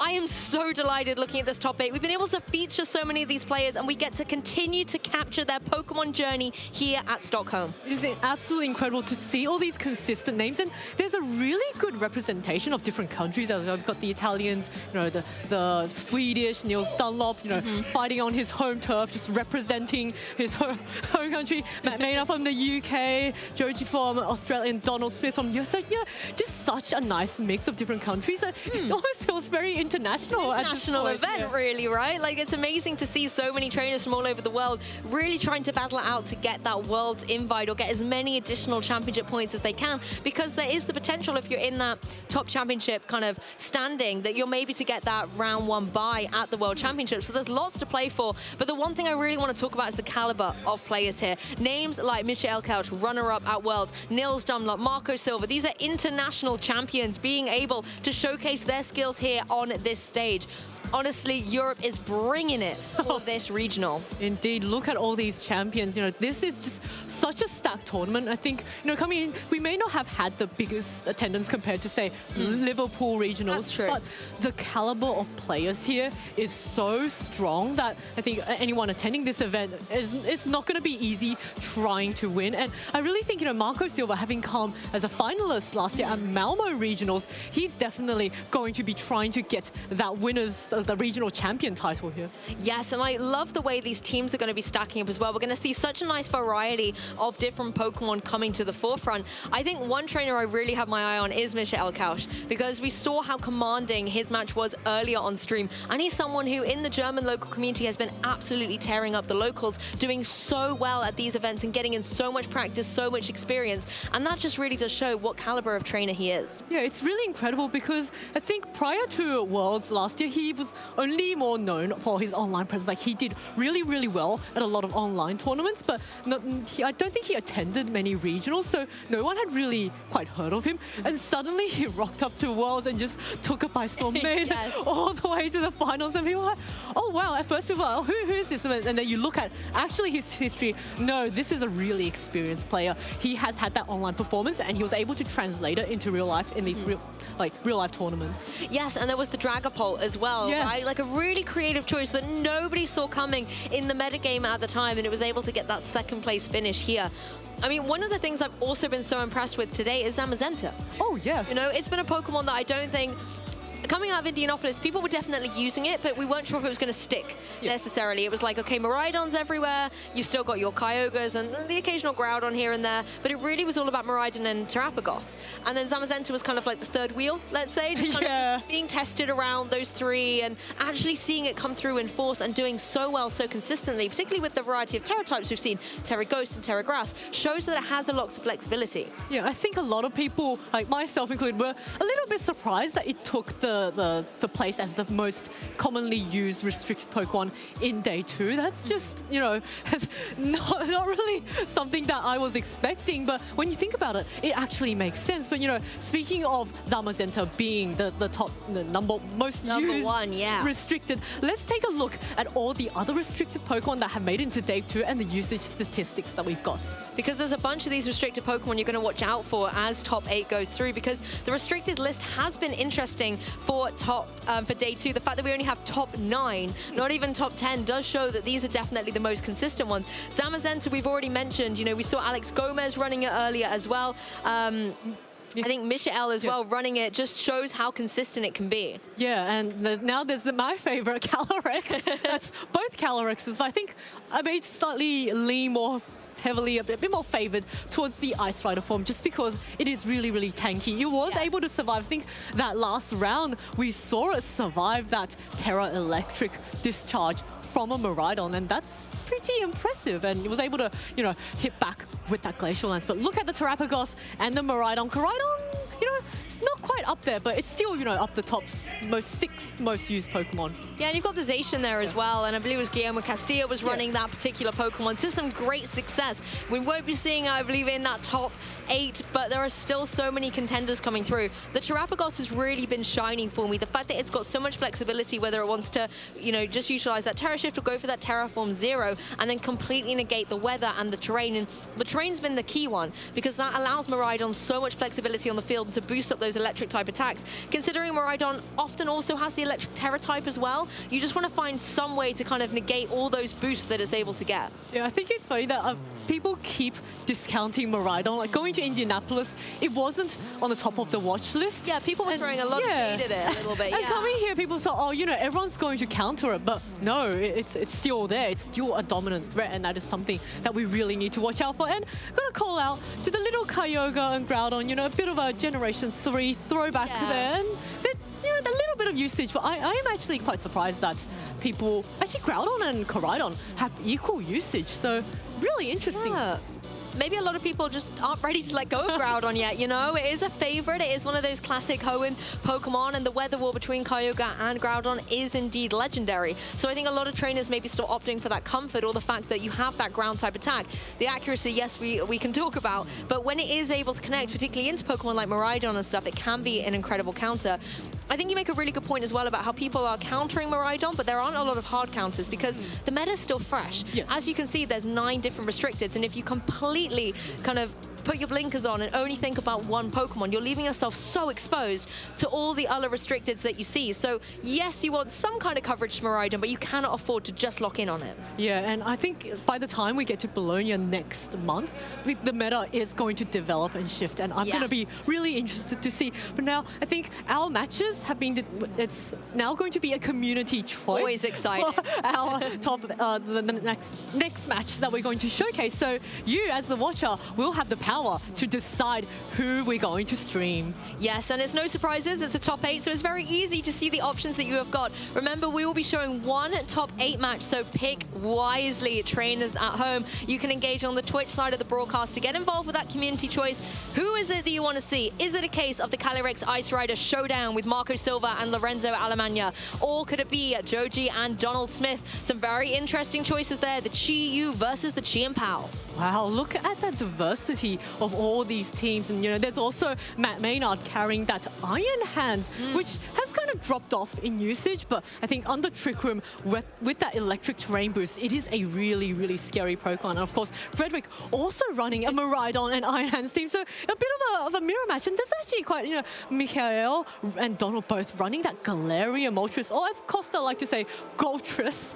Yes, exactly. And it's a really interesting Pokemon to come in, and we've got 2 in top 8. I like the way, as you pointed out, Frederick and Matt both have these Iron Hands, kind of being that nice supportive Pokemon. And there's a lot of synergy in there as well with the Ursaluna Blood Moon and the Farigiraf. So some nice kind of maybe slow and steady choices at the bottom of that roster. And Nils and Michael, I mean, 2 incredible Pokemon trainers. And the one Pokemon that stands out for me on Nils' team is actually that Ogerpon, because we're so used to seeing Ogerpon everywhere. And yes, Matt has the Ogerpon Wellspring mask, but the Hearthstone mask has come back. Sorry, the Hearthflame mask has come back. I'm so used to seeing Cornerstone at the minute that actually seeing the fiery type is very interesting, considering as well that there's no Incineroar on that team. It really is filling into that Firewater Grass Core combination. There's also a lot of other really interesting Pokemon, like the Indeedee and the Regidrago. Not something that, you know, is quite as widely used in this current format, but Regidrago, I think Niels is capitalizing on the fact that a lot of players, Fluttermane usage, and basically there's just not very many good fairies in the format, and Fluttermane usage having gone down means that Regidrago is quite free to start spamming that dragon energy. Yes, Fluttermane, I believe, was 7th on the day 2 usage stats for the non-restricted Pokemon. I mean, it's in 7th. When has that last happened? It really is being knocked off its perch. And you make a really valid point as well. With fairy types being dropped, dragon types are able to emerge a little bit more. You see the Raging Bolts and we see the Latioses as well. That kind of interaction where they're trying to get the Draco Meteor on each other first, I think has been really dominant in this tournament, and just showing that when the fairy types are hiding, then the dragons can come out to play. Yes, I remember a time before the fairy types existed. Latios was just everywhere. It was one of the top threats in those previous Worlds formats, and to see it make a comeback in this current generation, it's a really nice like nostalgia touch. Like I personally, I just love the design of the Lati twins. You also love dragon types, right? I do, yes. I love most types. I think ghosts, grass, bug. I hope bug types get a little bit of a buff next generation. What about a bug dragon type? Oh, Flygon could have been bug dragon. Could have been. Could have been. But you're right, the Latios, Latias designs are beautiful. And Jumbo Jets. And I think I remember playing the game. You get the Mega Evolution and you could fly. Oh, that was great. Yes, and the music literally sounded like an aeroplane commercial. That memory really sticks with me. Yes, Pokemon. Thank you for the music that we get in our games as well to really help kind of bring these battles to life. And I always do kind of think when the trainers get to select their battle music, which one are they going for? Is it one that's going to calm them or one that's going to give them that energy and that adrenaline? Well, speaking of adrenaline, drum roll please. Let's find out what top 8 match we will be showcasing here. It is going to be Marco Silva versus Lorenzo Alemagna. Oh my goodness, Marco Silva on the tear, just trying to get that regional finish. And of course, Lorenzo is not going to make it easy for him. 2 Calyrex Ice Riders facing off against each other. In fact, it looks like actually a complete mirror match. Of course, the Pokemon could be trained very differently, so we don't know what their speeds are going to be, how well they'll survive each other's attacks. But it just looks like, you know, this is going to be a really, really high stakes, you know, high tension match where each trainer cannot make any mistakes. There's no room because it's a complete mirror match. Yeah, Costa and I saw one earlier actually between Donald and Michael. Or was it with you? I can't remember. Yes. Yeah. Yeah, we saw this match, and it was just the way that they played so articulately. You know, they led the same leads. They went for protects at the same time, and it really was, you know, getting to grips with how your team works in that mirror. And they played perfectly. It really came down to the speeds and how one Pokemon was then just able to get the advantage over another. And that's not in the trainer's control necessarily, because sometimes the Latios move before the other one. In this match between Marco and Lorenzo, I think paying attention to the speed, as you said, Zoe, is going to be key. Potentially with those Raging Bolts, if they're able to get those Draco Meteors off first, it can be devastating. You have to watch as well where the Assault Vests are going to be, and we'll be able to show you a lot of this information to recap how these two trainers have kind of built their teams a little bit more as well when we dive into the match. But I'm looking forward to seeing how the mirror is going to play out. Oh my goodness, this is going to be so incredible. And, you know, Michael earlier, he played that mirror match, and I remember when we asked him in the interview how he dealt with it, he said, oh, there was just one point where he realized, you know, the speed was going to be the determining factor. He knew it was a speed tie and said, look, it's a 50-50, one of us is going to get it. And really interesting is that both of them made it to the top 8. So they might actually be facing off against each other in the finals. It might get a bit of a, you know, encore comeback. That could be really interesting, actually. I know Lee will be very excited to see the Galarian Moltres back in action as well. But I think you make a good point there from Michelle's comment, is that they both, I think, had to kind of accept that the speed ties were going to happen. You could have maybe tried to do something with an Icy Wind or a Tailwind, but then you would have been putting yourself at a disadvantage for the kind of big picture of the match. And the fact that both trainers identified that and accepted it does just show, like, how in these mirror matches, these can be the little deciding factors. I know Costa's spoken a lot about, like, the power creep between certain Pokemon. I wonder if going forward, we're going to start seeing speed creeps happen as well. Oh, yes, so you often see a lot of trainers go, oh, I know, I think this Incineroar is commonly trained this way. I'm going to train just a little bit faster. And we've seen a lot of really speedy Incineroars, which is really, really interesting. I think there was one match, an Incineroar outspeed a Raging Bolt, which it usually does not, but it was able to get that parting shot off onto the Raging Bolt and allow its partner to then come in and absorb a Thunderbolt at drastically reduced, you know, damage. So, you know, the speed of training of each Pokemon matters so, so much. Yes, it'll be the Carbos vitamins that they're going to have to be taking as well to boost themselves up in game. And I think that's going to be the interesting adaptations coming forward into the next event, which will be our special event in Bologna here in the European circuit. But there's so many other events as well that trainers are going to be able to test their skills at. Yeah, there's a lot of, you know, grassroots and local tournaments that players are going to be able to fine-tune and, you know, hone their teams. And that there's also one last IC left, which is going to be NAIC. And that's going to set the stage as the one last testing ground before Worlds. You know, one Pokemon that we saw earlier as well, we didn't see it come into the match, was Golden Go. And it's a Pokemon that I think has been very popular since it got unleashed. You know, Make It Rain. We've seen it sometimes with Choice Specs, even with, like, the Terra Steel as well. Golden Go can be a Pokemon that can just wreak destruction on a team if you allow it to get that kind of damage off on the board. We've seen this shift more recently to it maybe being something with leftovers and using that nasty plot. And again, if you can have a supportive Pokemon that enables that nasty plot to be set off, that then counteracts the drops you get from the Make It Rain, and it can be so scary to deal with. Yes, Golden Go's ability, good as gold, means that you can't use any status moves on it, so it is actually immune to things like Parting Shot from Incineroar. Golden Go itself is, the Ghost Steel typing is really, really nice. Yeah. It's a very nice defensive typing. Of course, it is a little bit slow, but it's been a force that has consistently, you know, shown its face throughout all the different regulations. And I also think, just design-wise, it's a really cheeky little Pokemon. It is so cute, just, you know,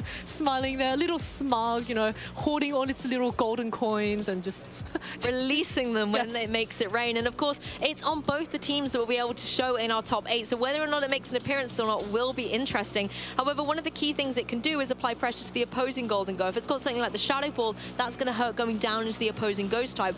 And I think as well, just generally as a medical, not necessarily within this particular match, having a Ghost type move, considering there's a lot of Ghost Terra out there, can give you a lot of nice utility. Yes, it's so useful, and also Golden Go can itself use that Terra option to get rid of that Ghost weakness. So I think in the upcoming match, if both trainers decide to bring their Golden Goes, of course we don't know the speeds, but maybe the trainers themselves have that idea, and, you know, one of them may feel like they're forced to Terra the Golden Go to get rid of the Ghost type weakness against the opponents. And, you know, that's just something that's always really, I think this generation, because of the Terra mechanic, it's really, dynamic in the sense that you can kind of try, it's mostly a matter of, try and bait out that Terra from the opponent. Yeah, and we see that a lot, actually. I think particularly against Miraidon, where these trainers are kind of bringing this Terra ground, and possibly it's like, oh, well, I have to click it now, right? Otherwise I'm just going to get destroyed by Miraidon. Or also those defensive plays, we've seen it with the Zamazenta, going for that Terra grass, just because then the body presses are not going to be dealing as much damage. So the defensive Terra types are definitely still in play, and I think in previous regulations, we saw a lot of offensive Terra types, particularly like on Fluttermane, for example, going for that Terra Fairy. And where the meta right now with restricted Pokemon is able to hit even harder, you have that offensive pressure already. So your defensive capabilities come more in the form of Terastallization. Yes, it's a matter of if you can survive the hit, then you can attack back. Yes, or you can just completely forego that and attack first and hope to knock out your opponents before they are able to knock you out. And I must say, I have to cook a bit random, but I did fall for an April Fool's prank where someone told me if I gave Amulet Coin to my Golden Go, and it did make a rain or do more damage, and I fell for it, and I put an Amulet Coin on my Golden Go. It didn't work. Do you know what? I think I saw the same rumor, and I was like, please be true, please be true. This would be amazing. But yes, no additional funds to come through from Amulet Coin on Golden Go. Another Pokemon, however, that we are going to see, I believe we're going to bring it. It's going to be at least on the bench, is that Calyrex Ice Rider. And I know it's a Pokemon that you're so excited to talk about, Zoe. Why is it so good at the meta? Maybe we've got some newer trainers tuning in for the first time. Yeah, look at how high its attack stat is, and also its fantastic defensive stat. Of course, its speed is really not quite there. It's a bit of a slow horse, more like a turtle in the slow and steady race. But slow and steady can win the race. It does win the race. And the introduction of this new item in this generation with the clear amulet means that you don't care about any intimidates from an Incineroar, unless the Incineroar, of course, goes and knocks off your item first, but then it has to waste that turn first before it can, have to switch out and then switch back in. And Calyrex, I think, being the ice type is quite nice in this generation. It's very good offensive typing, and now you can get rid of it, or even, I don't think we've seen anyone, pair it up with a snow setup, but if there is snow on the field, it becomes even bulkier. Like a Alolan Ninetales coming in that will use Snow Warning, be able to get a defense boost to all the ice types on the field. That could be a nice synergy, a little bit underexplored maybe in the meta. I'm sure someone out there is like, no, I'm ready. I'm going to bring the snow back. I'm going to make this happen. But you're right, Calyrex Ice Rider, particularly being an ice type, it's a very good offensive type, can hit a lot of Pokemon, but defensively does leave itself very vulnerable. So Terastallization has been a really good boost to Calyrex Ice Rider. And although we do traditionally see it on Trick Room teams, because as you mentioned, it's kind of slow, but bulky. One thing that we've actually seen already today is it be on a team without Trick Room. The capability to do it, but it wasn't used in the match at all and was victorious in both games. Yes, and the Calyrex itself being able to set Trick Room means you don't need to spend a Pokemon slot, having to support the Calyrex. The Calyrex can actually support itself. And as you mentioned earlier, a lot of these Calyrexes have chosen to just not even click that button in the battle because, you know what, they can survive the turn. They can hit back. And it's sometimes, you want to prioritize the damage because Glacial Lance is a 100% accurate move, and it hits so hard, spread damage. Unless you have Wide Guard or Protect, you're going to be taking a lot of damage from that Glacial Lance. And that's why we see Pokemon like Pelipper rising up and using Wide Guard. We even saw in Zamazenta earlier, really threw Costron because we weren't aware of it. We were like, oh, there's got to be, Iron Defense, surely. And then suddenly it was like, actually, Wide Guard, when you don't have another Pokemon on your team that has that capability, use Zamazenta. It's strong, it's bulky, it can take a hit or two, and also be a supportive role as well as the offensive pressure. But I think for me, the key thing about both Calyrexes, to be fair, is their ability. That Chilling Neigh, that Grim Neigh, if you're able to get those attack boosts up on the Calyrex Ice Rider, it can be really, really formidable. And with the Amulet... Clear Amulet. I was going to say Amulet Coin. That's not the right one. The Clear Amulet in play, when Intimidates come in, they're not going to actually drop your stats. So that's something to really bear in mind. Yes, Calyrex Ice being able to snowball all of these, pun intended, snowball all of these attack boosts and, being able to completely unstoppable with the Intimidate, unless you have an Incineroar with the burn. And we saw that a few times yesterday on stream, in Incineroar going for the Will-O-Wisp. But I believe that one instance where it did happen, yes, the Calyrex did have its attack heavily reduced, but it was still able to lay down damage, and it wasn't enough to slow it down. Exactly, and you can see our trainers here ready to go. Marco is going to be on the right there. I mean, he is someone who is an international champion, has done incredibly well and will be very tried and tested with this team. So I think when we were talking earlier about that kind of mirror match concept, he's going to be able to really think about the moves and counter moves, the strength and weaknesses of that team and pilot it to perfection. Yeah, I wouldn't be surprised to see both players maybe bringing similar Pokemon to the mirror match, because we saw earlier some mirror matches, both the trainers, it went to game 3 and each time they brought the exact same Pokemon. So this is something that's going to be really, really interesting. Are they going to bring the same Pokemon, having decided that this is going to be my best options against my opponent, or are they going to try and switch it up a little and to, you know, try and take their opponent off guard? I mean, we previously saw Lorenzo go for that Calyrex Ice Rider without the Trick Room as well. And just being able to have really good support in the form of the Amoonguss coming into the field, even with Electric Terrain in play from Miraidon, it was doing well. Considering there is no Electric Terrain in this matchup, Amoonguss is a Pokemon to watch out for. Depending on the Terra types, I know the Amoonguss on Lorenzo's one was running that Fire Terra type. That doesn't have to worry about any Glacial Lancers coming through, but it does still have to worry about potential high horsepowers. So I really think Calyrex is going to be the key piece to success for both trainers. Which one's going to get the advantage, though? Oh, indeed. This is going to be a really key factor. How fast these Calyrexes are, or how slow they're trained in that case. And whether or not, because I think depending on training, sometimes they can outspeed an Amoonguss or underspeed it. So that's also going to be really important. And I think if these trainers are not aware of how each other's Pokemon are trained and the speed tiers, they're going to have to try and spend game 1 just, you know, scoping out the speed stats and figuring out which one is going to be the one that's going to hit first.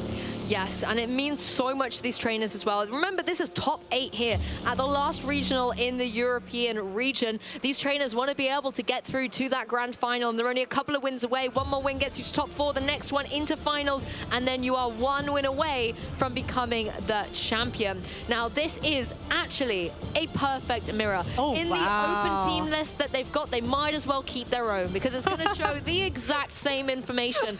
That is either, you know, a blessing or a curse, depending on how you want to look at it, because there won't be any nuances in your team that your opponent won't have or have to work around either. It will really come down here to the player, and I love this, the mind games, because it's not just about the Pokemon on the field, it's playing the player. Will they be defensive? Will they take risks? And if you can read those correctly, that's what is going to win the game.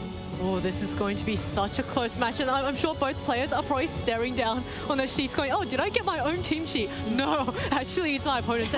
And this is going to come down exactly to the skill level of each player, how well they're going to pilot this team, because the better player is going to get the win, and also maybe just a little bit of luck involved if there are going to be speed ties. That's the thing, though, because on the open team sheets, you don't have like a statistic, right? So you're able to kind of see a little closer about the speeds after game 1. Once you're able to kind of see which Pokemon outspeeds the other, that's information that you need to take through the rest of the set. Lorenzo here, Terrain Special Event, top 64, wanting now to go further. He's already got top 8 at Stockholm to add to that roster, but could potentially even go forward to something like top 4.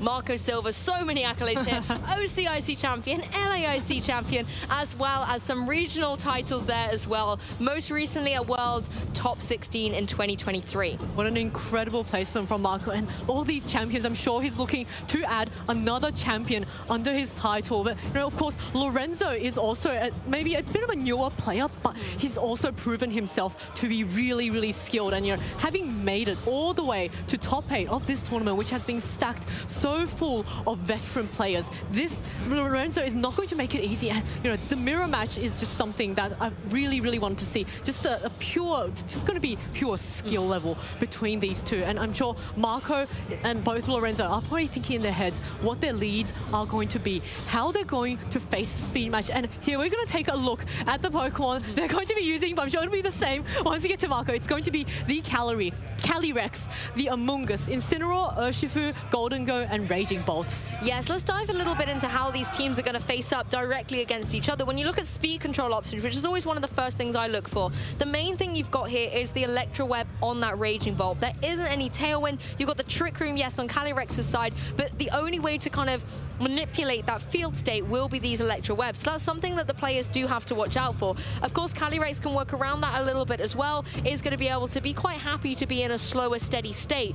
But the key Pokemon for me are going to be the Amoonguss and the Incineroar. Are they going to be used to help support something like the Calyrex getting up Trick Room, going for Glacial Lancers, or is it going to be about supporting the Golden Go, getting that nasty plot up, and then allowing the Make It Rains to come through? Because Calyrex, particularly if it doesn't Terastallize, does not want to take Make It Rains. No, it does not. And Amoonguss, I think, is going to be a really key piece of the puzzle in this game. It's able to draw away a lot of really powerful attacks. Like the Raging Bolt is not going to really enjoy facing off against the Amoonguss. And here we're going to see Marco's team. It's going to be the exact same as Lorenzo's team. So we can just talk about, the different dynamics of how these mirror matches are going to face off. And, one thing that's really cool to know is that Amoonguss is able to heal its teammate Golden Go with a Pollen Pop because that's an attack. It's not a status move. I know some players have in the past maybe tried a helping hand a Golden Go, which doesn't work, but Amoonguss, yes, will be able to heal back up its teammate. And I think this is going to be really critical. And I think this might be quite a, a lengthy match where both players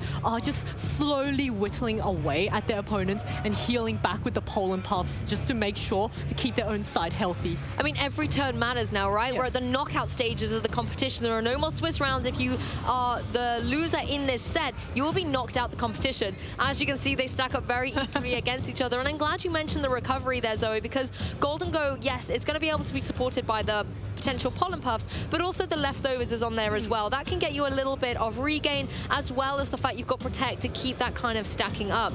You don't have to worry about even knockoffs coming through unless it's against that Incineroar. And Incineroar, I think, will be another key component because you can always go for the knockoff, try and remove that Leftovers and try and stop the Golden Go from really getting as much prowess on the field. But let's hear it for our trainers. It's going to be Incineroar and Calyrex coming out of the blocks with Incineroar and Urshifu on the field for Lorenzo. Ooh, a bit of a difference in lead matchups. Of course, both Incineroars coming off, and it looks like Marco's Incineroar is going to get the Intimidate off first. So possibly indicating it's either faster or this is a speed tie. And I don't think either player might want to make that risk just yet. But Urshifu is just really strong. But we might even see a bit of a fake out trade-off, which is what we've commonly see when a lot of fake out users are on the field. But Calyrex looking not quite happy facing off against this single strike Urshifu. Of course, it can go for the Terastallization to get out of that weakness from the super effective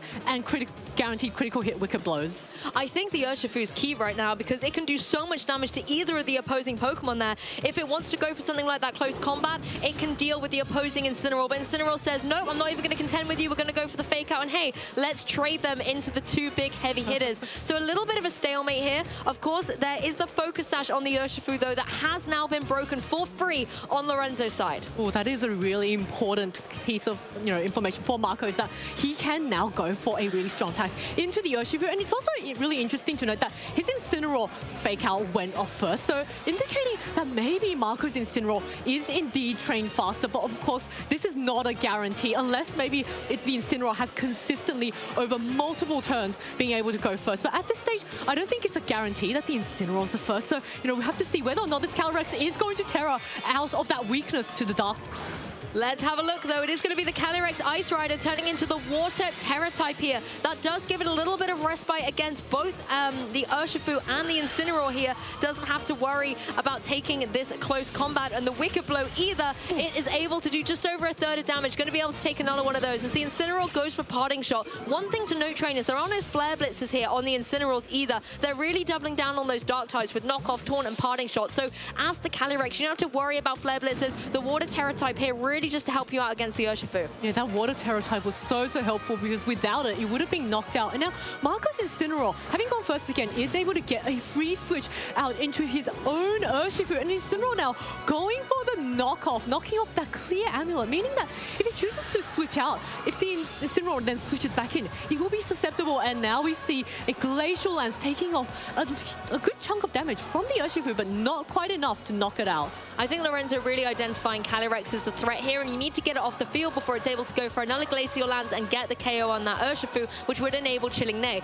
I think due to the speed of that Urshifu, it's in a prime position. The question, however, is Marco's Urshifu. Is it going to be faster here? Because if so, it's able to get the KO on that Urshifu, meaning that the Calyrex on Marco's side is going to be sitting really pretty on the field. Incineroar, as we saw, the knockoff did barely anything, and now that the item has been knocked off, it's going to do even less. Yes, indeed. And the Incineroar maybe might want to switch out at some point and switch back in to reduce the Calyrex, or can just try and knock out the Calyrex because this Calyrex is heavily weakened, but actually it's going to withdraw. And what is Marco going to bring in next? It is the Incineroar throwing down an Intimidate. Hey, we've seen this show before, but I think it's critical here to just make sure that if it is something coming through like a close combat, you're going to be able to not deal as much damage. The close combat comes through first of all from Marco's Urshifu and KOs its counterpart. Oh, what a good KO for Marco. Now that Urshifu, one of the strongest threats on Lorenzo's side, and also a huge threat to the rest of this team, including the Calyrex, is knocked out. Knock off onto Marco's Incineroar, getting to knock off the Citrus Berry, which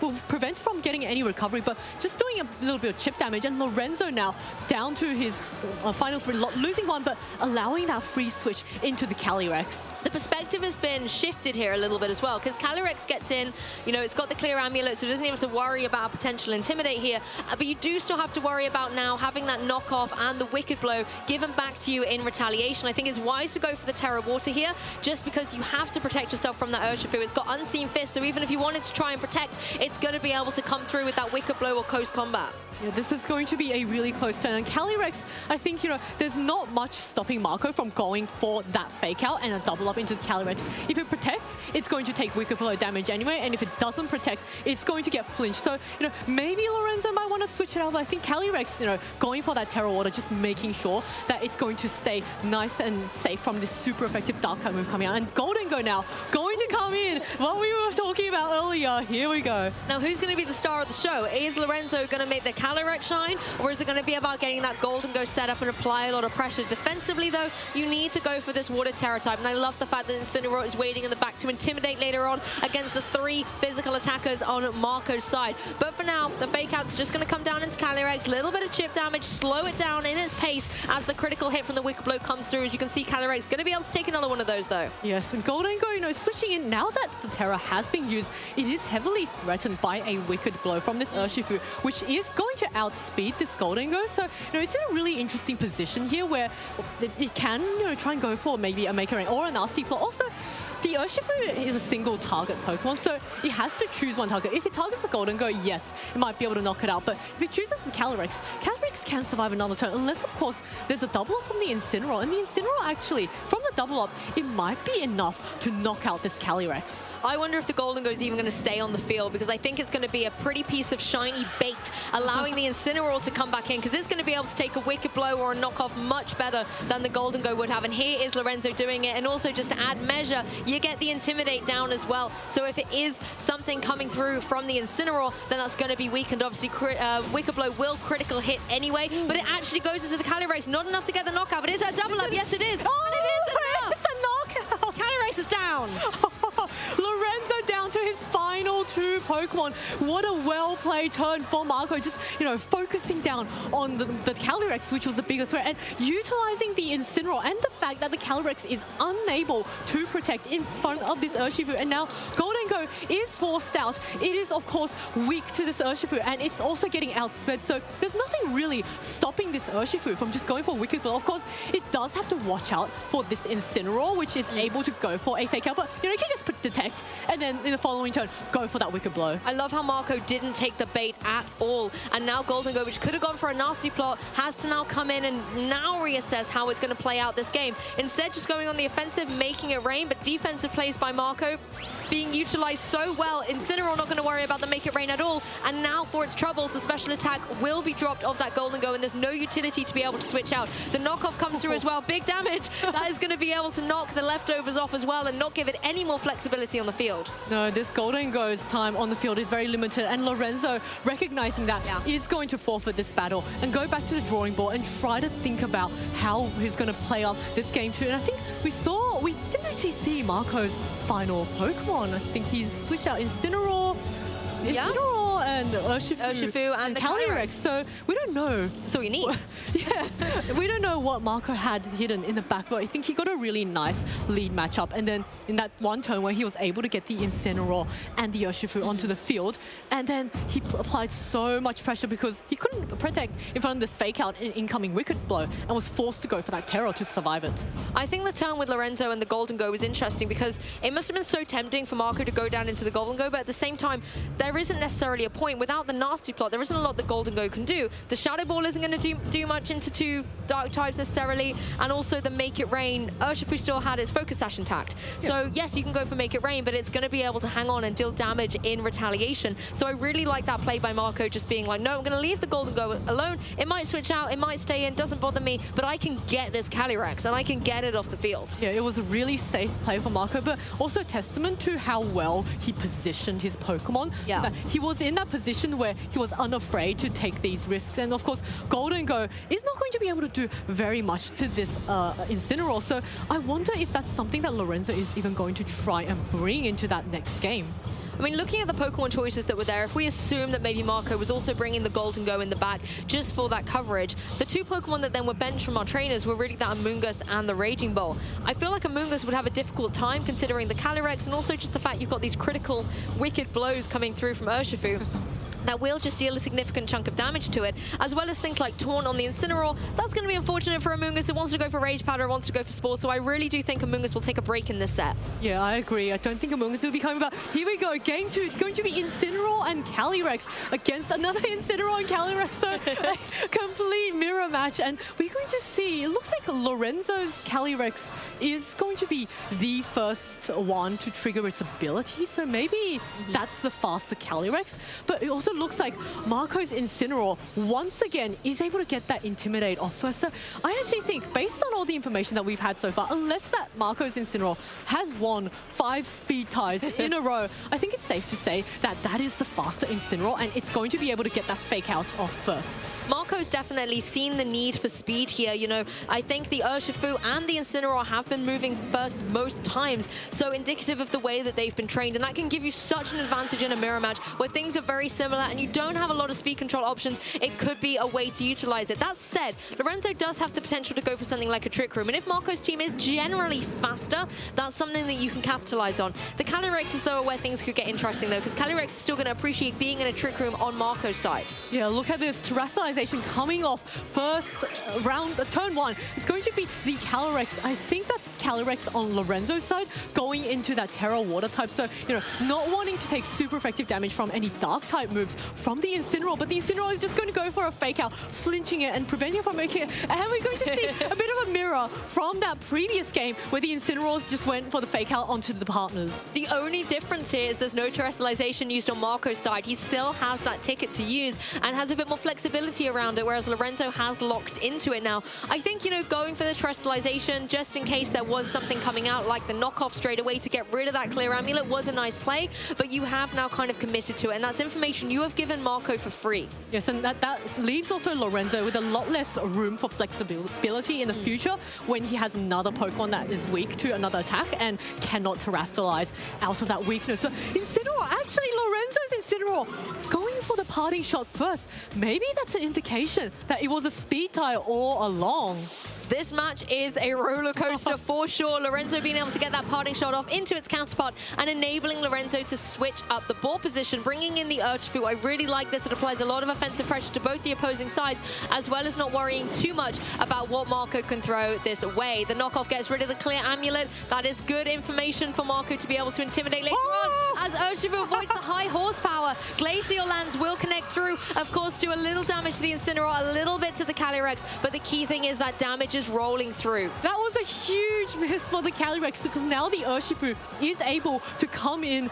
Sorry, the what do I say? High horse here. The high horsepower missed the Urshifu. So Urshifu was able to come into the battle with the Focus Sash intact, which means he's going to need another 2 hits before getting knocked out of this game. And now this Calyrex on Marco's side is so heavily threatened and really has to consider going for that Terra Water if he wants to stay on the field and take this wicked blow. You know, the high horsepower is really scary, because if Incineroar stayed in, big damage. If Golden Go switches in, big damage.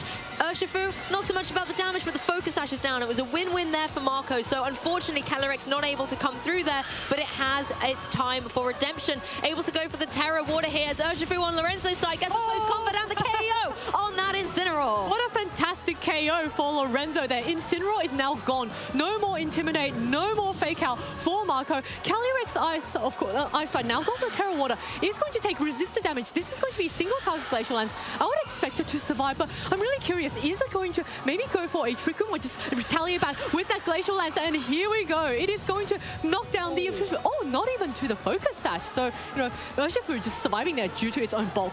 I mean, it has been broken at least, and I guess with Glacial Lance, you don't have to rely on the accuracy there. You know that it's going to be able to connect through, and the one thing I like is the little bit of chip that both these trainers are getting on their Calyrexes, because they have Terastallized, things like the Wicked Blow and Close Combat, those are not going to be dealing as much damage as before, so you want to put them in range of this speedy Urshifu to be able to get the damage down. This is where Marco now brings in a Pokemon that can work around Urshifu. It has the potential to go for that Thunderclap, the priority move, and get the knockout before Wicked Blow can come into play. Yeah, so of course this Urshifu also gets access to priority itself, and Urshifu being naturally faster than the Raging Bolt means that it can get that Sucker Punch off before the Raging Bolt can go for the Thunderclap, and I'm sure this is something that a player of Marco's caliber is aware of, so maybe he might not want to go for that Thunderclap and maybe want to try and catch the Urshifu or something else, because the Raging Bolt is going to be able to survive an attack from the Urshifu. Actually, Urshifu just going to withdraw, so Lorenzo wanting to keep it safe for another turn. I also like this because if Thunderclap was going into that slot, it is now going to fail, and Raging Bolt will not be able to be utilized this turn. The Clear Amulet obviously still intact on the opposing Calyrex, as the Calyrex on Lorenzo's side just goes for a Protect, does not want to take anything that might even be coming from this Raging Bolt, but it was the Thunderclap. It is going to fail into the defensive plays on Lorenzo's side as the Glacial Lance will come through. Again, not going to deal too much to the opposing Incineroar, so not enabling any Chilling Neigh boost here. I think both players are really starting to slow down the pace, not allow the opponent to get any leg room here. Yeah, this is a fantastic position for Lorenzo. He can now go for the Fake Out onto that Raging Bolt, which has Assault Vest, so it cannot protect, and Calyrex is very free to spam a Glacial Lance. You know, it's not going to get knocked out by this Incineroar, so, and it's going to heavily threaten the Raging Bolt. I wouldn't be surprised if it knocked out that Raging Bolt with Glacial Lance if the Raging Bolt was able to stay in the battle. So I think that's something that Marco has to really consider and maybe be forced to switch out to his final Pokemon in the back. On Marco's side, though, do you go for just the Glacial Lance, or do you maybe try and call a high horsepower here, try and maybe get rid of the opposing Incineroar, but instead the Fake Out comes through on Lorenzo's Incineroar, catches the Urshifu, there goes the Focus Sash as Calyrex goes for the Glacial Lance. Is this enough to get the KO? No, Urshifu and Calyrex are both going to be able to hang on as Calyrex goes for the high horsepower, finding his mark in the Calyrex on the opposing side rather than the Incineroar. Yes, Calyrex finally a little bit more accurate this turn and being able to land that high horsepower. Of course, now the Urshifu has come in. It is going to heavily threaten the Calyrex. I believe at this range, it looks like a Wicked Blow is going to knock it out, and it can also knock out the Incineroar with a close combat. So Urshifu is very free to just start clicking attacks and, you know, knock out one of its opponents. Of course, the Urshifu itself is also quite heavily chipped, so having access to a single target move means that it might be susceptible to getting knocked out by its opponent if it does not target the correct Pokemon. You're right, though. Urshifu has its pick of the litter here with who it wants to target down. The question is, though, what if there is a cheeky Golden Go in the back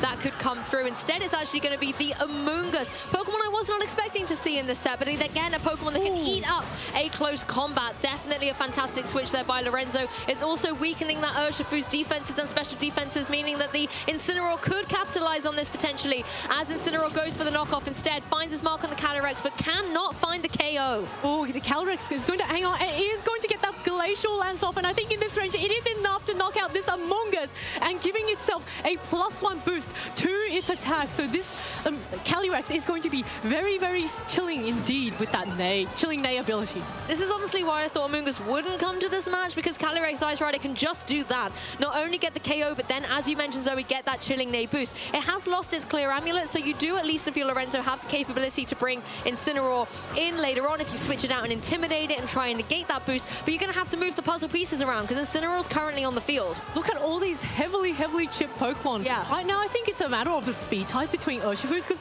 each Urshifu is going to be felled by a Sucker Punch from the other, and the Incineroar on Lorenzo's side is faster than Calyrex, and we see, you know, Marco switching out that Calyrex, not wanting to risk it getting knocked out, and the Incineroar now able to munch on its berry, because Calyrex, of course, has the other ability, Unnerve, preventing the opposing Pokemon from eating it. Now we have that that Raging Bolt once again, but Urshifu keeping itself safe with the Protect on Marco's side.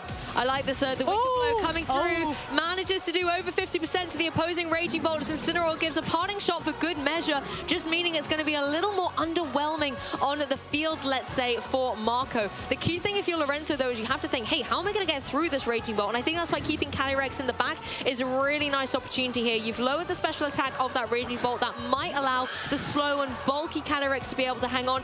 If it wasn't water terastallization, that's a problem. That's a really big problem, Zoe. Yes, this water terastallized Calyrex is not going to appreciate any electric moves. Of course, its partner Urshifu might be able to help out with a Sucker Punch, but then you've got the other Urshifu on Marco's side to worry about, and Urshifu on Lorenzo's side can only target one Pokemon. If it does manage to win the speed tie, it will be able to knock out one Pokemon, I believe, but that's a question of can it win the speed tie, because otherwise this Calyrex, maybe you might want to wait until the partner Incineroar comes in, but the Wicked Blow is going to be coming off onto Lorenzo's side, so the Urshifu is going to get knocked out and forcing Lorenzo to bring out his Incineroar. Marco knows exactly what he's doing here, gets one KO and gets another. Now there is only one Pokemon remaining on Lorenzo's side. That Incineroar is going to be able to rejoin the field, but it's going to have a tall order to face against the Urshifu, Raging Bolt and Calyrex Ice Rider on Marco's side. Yes, it's a very tall order for this Incineroar now. It's got three Pokemon to go through. There's the Urshifu with the access to close combat, but even at this range, it has to worry about,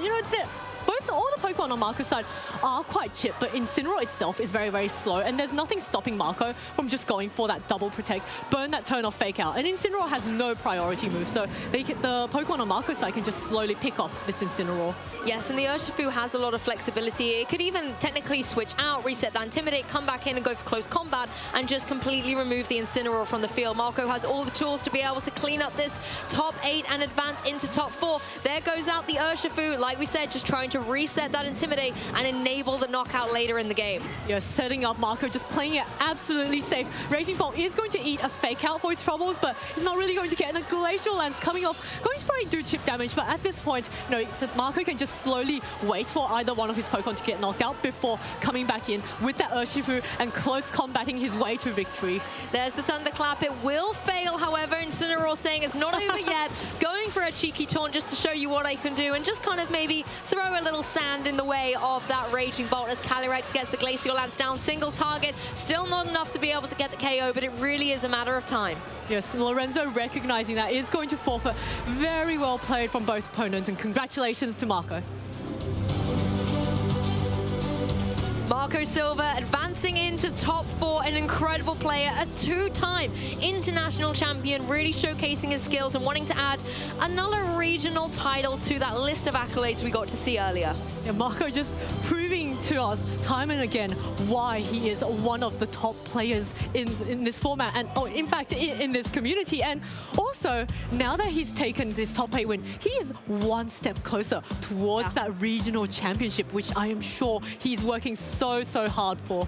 Yes, now in top 4, one more win gets him into the grand finals, and then you are only one match away from being able to call yourself the champion. But I mean, what a match. It was a mirror match, but there was a little bit of difference in the way that the players were playing. And I still have the question, though, in game 2, why did Lorenzo bring the Amoonguss? I'm really curious, too, but maybe he thought he could go for the Terra on the Amoonguss later on. Maybe. There was no electric terrain, so he could have maybe spored. Of course, there was the Incineroar, which does have access to taunt, so that is something he could be aware of. But I think, Amoonguss is a Pokemon that has proven itself time again.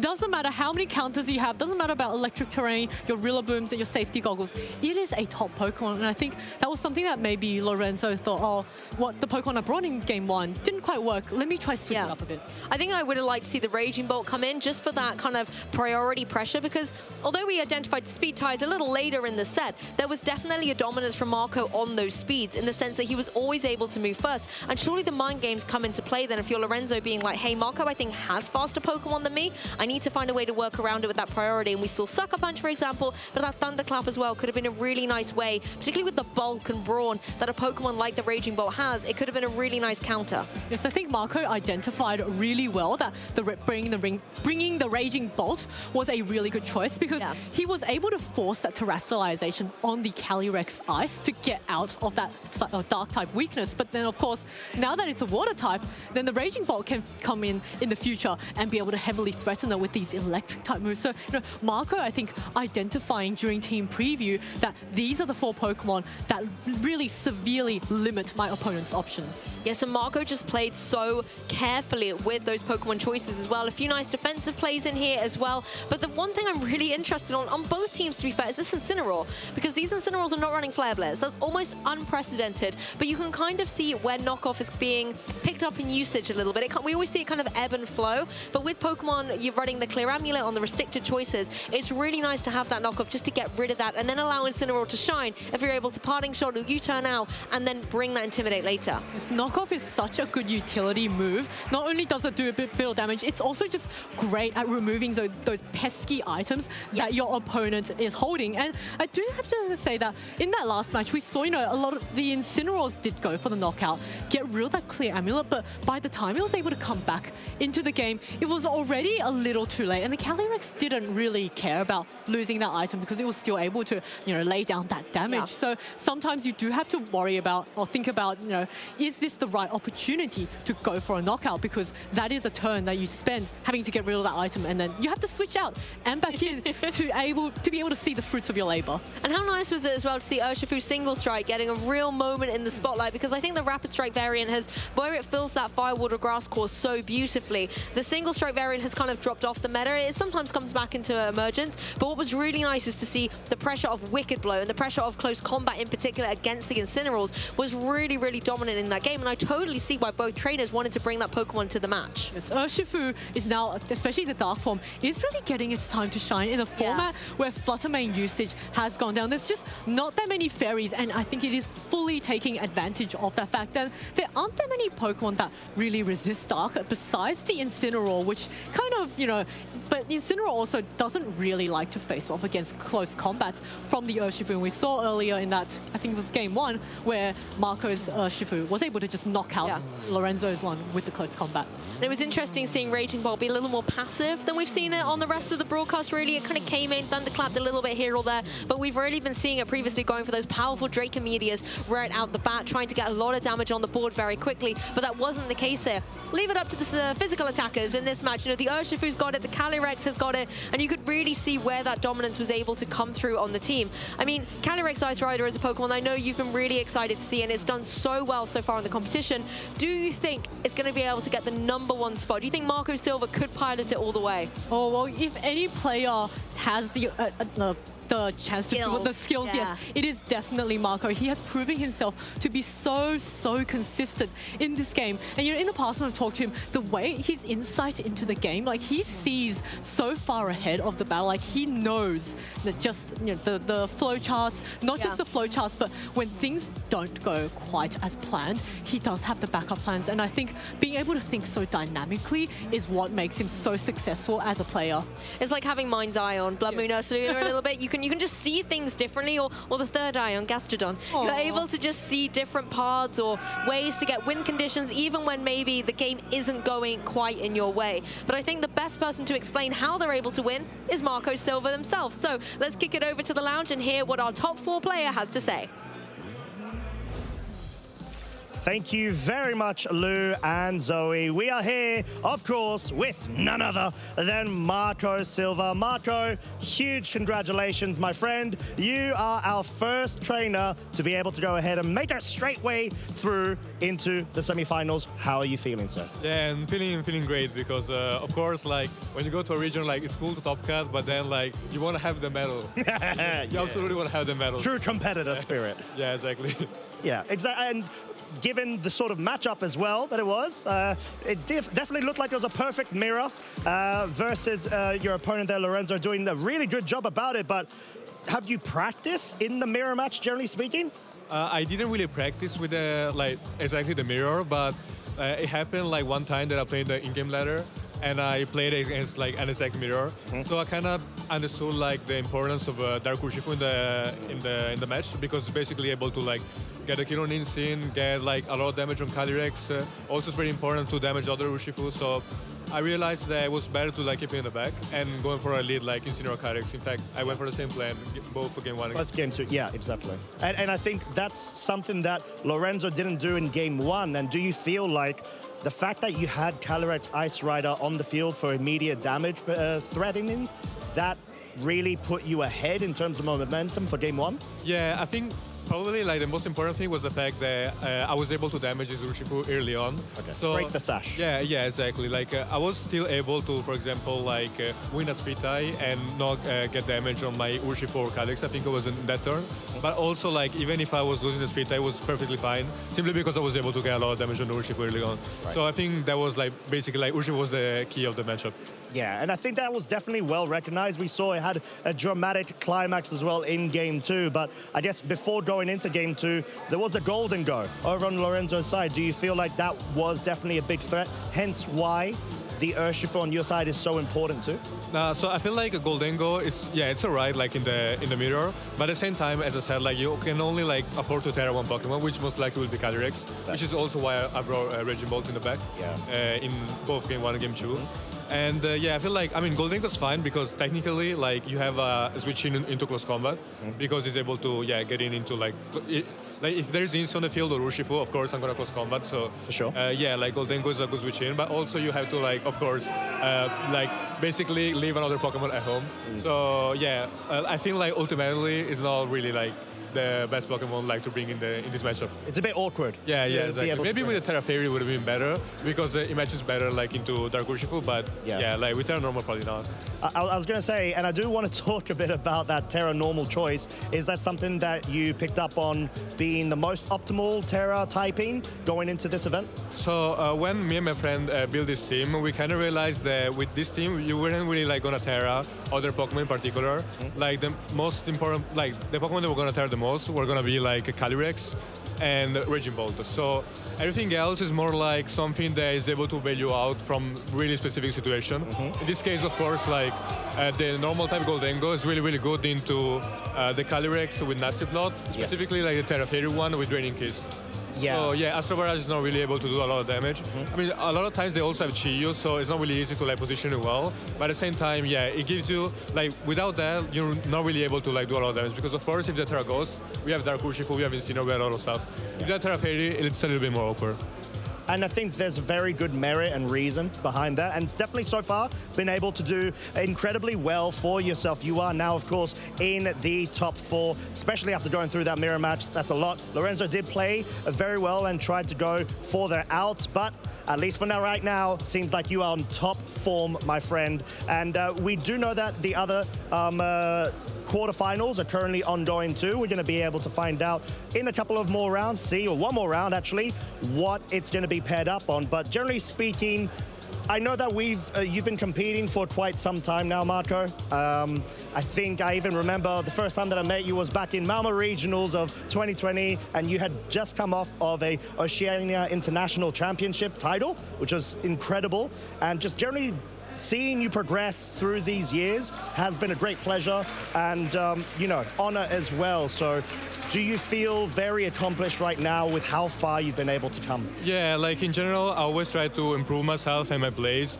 Like overall speaking, I was a little bit like disappointed with my, after winning LAC, I was a little bit disappointed because I mean, I only did like 3 tournaments after that, but I wasn't really able to do like really, really well. I only got like day 2 at Liverpool. And I was like, I feel like I improved, but at the same time, I mean, the results are not showing. So I'm glad I was able to overcome that. Yeah, overcome, any sort of like mental blocks or obstacles, because I know that you're very competitive. It shows because you're so consistent and you have a great passion for the game itself. So what I'd say is we're going to go ahead and try to wrap things up in order to get that second quarterfinal top 8 match underway. But do you have any other shout outs following from yesterday that you would like to go ahead and give out to anybody? Oh yeah, and generally speaking, I want to shout out my mom and my brother for always supporting me. And also, like, of course, all my fans and all the Italian community, for sure. 100%. You heard it here, folks, from Marco. So we're going to go ahead, cut to a short break before we get the next round going. So we'll be going ahead and catching you all lovely folks in a short moment. Thank you very much, Marco.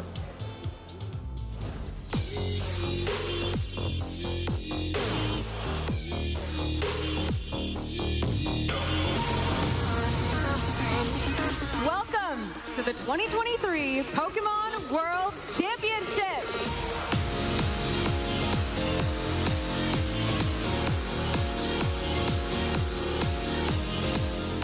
世界最高峰のバトルがこの日本で行われているのが、とても信じられないというか、こういった舞台をすごく今楽しんでて。It's been an incredible experience. They're going all out for this world.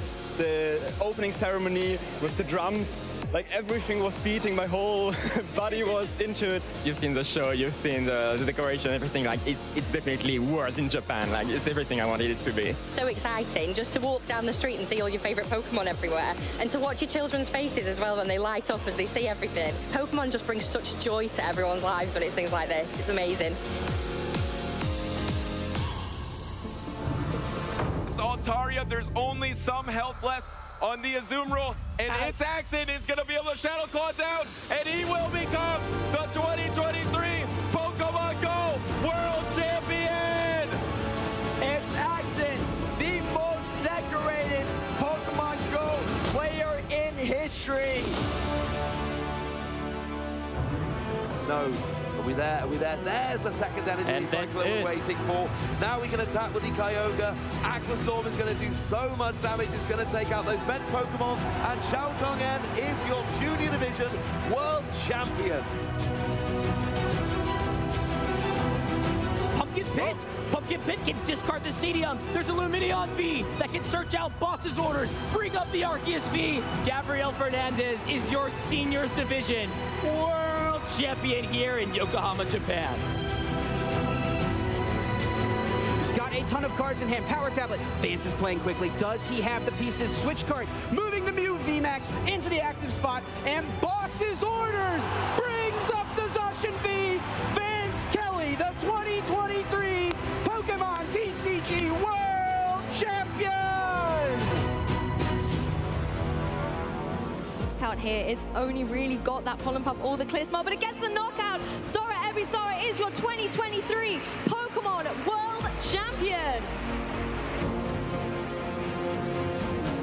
Now, Arcanine's gonna avoid I don't think that KOs. Gastron survives. It's just a sliver of HP. It's little Arcanine sled. That means Gastron gets an attack off. It should get a knockout here if it goes for Ice Beam.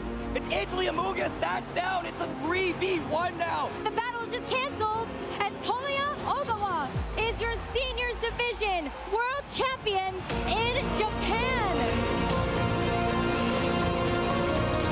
Get any secondary effects. So as Pollen Puff will take out the Chien-Pao, and all Michael Kelsch has remaining in this matchup is a sleeping Dragapult. Michael throws in the towel, and Shohei Kimura will be your 2023 Pokemon World Champion. まだ実感が湧いていないです。ワールドチャンピオンになることは自分にとって目標でありました。チャンピオンになってめちゃくちゃ嬉しいです。家族に恩を返せて、観客の人も盛り上がっていたので、僕的にもとても嬉しかったです。It is crazy winning Pokemon Worlds, especially here in Japan. The atmosphere, it's unlike any other tournament I've ever been to. It still hasn't really set in that it's real, but it's really exciting, and it was super cool seeing my friends in the audience, and it's been a great time. 我赢下世界锦标赛后，我非常兴奋，也觉得不可思议，也很感谢所有支持我的人。I'm feeling good to be a world champion. Something I'm gonna remember for a long time.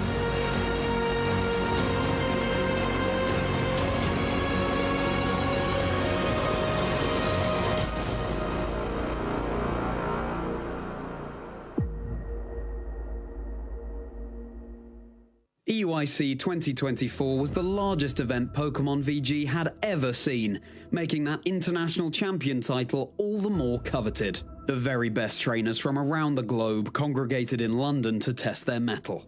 Charlie Merriman here to take you through it. The run-up to the event had seen the sky-high rise of Raging Bolt, and in particular, the calm mindset. A similarly more measured tempo was also offered by Dondozo Ting Lu teams, using Yawn and Sand Tomb to enforce bedtime. But would Slow and Steady win the race? Well, speaking of slow, Trick Room was a key component of the junior finals.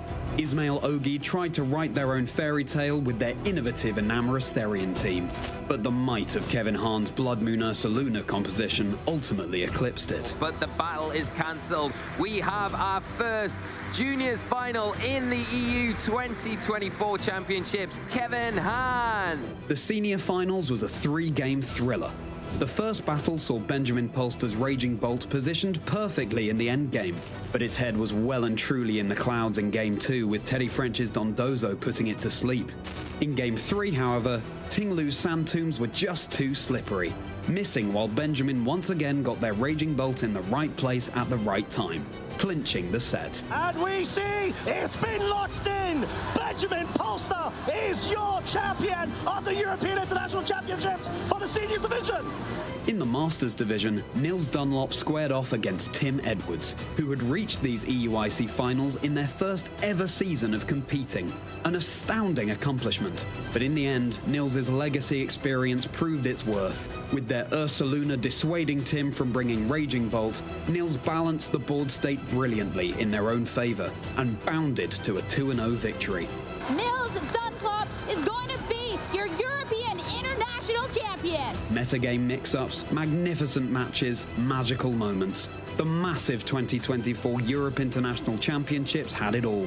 Fancy becoming a part of Pokémon history? Head to Pokemon.com/compete and join us at our next event. Who knows?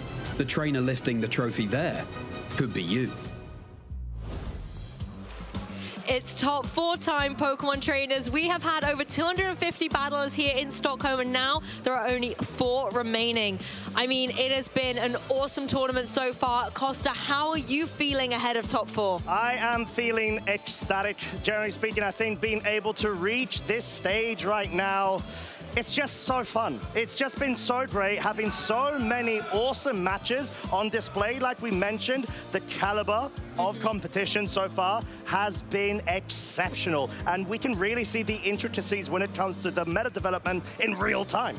And I think as well, we just saw that wonderful recap of EUIC where Nils Dunlop was able to get the #1 spot and become European International Champion. He made it through into that top 8. Still got to find out if he's able to advance it through to top 4. But the fact that he's got this far so far in the competition, could we be seeing him get a back-to-back victory? I mean, it's just one of those things that it's nowhere outside of the realm of possibility. The fact that we are here right now, it's just a testament to how great of consistency our trainers have been able to just develop on throughout the entire season so far. And it's the virtues of an exceptional VG player, being able to have a comprehension of not only skill level, you've got the experience, but the knowledge. You're able to just have a very good comprehension of what needs to be done and how you could best capitalize off of flowcharts or team synergies that you may have been able to develop. And it's team building, right? You just mentioned the synergy, but he has a really good way of identifying meta calls.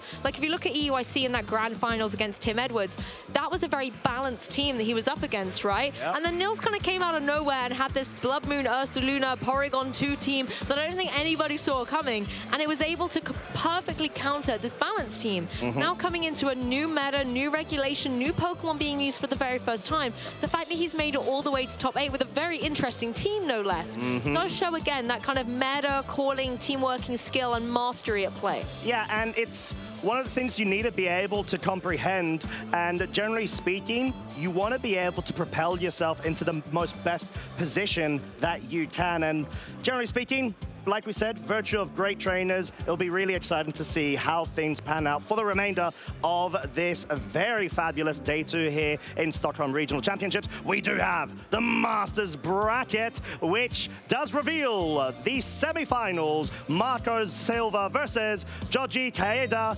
and Michael Kelsch versus Matt Maynard. Hey, I've rolled my sleeves up. I'm ready to get into this top 4, and an interesting and spicy top 4 we have. Nils Dunlop that we were just talking about was actually unfortunately fell by Michael Kelsch in a 2-0 set, who will now be advancing against Matt Maynard, a player I don't believe we've been able to showcase so far on the broadcast today. So we'll make sure we get that in for top 4 for you, trainers. And then our semi-final, we were able to just see Marco Silva advance, and his opponent for top 4 will be Joji Kaida. This is a fantastic top 4. We have, at this point, all 4 of the players representing their own region. So you really know that not only do they have to carry their pride and, you know, success, individual success, they're also doing it for their local scenes. It's always such a great sort of advancement on really praising and appreciating and raising that bar for your regional representation. Michael Kelsch, well-known German player, definitely one of the top picks and players everybody needs to look out for. And playing so well too, you know, looking at the feature matches we've been able to see Michael in, there's just so much understanding of the board positions and the moves and counter moves needed in order to get that win condition. Another player that's done that so expertly is Marco Silva. You know, being able to just have a complete control of the board state and forcing the opponent to have to play their game as opposed to adapting to what the opponent wants to bring. Joji, I have to say, is definitely going to give Marco a tough time of a matchup. Joji being a phenomenal kind of online player as well in those global challenges, always getting top finishes. So now bringing some of that online presence and wisdom to the main stage. And at this point, the trainers know in their mind mentally, they have one more set away from the finals. And that, honestly, does add a lot of weight and a burden on yourself. But the fact that we've got these well-established trainers too, being able to be at this point is they're used to it. They've been able to do this. And I think at least for Matt Maynard, I would say, Matt at this point he's had really good, consistent day 2s to a certain extent, but he hasn't been able to hit that bar for the top cut. And right now, he's not only been able to pass through the first barrier of top 8, he's found himself against the world's finalist in top 4. Exactly, and I do believe the first of our top 4 matches will be Michael Kelsch versus Matt Maynard. I'm going to judge that on the fact that I can see that there's some German going out there on the stage at the moment. As the trainers get set and ready for this match, we will of course bring you both matches. And I think it's also nice to allow Marco Silva a little breather from the main stage, but he will be back for that top 4 match. But we've got to get through the first one and find out who the first finalist will be here in Stockholm. And I think just from memory, knowing the team compositions that both of the trainers are actually bringing, we have Michael Kelsch rocking that Galarian Moltres and Latios Zamazenta team, which we've seen really pop off exceptionally well ever since Keanu brought it and did get top 8 at Indianapolis last week, versus Matt having a bit of a variant of a composition to Raj's team, which is really nice too. I think there's a bit of a change up in terms of 2 of those Pokemon. We've got an Iron Hand as well as, I do not remember, but I'm going to try to build time. There was the Iron Hand. The Iron Hand's all you need to say. Okay, true. Let's be honest. The Iron Hands is a Pokemon that I thought really had been left in previous regulation pasts.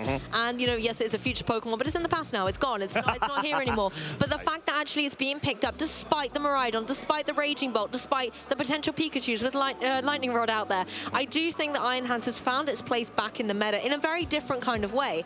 It's able to bring its kind of Trick Room support, some powerful close combat, still having that fake out utility as well. But the Pokemon I really want to think about on Michelle's side is that Latios. Yes. Because so far I've only really been able to see it in that mirror match against another Latios when Michelle played against Donald. And I want to see how Latios fares in a matchup that isn't just about Draco Meteoring its counterpart, making sure that it kind of has that flexibility. Something like the Icy Wind for speed control could be very interesting. I think that's a really good shout because it's sort of Latios is known when it is introduced into a format of being able to have the capability of going for Tailwind, but it doesn't actually have that right now. It wants to prioritize on at least establishing some form of damage, and having the Soul Dew as an item really allows it to bolster the Luster Purge and the Draco Meteor. So it sort of acts like a pseudo speed control support alongside a potential main sweeper as long as you are put in the appropriate spot to be able to do so.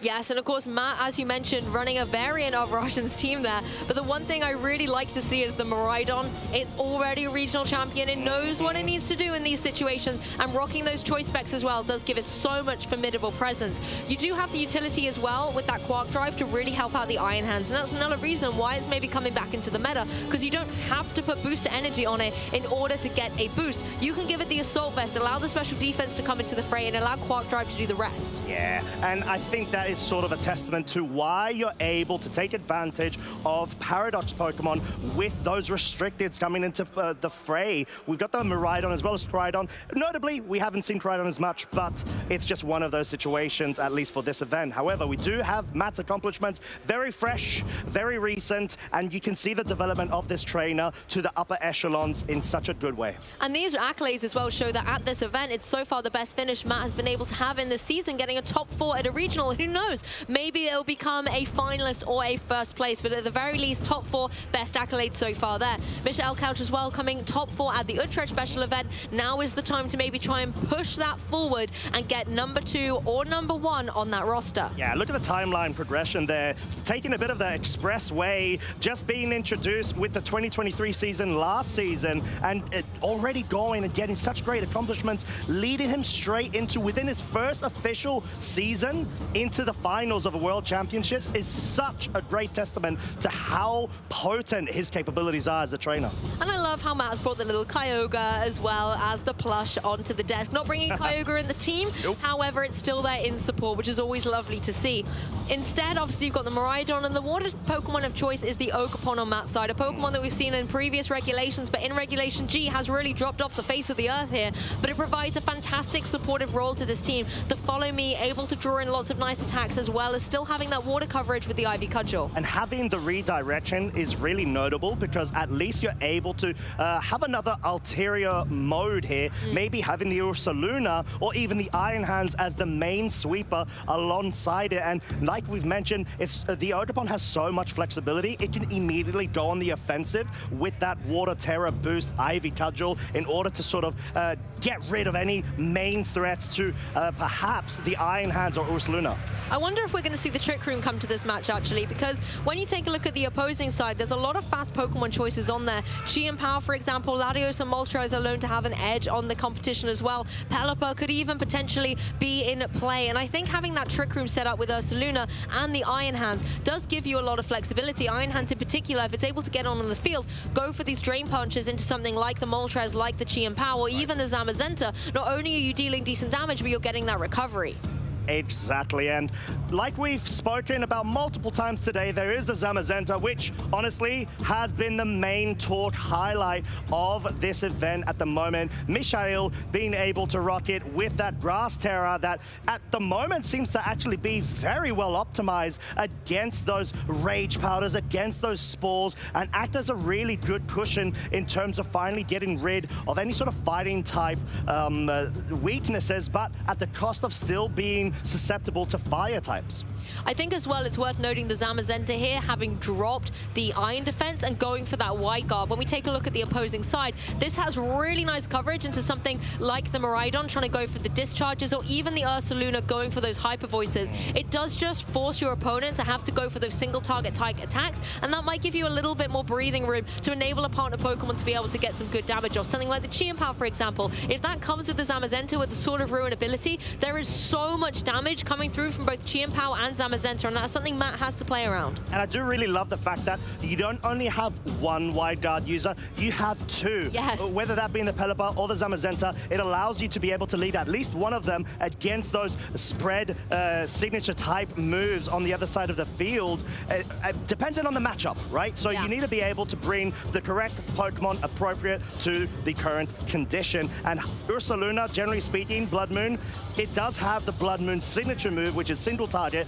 150 base power, some sort of huge damage that can really come out from that slot. So I think Michael really needs to try to hone in on targeting Matt's main sweeper in this matchup. Do you know what? I really think the Zamazenta on Michel's side is something you have to watch out for. Don't forget as well to predict your winner on the broadcast. I'm going to keep talking about Zamazenta though, however, because with that grass terastallization, that poses a lot of problems there for Matt. The fact that it will then be able to have resisted kind of efforts against the electric type attacks coming through from Iron Hands and Miraidon. Whimsicott can't really touch it, Moonblast, whatever. Ogerpon, you know, the Wood Hammer and Ivy Cudgel as a grass type, not going to worry. And at the same time, then Ursaluna going for the Earth Powers. It's just going to be dealing underwhelming damage. And I think that's something that Matt needs to make sure he's very cognizant of, using your special attackers like the Ursaluna and the Miraidon to chip away at it, because yes, this is an Divine Defense, but it still has that Dauntless Shield. It's going to have a defense up in play.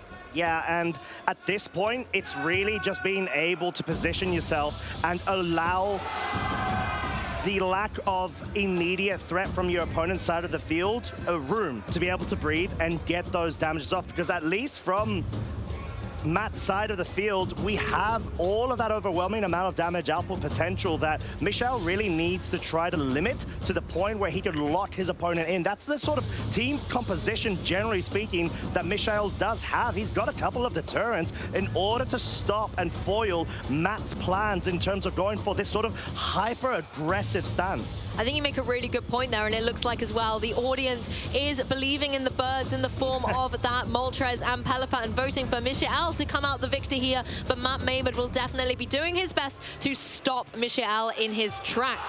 One thing I'm really looking forward to seeing here, and I'm sure you can hear the crowd roaring as well, because the energy across all our games is electric, is who is going to be our first finalist, Matt Maynard or Michel Couch. Get ready, support them from home, support them from the crowd, wherever you are. This is going to be an exciting match. Yes, it will, and I think there's going to be a lot that's going to be determined on turn 0. The lead, so crucial. And they are here. Get ready to make some noise. We have Chien Pao and Rillaboom over on Michel's side versus the Miraidon and that Farigiraf. And because of the speed interactions, grassy terrain reigns supreme.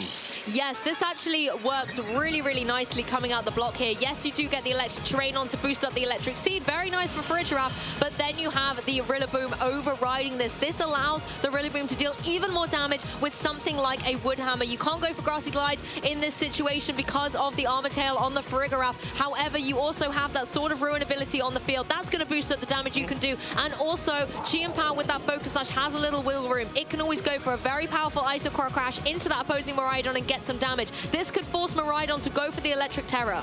Yeah, and I think we've also seen in the previous set, Miraidon, Draco Meteor, Helping Hand boosted with the Specs, does actually threaten a KO potential, or definitely actually on that Rillaboom. The fact that it doesn't have Assault Vest and it is choice banded. Exactly, it's going to be very vulnerable to the Helping Hand Draco Meteor, as you mentioned, Costa, and it looks like Miraidon just double-checking. It's dropping its Dragon type and doesn't have to worry about any ice coming its way. It's in prime position to be able to get damage on the board. There's the Helping Hand. Farigiraf is like, I do not need Trick Room right now, but you need a little bit of a boost to get the knockout and get us into that final. Icicle Crash comes through first of all. As you can see, Miraidon able to hang on, and here's the Draco. It does connect, it doesn't get flinch, and it does not miss, and the Rillaboom, one-hit KO'd out of game 1. All of a sudden, really amping up the hyper-aggressive approach we've been saying that Matt's composition does have. And we can talk about the damage all we like, but the superstar there was Farigiraf, preventing any potential priority coming through. Grassy Glide, Sucker Punch, off limits, meaning that the speed of that Rillaboom was always going to be put into question. Yes, Chien Pao's able to move first, but Miraidon can retaliate with that one-hit KO.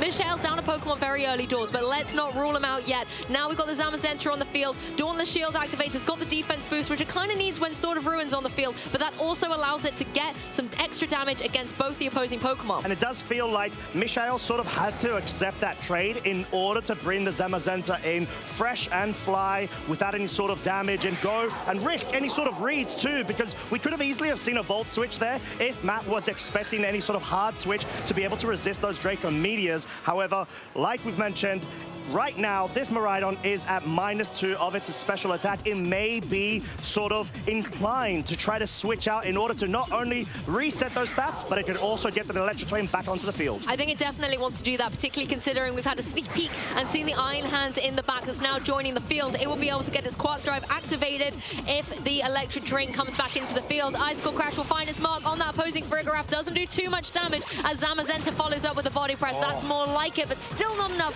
to get the KO, as Farigiraf can go for that foul play and critically break the Focus Sash on Chien Pao. Yeah, exactly. Of course, it's going to be able to resist it, but the lovely thing of seeing foul play now being utilized so much and increasing in usage is the fact that you don't need to put in any sort of investment. You incorporate the attack stat of the target and you chuck it straight back at them in order to deal some really good damage in such a meta that has a lot of high offensive physical sweepers. You got to remember now as well, Iron Hands has Fake Out on the field, so Matt in a position to really slow down the pace of play, maybe enabling the Frigoraph to get off the field and come back in a bit later on. The helping hand, I think, is going to be critical next to that Miraidon in order to get that additional damage on the board. Even if it is something like you have to go for the discharge and KO your own Frigoraph, helping hand will have that priority, and it could be what will clean out the game. But we're not quite there yet. Whimsicott joins the field, now allowing this kind of hybrid idea of maybe trying to get something like an Encore, shut down the opposing Pokemon, or even get a Tailwind up. You have to bear in mind, though, Encore is not going to be able to go down into the opposing Chien-Pao unless it Terastallizes like it just has. It got rid of its Dark typing, it got rid of its protection against Prankster moves, and now will be more vulnerable to the Encore, but less effective by a Moonblast. Exactly, and also it is now immune to any sort of fake outs too. It does actually break the focus sash of the Whimsicott. Oh, and even though there was a sash, it does survive because of the double resist situation. Drain Punch is also not able to pick off that Chien-Pao due to that fighting type and normal type immunity. The trade-off was worth it, just making sure that you've got those immunities, like you've said, Costa, to be able to keep Chien-Pao on the field. Now, you've got to bear in mind Frigoraph is still in the back, but the speed is in your favor. You can go for something like the Icicle Crash here on the Chien-Pao or even the Sacred Sword just to try and get some damage on the board, but you have to watch out for the fact that there is a Tailwinding Whimsicott potentially in play. And I think it's so good because not only do you benefit... Oh, wait.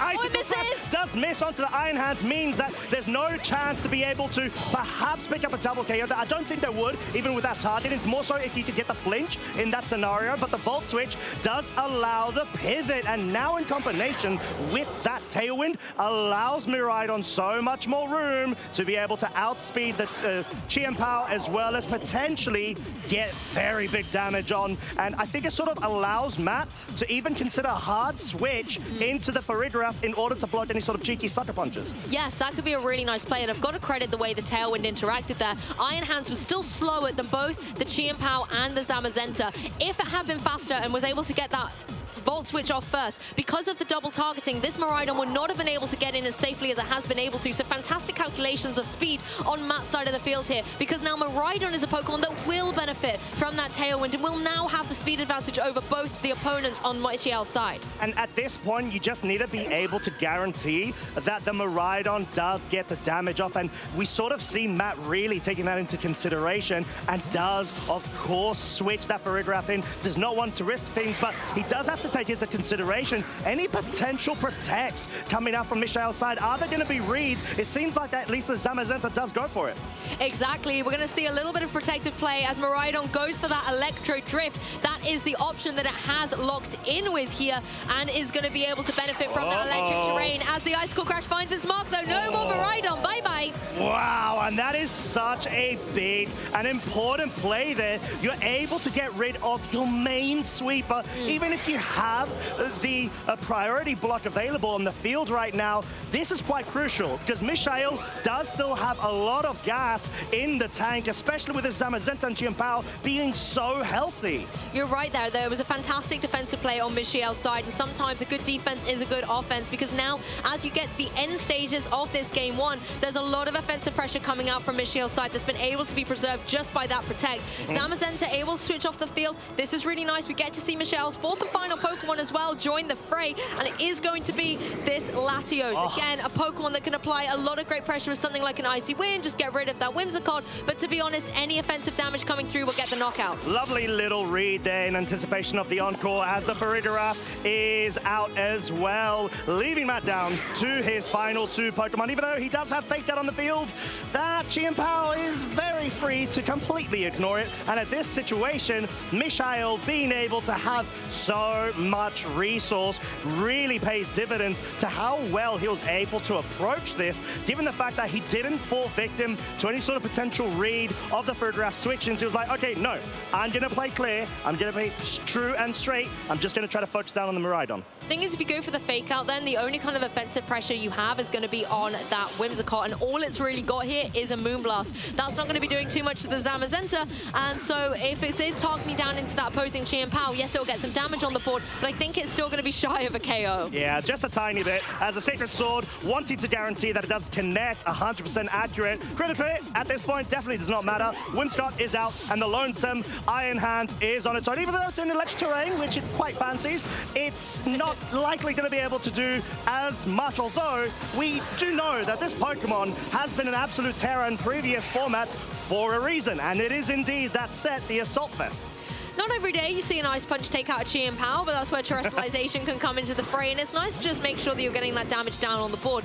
The Ice Punch, of course, going to be able to apply a lot of pressure to that opposing Latias, but I think in the 2v1 situation, particularly considering that you can go for this Luster Purge and deal so much damage to the Iron Hands, it's just not going to be able to hang on, and Michael Kelch will win game 1 in this top 4 set. Well done from Michael. Matt, really trying to put on the pressure. Initially, at the early game stage, did look like it was going in his favor, but then we had a couple of very small but very nice optimizations in terms of the play style, sort of reading out what Matt's approach is going to be, being able to lock out that Miraidon, at least to the point of saying, okay, I am willing to take the trade of losing my Rillaboom as long as you have the -2 and special attack after the Draco Meteor, which then will in turn force you to switch out and lose that primal position of incredible offense. You make a great observation there, Costa, because that Draco Meteor, although it's such an epic moment, taking down the Rillaboom, it's detrimental throughout the rest of the set. It's not just about winning a turn, you got to win the match. And Miraidon then is kind of pinned in, particularly with the choice specs, it cannot change its moves. It has to go for Draco Meteor, so it's going to be doing less and less damage as you keep using that move. That forces you to switch out, which provides the perfect opportunity for your opponent to capitalize. And I think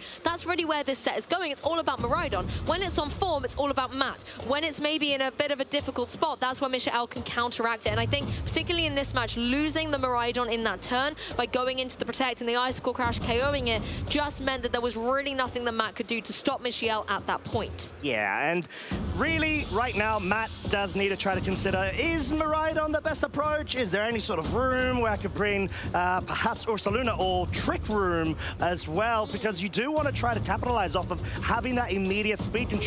And given that you've got this team composition, you can go either way. You've got those options, that flexibility, based off of the progress of the current set. That's not a bad shout, actually. Ursaluna definitely has some leg room in this match, particularly considering if Chi Power does want to even go into the Ghost type with Mind's Eye, you're still going to be able to hit it with your normal type attacks. And if you're in that Trick Room environment, you might be able to control the pace of the game a little bit more. Farigiraf and Iron Hands coming through. Now, I've seen this combination before when Trick Room comes through. Fake out the annoying Pokemon, set up your Trick Room, and it doesn't matter if you actually lose one of the Pokemon in that turn necessarily, because it's the free switch to possibly that Blood Moon Ursaluna in the back. Yeah, it's a good old classic of being able to guarantee that Trick Room. And from Michael's side, does have the option of going for the Ghost Terror, but I don't see there being a reason to do so, as there's actually no fake out. Maybe a read upon another read. Body press and Icicle Crash combination actually picks up the KO and completely halters the Trick Room option. Iron Hands, what are you doing? You needed to help out your partner there. Yes, the Volt Switch is lovely.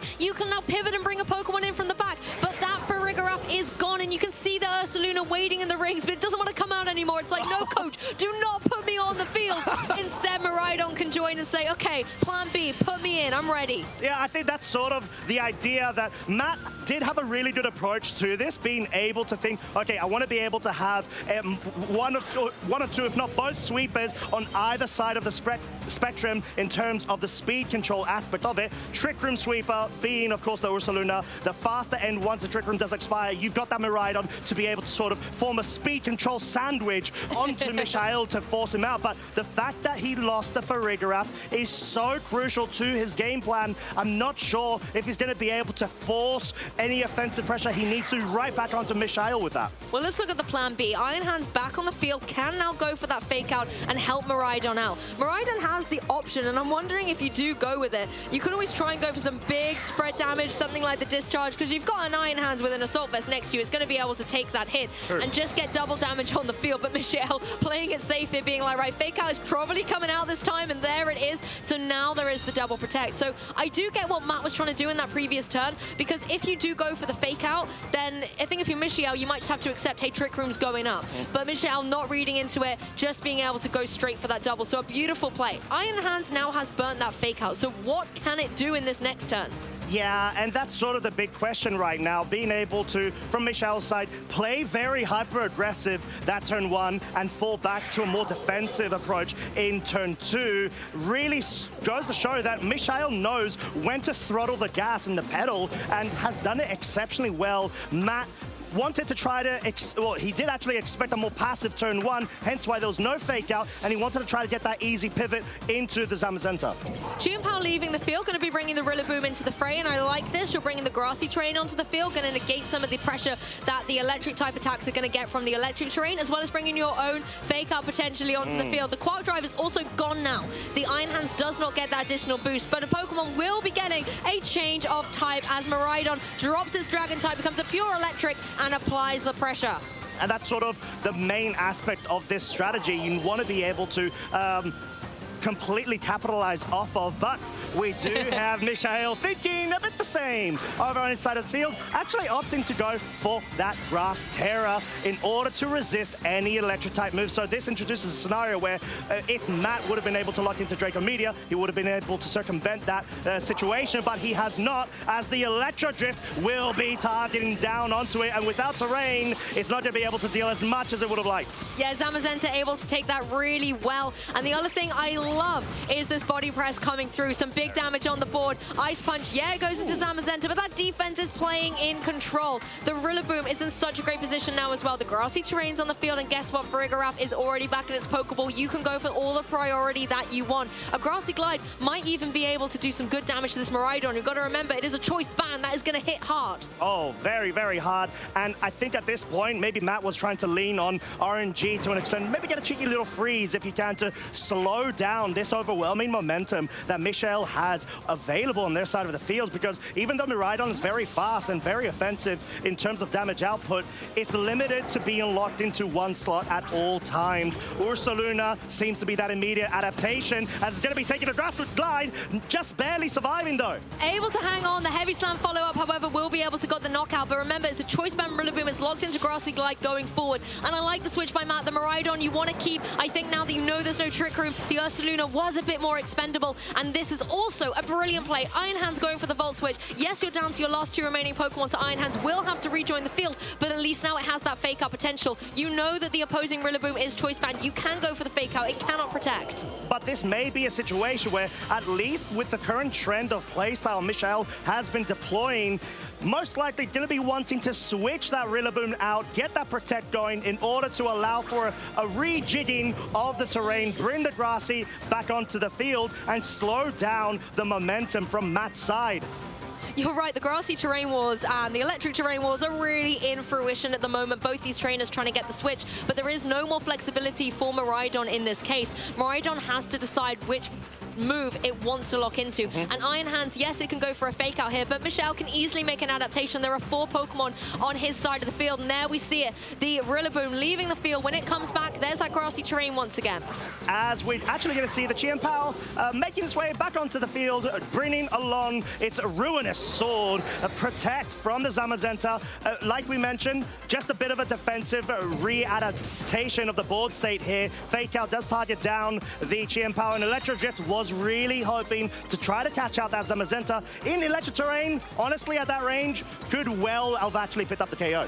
I mean, the thing is as well for this Chien-Pao, you don't really need it anymore, so you don't worry if it goes down, but it has the potential now to go for a cheeky Sucker Punch into the Miraidon. Choice Specs locked in, you know that you're able to get that connecting, and that could just try and remove that Pokemon from the field before you need to do it with Grassy Glide. There we go, Miraidon down. Now it's just Iron Hands against Michael Couch, who is looking so strong in this tournament. Yeah, and it's looking like he may go all the way. Body press into that Iron Hands. Not quite enough to pick up a KO just yet, but in combination with the subsequent turn, surely at this point will be able to lock his way through into the finals. Exactly, you can go for all the Drain Punches you want, get all the recovery on the field, but there's just too many Pokemon able to deal a lot of damage out there on the field, particularly with Sword of Ruin there, helping out the Zamazenta to deal an additional hit. Yeah, and at this point, I think we do really need to give credit to how well Michael has been able to play this board state and have the advantage at every other turn around the corner. And there it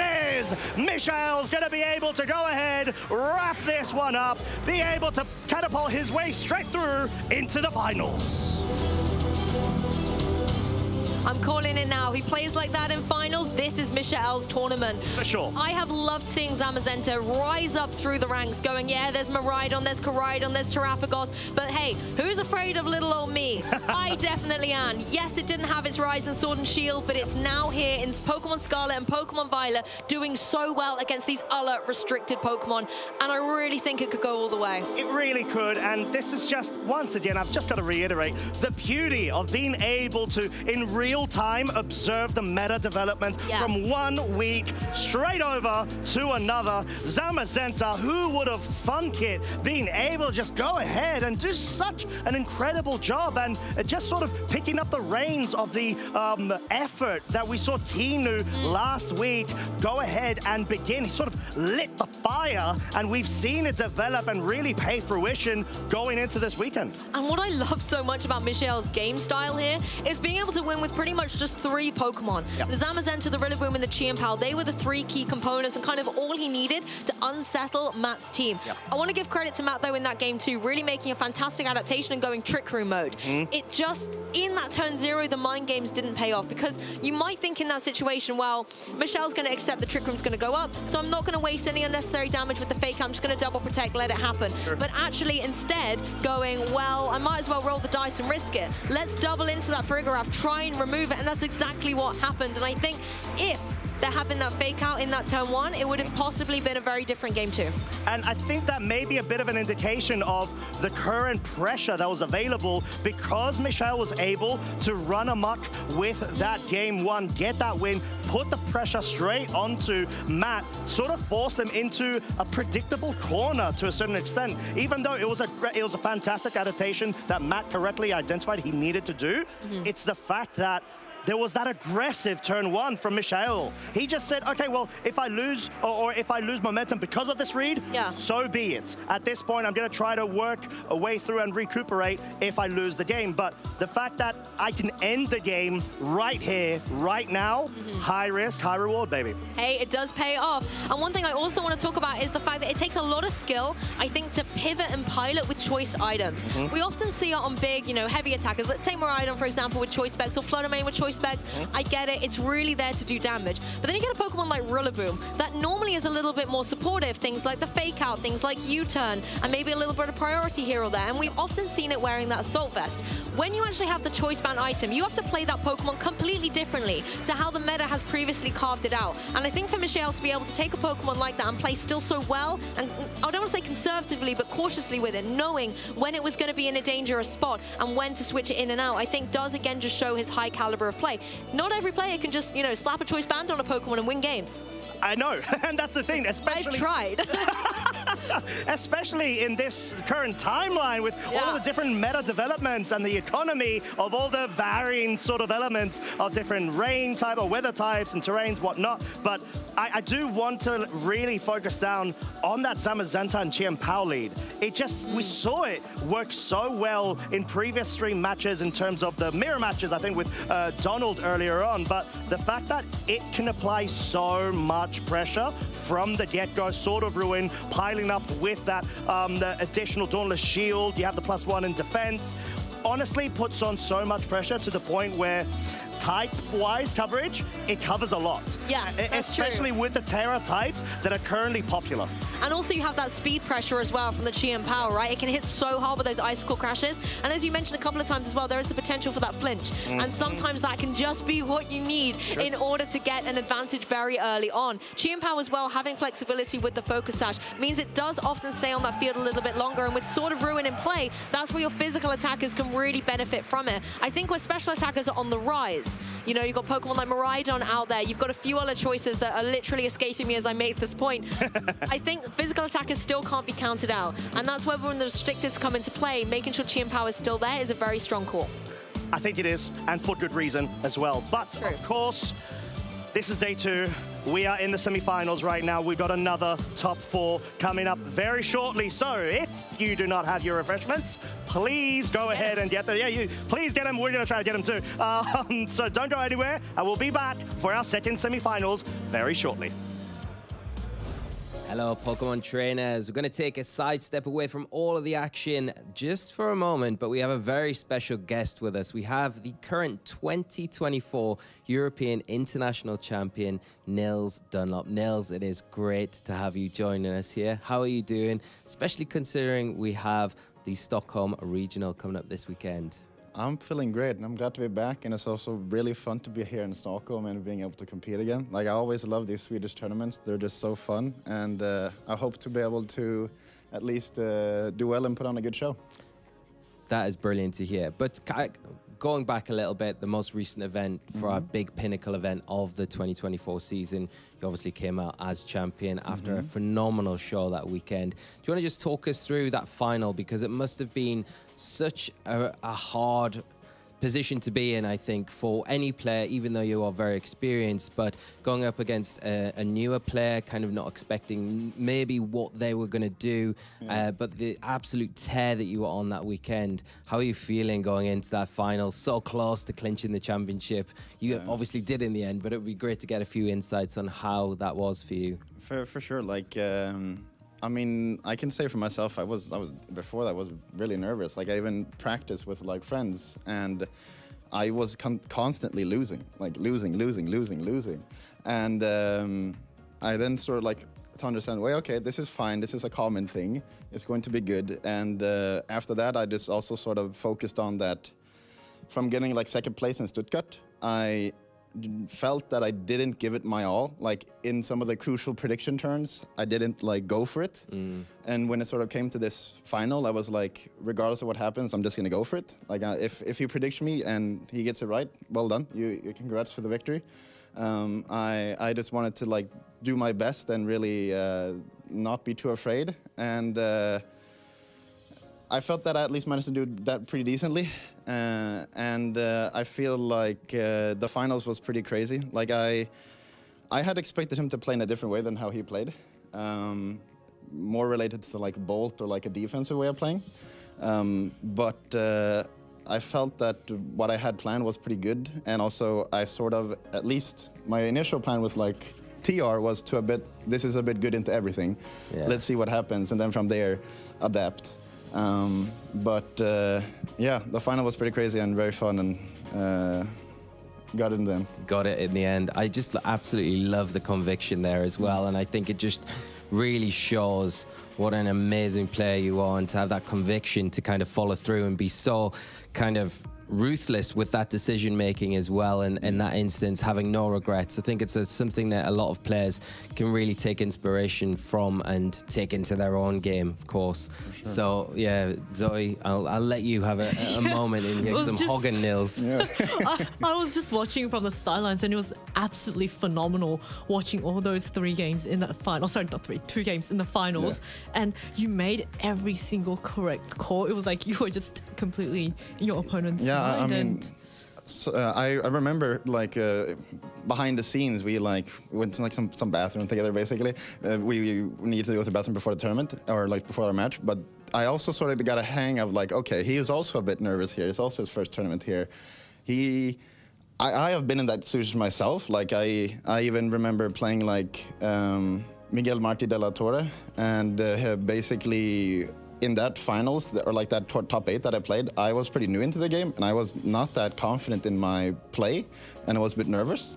And he managed to win against me, but now when I've gotten this like experience, and I feel that I can understand that I have to go for it, and you just have to believe in your play.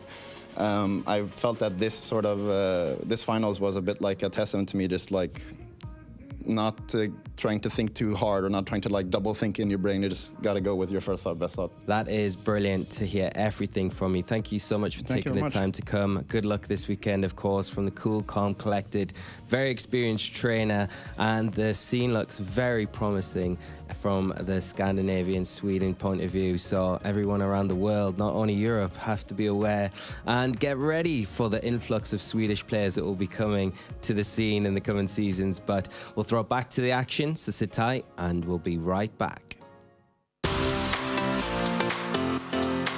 Maybe when I was like 7 or 8 on the Game Boy, Fire Red, Leaf Green, that's the first games, and then start from there. Mudkip was my favorite. It's just some guy back from Knoxville. In the competitive scene, I look a lot to Aaron Zhang. He's just a great content creator, and I think he's just a great face for the community, and he's one of the reasons why I got to VGC. Really, really great guy.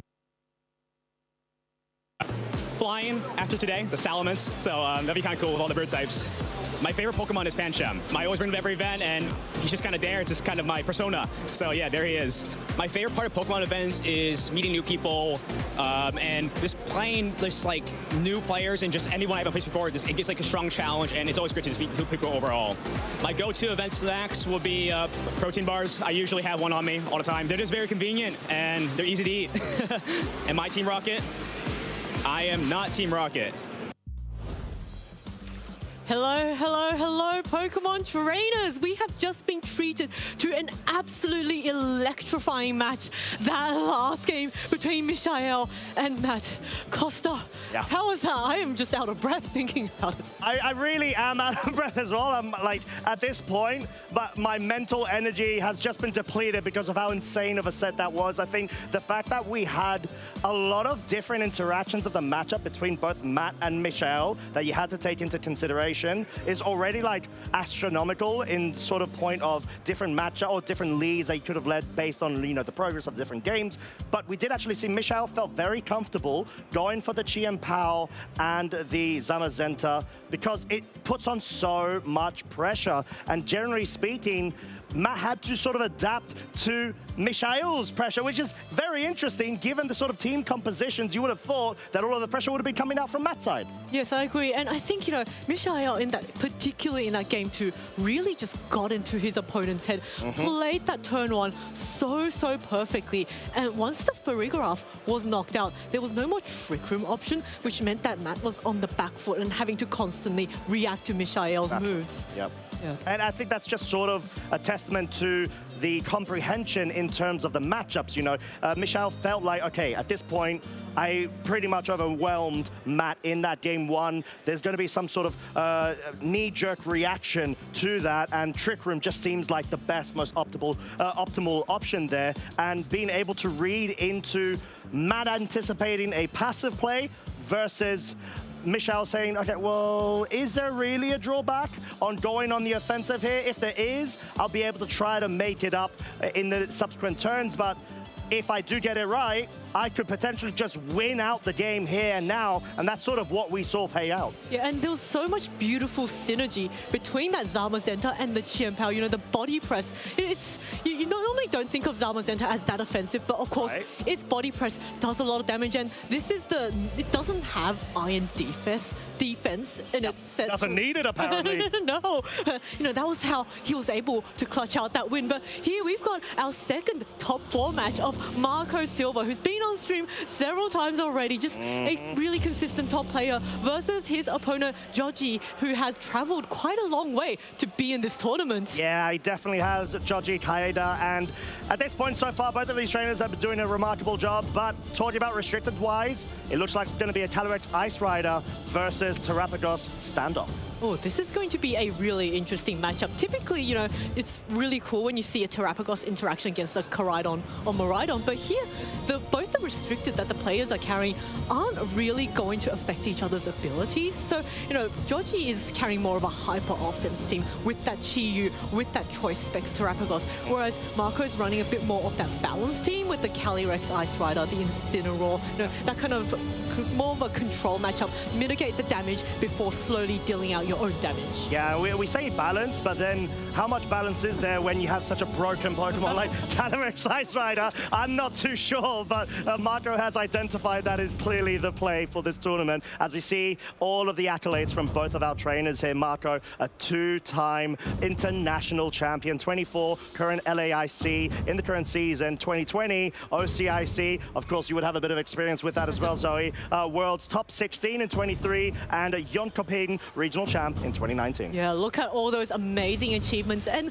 Joji himself also no stranger to the stage. Global Challenge top 8, Global Challenge champion, World's top 64 and Japan Nationals top 16. So, you know, both players having a lot of experience, having been on stream multiple times, knowing the stakes that are at play here, and, you know, both knowing that there is no room for mistakes in this upcoming match. And I think having a lot of experience experience from a best-of-1 sort of format over on Joji's side is a bit of an indication via the global challenges that we've got, as well as the Japan National Top 16. So he's got a lot of elements of surprise factor experience that he could be able to bring. And it seems like he's really translated that so well into a best-of-3 format, especially now going into this event. It seems like he's acknowledged that Terastallization is such a good Pokemon, especially when combined with that Chi-Yu Beads of Ruin stacks to the point where it's just an absolute beast of damage output. Oh, indeed it is. And this may be an open team sheet format,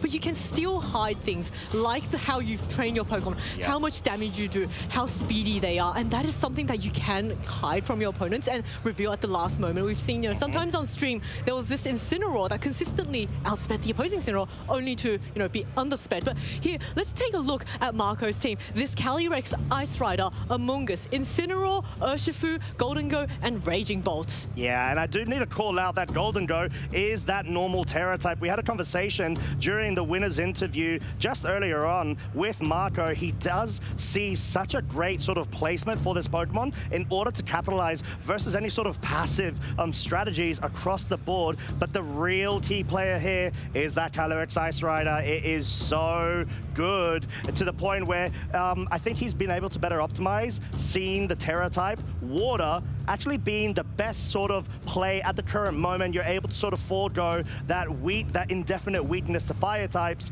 in anticipation of maybe any sort of fire type moves. Yes, this water type Terastallization is a really great defensive typing for the Calyrex. Of course, it does have to watch out for things like Miraidon, which of course his opponent is not going to be carrying, but that's what the Raging Bolt on the team is for, to absorb those Miraidon super effective electric attacks. And we're going to have a look at Joji's team over on the right here. And Joji is going to be running that Terastallization team with the Amoonguss, the Chi-Yu, the Ogerpon Cornerstone, the Tornadus, and the Fluttermane. And we've said how much terrifying damage output this Terastallization has, but it's also paired up quite nicely with other Pokemon, which we have known in past regulation set formats are so powerful too on the special side. Chi-Yu, Fluttermane, you've got a variety of different special offensive sweeper potential here that you just need to be able to pick and choose based on the current matchups. But Ogerpon, the Cornerstone Musk, does provide an additional focus sash, or sort of like a pseudo focus sash, thanks to that sturdy ability. So you've got a lot more breathing room in terms of any sort of mishaps that you may make or any risky reads that you do take. Yes, Ogerpon's a really cool, interesting pick here. And also, the Cornerstone form is not one that was very popular in previous formats, but suddenly Regulation G, it's picking up in popularity, and in fact, it did win Indianapolis. So, this is going to be a really interesting match, and both players, we can see, they are getting ready to go into the game, seeing each other's team sheets. And everyone, let's have a little vote to see who is going to be your favorite pick for this match. Which player is going to be the one that's going to come out on top? Yeah, and at this point, honestly, I have no favorites. It's like a 50-50 split for me because both of these trainers have done exceptionally well, but of course it does provide a bit of an insight over what chat thinks over on the interwebs. And at this point, Marco, Joji, top 4 semifinals. This just feels too good to be true. Oh my goodness, I'm so thrilled to be here because this is going to be such an electrifying match, and what I really want to see is maybe a Hyper Beam come off. I've been wanting that too secretly. Right? It's like we haven't seen it yet on stream. No, so this will be so amazing, and I don't think if it went for the Hyper Beam, it might not even need that Chi-Yu to boost damage output, but maybe, this is something I'm sure Joji has considered, that maybe against really bulky Pokemon like that Calyrex Ice, he might need that help of the Beads of Ruin to get that KO. Yeah, and that's the beautiful sort of synergistic approach with that pairing. You're able to just further bolster and amplify the damage. And there's always the choice of going for the Terra Starstorm too. You've got that great sort of utility of being able to either go for the single target or double target. However, talking about targets, we've got a couple of them on the field, and they are the leads with the Fluttermane and Terastallization over on Joji's side versus the Raging Bolt and Incineroar. So a very good approach, at least with the Raging Bolt, seeing to be the case where Marco wants to try to apply a bit of pressure whilst being able to not take as much damage from the get-go. There's a lot of pressure coming off from both sides of the team, and Incineroar getting access to a fake out against this Choice Specs Terastallization. So Terapagos is going to be forced, if the Incineroar targets it with a fake out, is going to be forced to flinch this turn. So maybe Joji might want to try and keep it safe and maybe switch it out. But of course, there's the Flutter Mane on the other side.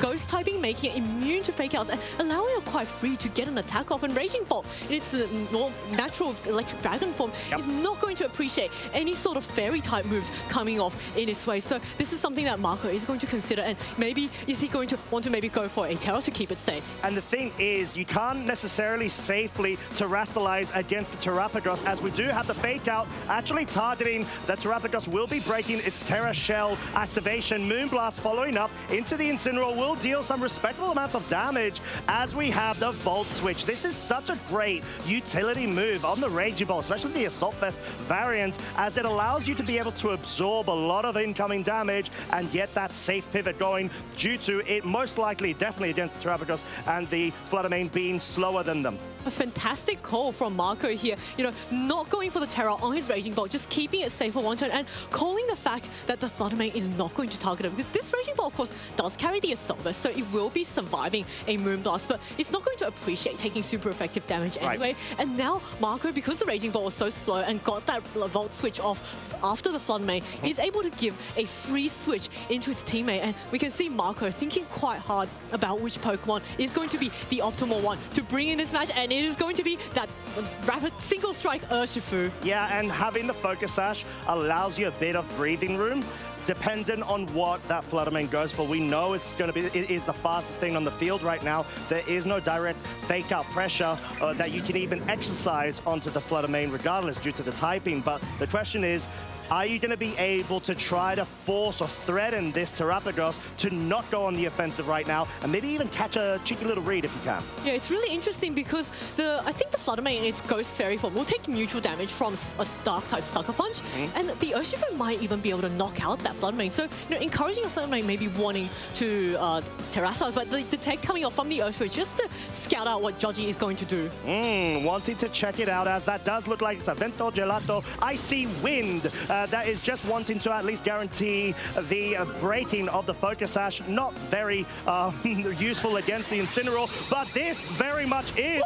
The Terra Starstorm does pick up the KO. This is why we're telling you folks, this is a big threat you need to respect. Oh my goodness, what a KO. Now Marco has lost the Incineroar, which is a key piece to his team. There's no more fake out and no more intimidate pressure for Marco, and he's going to be forced to bring in the next Pokemon. But we now see how strong this Choice Specs Terapagos is, being able to spam the Terra Starstorm. Even in his normal Terrestrial form, it's just able to deal out so much damage. Yeah, and that's sort of the name of the game when it comes to that archetype. However, talking about damage, guess what? We've got Calyrex Ice Rider on the field, so it wants to be able to go ahead and exercise its own strategy and influence on the field. It does have the options of going for the Trick Room or even just the raw damage.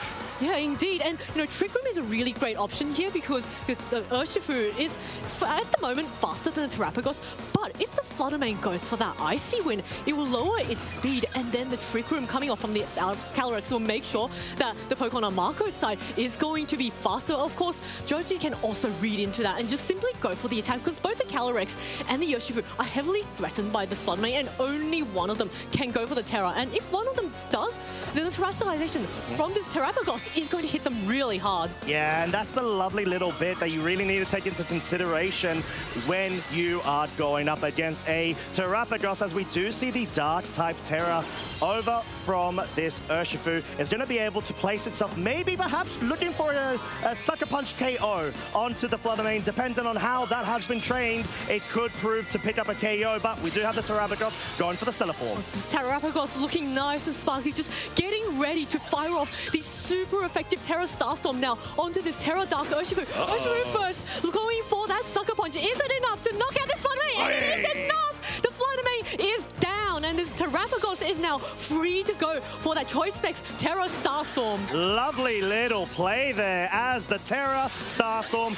will be bringing the Urshifu down to its Focus Sash, but most importantly, dealing respectable damage. Nearly a 2-hit KO. Looks like it's within the realm of a rolls in determined on the training, but the Glacial Lance single target does guarantee at least a 2-hit KO. Oh, that is a really big turn. And now this Terapagos, because it's undersped by the Urshifu, the Urshifu can actually go for a close combat onto it. And I think Chi-Yu naturally is faster than the Urshifu, but of course, depending on the training of these two Pokemon, the Chi-Yu might be able to go off first, but Chi-Yu is, of course, Focus Sash, so Marco has to spend a turn getting rid of that Focus Sash before he can knock out the Chi-Yu. Terapagos, of course, is quite heavily threatened by this Urshifu, but I think, you know, Joji bringing in that Chi-Yu indicates that he knows the Chi-Yu is going to be faster. Yeah, and that's sort of the dynamics in terms of the speed benchmarks. You really need to try to chart out into your mind what can lead down towards victory in order for you to be able to progress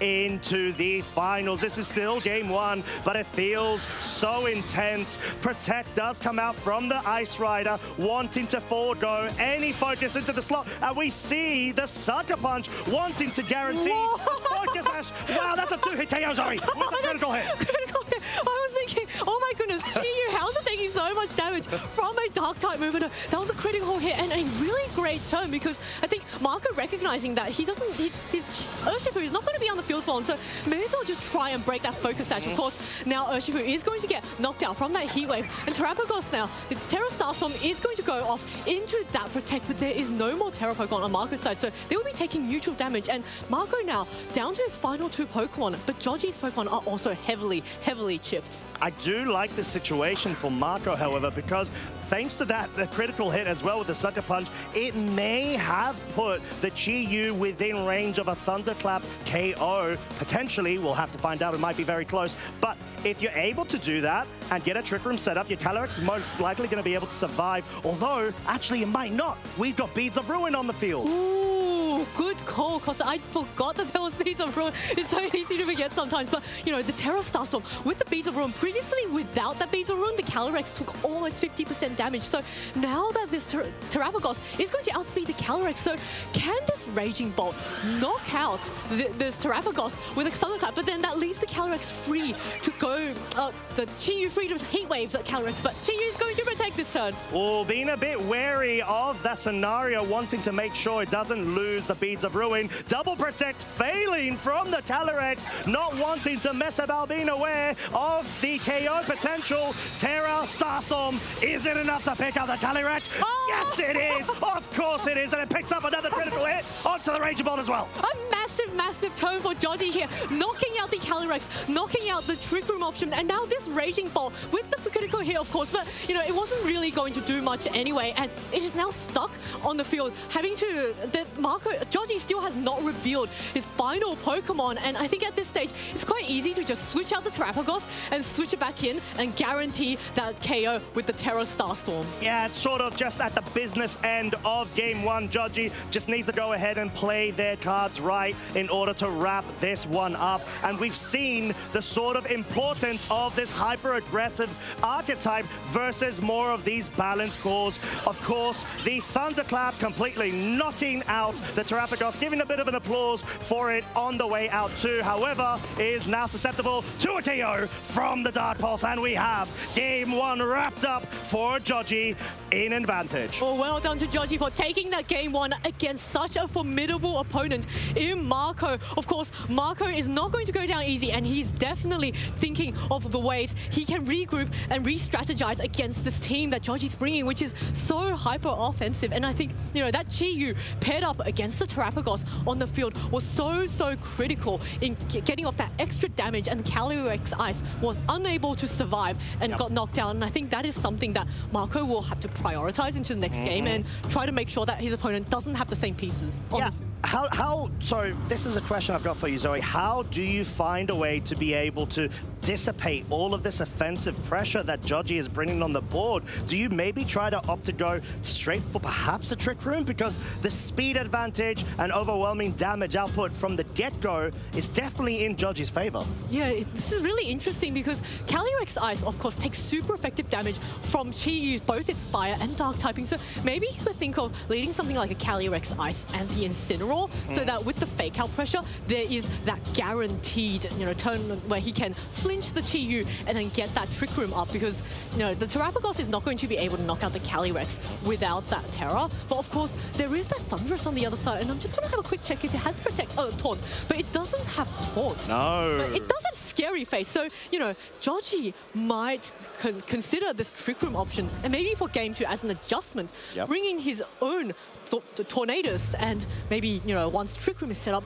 start Scary Facing his own Pokemon. Yeah, sort of his own form of speed control if he's anticipating the adaptation from Marco. But we've got Game 2, ladies, gents, and lovely folks, for us right now. Wow, Zoe, it looks like you called it. The exact same leads from Joji, but Marco is going to switch it up, so showing that he's wanting to prioritize maybe getting that Trick Room up, and this is a really nice lead for Marco, because he has two incredibly slow Pokemon on the field against the Fluttermane, against the Terapagos. Fluttermane is not going to be able to knock out either, or actually, if it goes for the Shadow Ball, maybe the Calyrex could take heavy damage, but of course, the Calyrex could just go for that Terastallization, and then the Incineroar could fake out the Terapagos, which is forced to take that fake out if it stays in the battle. So this is a really, really interesting turn, and is Marco then just going to go for that really easy fake out plus Trick Room? And I think at this point, there's no real reason why you shouldn't, because at least you can guarantee a Terra Shell break if we see the Terapagos stay on the field and not even try to opt to go for any sort of Terastallization. So it's going to really have to find out. There it is. It's a bit scared of the situation. It wants to be able to not expend any potential Terastallizations just in case it needs to be brought under Trick Room conditions. But we do have the Chi-Yu on the field, and of course, it will actually have its Focus Sash broken, though. Ooh, and now Fluttermane is free to go for that Shadow Ball. Bees of Ruin. Is this enough to knock it out? It is not enough, and allows that Calyrex Ice to actually get the Glacial Lance off. Is that enough to take the knockout? It is not enough. Fluttermane hanging on, and now we're going to go into the next turn, and oh my goodness, the Calyrex Ice hasn't got long left on this battle if it takes another, but also Joji's Pokemon are also really, really heavily damaged. Yeah, they very much well are, and at this point, it's sort of in a position where Joji could go on the offensive. However, the Incineroar hasn't been touched just right now, and it's at maximum HP. You need to be focusing down on it, perhaps, if you want to be able to start getting rid of some very key pieces to Marco's strategy that further enable himself to be able to get those pivots, get those hard switches going in order to dissipate the focus from Joji. Ooh, and the Moonblast now coming off from that Fluttermane, but the double up into the Incineroar survives it quite healthily, allowing the Incineroar to munch on its Citrus Berry, get some health back, but that also leaves the Calyrex Ice very, very free to get a Glacial Lance off. But Incineroar, firstly, is going to get that parting shot off. It will, and it's going to get that free switch in for Marco to be able to take advantage of. And this may well even be a Trick Room to be able to guarantee for future turns, if there is a Terapagos switch in, because it has to lock itself into choice specs, it will not be able to outspeed. And I think at this point, I would prefer that from Marco's side rather than seeing another Glacial Lance, because then you're inviting the Terapagos in with a potential other Pokemon, maybe even the Amoonguss for redirection, which Joji may have in the back in anticipation of the Trick Room mode. Yeah, we don't know what the final Pokemon that Joji has right now. And Marco really taking his time to think about which Pokemon he is going to bring in next. And we see that his choice is going to be that Raging Ball, that priority Thunderclap is going to knock out either the Chi-Yu or the Fluttermane, but the Glacial Lance is going to come off, knocking off this Fluttermane, taking a double knockout. So this Calyrex Ice is going to get a +2 to its attack, and maybe it's going to start snowballing. I do love what you did there. Very nice wordplay. At this point, that's sort of like the element that Calyrex loves being into. It does have to be a bit wary that it is low in its HP, and the fact that right now you do have the Terapagos being invited in for free, still has Terra Shell if it does want to safeguard against it. However, yes, it is going to be the Amoonguss, so it seems like Joji did try to take that into consideration with the potential Trick Room mode, hence why perhaps Marco said, surely Hill would have brought the Amoonguss. I don't want to slow down my own momentum by going for Trick Room. What a fantastic call from Marco. They're not going for that Trick Room, accounting for the possibility of this Amoonguss in the back. Now Amoonguss is able to keep its teammate very, very safe. The Calyrex Ice is going to be knocked out by a Terra Starstorm from this Terapagos. So, you know, the Calyrex Ice is very heavily threatened, and the Raging Bolt can't really touch the Terapagos because it's only got Electro Web as a spread damage, and Amoonguss can just Rage Powder. Here we go, a Terra Starstorm coming off from this Terapagos. It has actually guaranteed a 2-hit KO without Terastallization. So much damage dealt onto the Amoonguss thanks to the Draco Meteor, in combination, of course, with the Glacial Lance, will be locking up the KO. And we know how powerful this attack is. This Pokemon deals so much damage through the Terra Shell, which is remarkable. 2-hit KO, not something you commonly see at all in the current state and economy of this meta. Calyrex Ice taking 3 KOs in this game, and now it is just that lone Terapagos up against all 4 of Marco's Pokemon. And Joji now, realizing this game is Marco's, is going to forfeit and just kind of regroup. And my goodness, what a fantastic adaptation from Marco, recognizing that, you know, I need to limit the damage of these hyper-offensive Pokemon from Joji, slowing down the game a bit. And I think Joji leaving that Calyrex Ice on the field just a little bit too long was to his detriment. I think it was, and sort of seeing the interaction of Marco not going for the Trick Room is a bit of a reason why he's over that side of the screen and I'm over on this side of the screen. So very well played and considered by himself, a true virtue of any champion. However, we do have this crucial Game 3. Marco has pushed it straight back onto Joji in terms of the pressure and the advantage that's no longer in effect. Question is, Zoe, how are we feeling? Both trainers try to adapt to this. Do they adapt at all, or do they just try to rely on the same leads and maybe go down a different branch in terms of the timeline? I think it's really, really close, and I think Marco's adjustments in Game 2 were really fantastic because the fake out pressure is so good, limiting the amount of damage that Joji can do. And at the same time, though, Joji, I think he brought the correct Pokemon. The Amoonguss just unfortunately happened to come in at a time where its teammate did not knock out the Calyrex Ice, which then was able to retaliate. So I think it's just a matter of which player then leads a little bit better, selects Miro, maybe gets into their opponent's head a little bit more and reads the correct moves. Yeah, and that's quite tough because we know that both of these trainers are very cool-headed. I mean, especially the trainer of the Calyrex Ice Rider, naturally speaking. But it's sort of at the point where how can Joji exercise that immediate pressure, offensive pressure, without actually being disrupted and slowed down by Marco's team? Yeah, and players now, you know, this is the final match. It's going to be so exciting. And there we go, Game 3. Chiyu and Terapagos versus the Calyrex and the Raging Bolt. So a bit of a switch up from both players here. And the Terapagos, without the threat of a fake out, is free to just immediately start going for its really powerful special attacks. And it's going to be helped by that Chiyu, which heavily threatens the Calyrex Ice. I love this adaptation from Joji. You have that immediate pressure that we've been discussing and talking about, because at the moment you either force the Calyrex, or you definitely force the Calyrex to go on the defensive, whether it stays in its current form in terms of typing, terastallizes, or has to go for protect or switch out.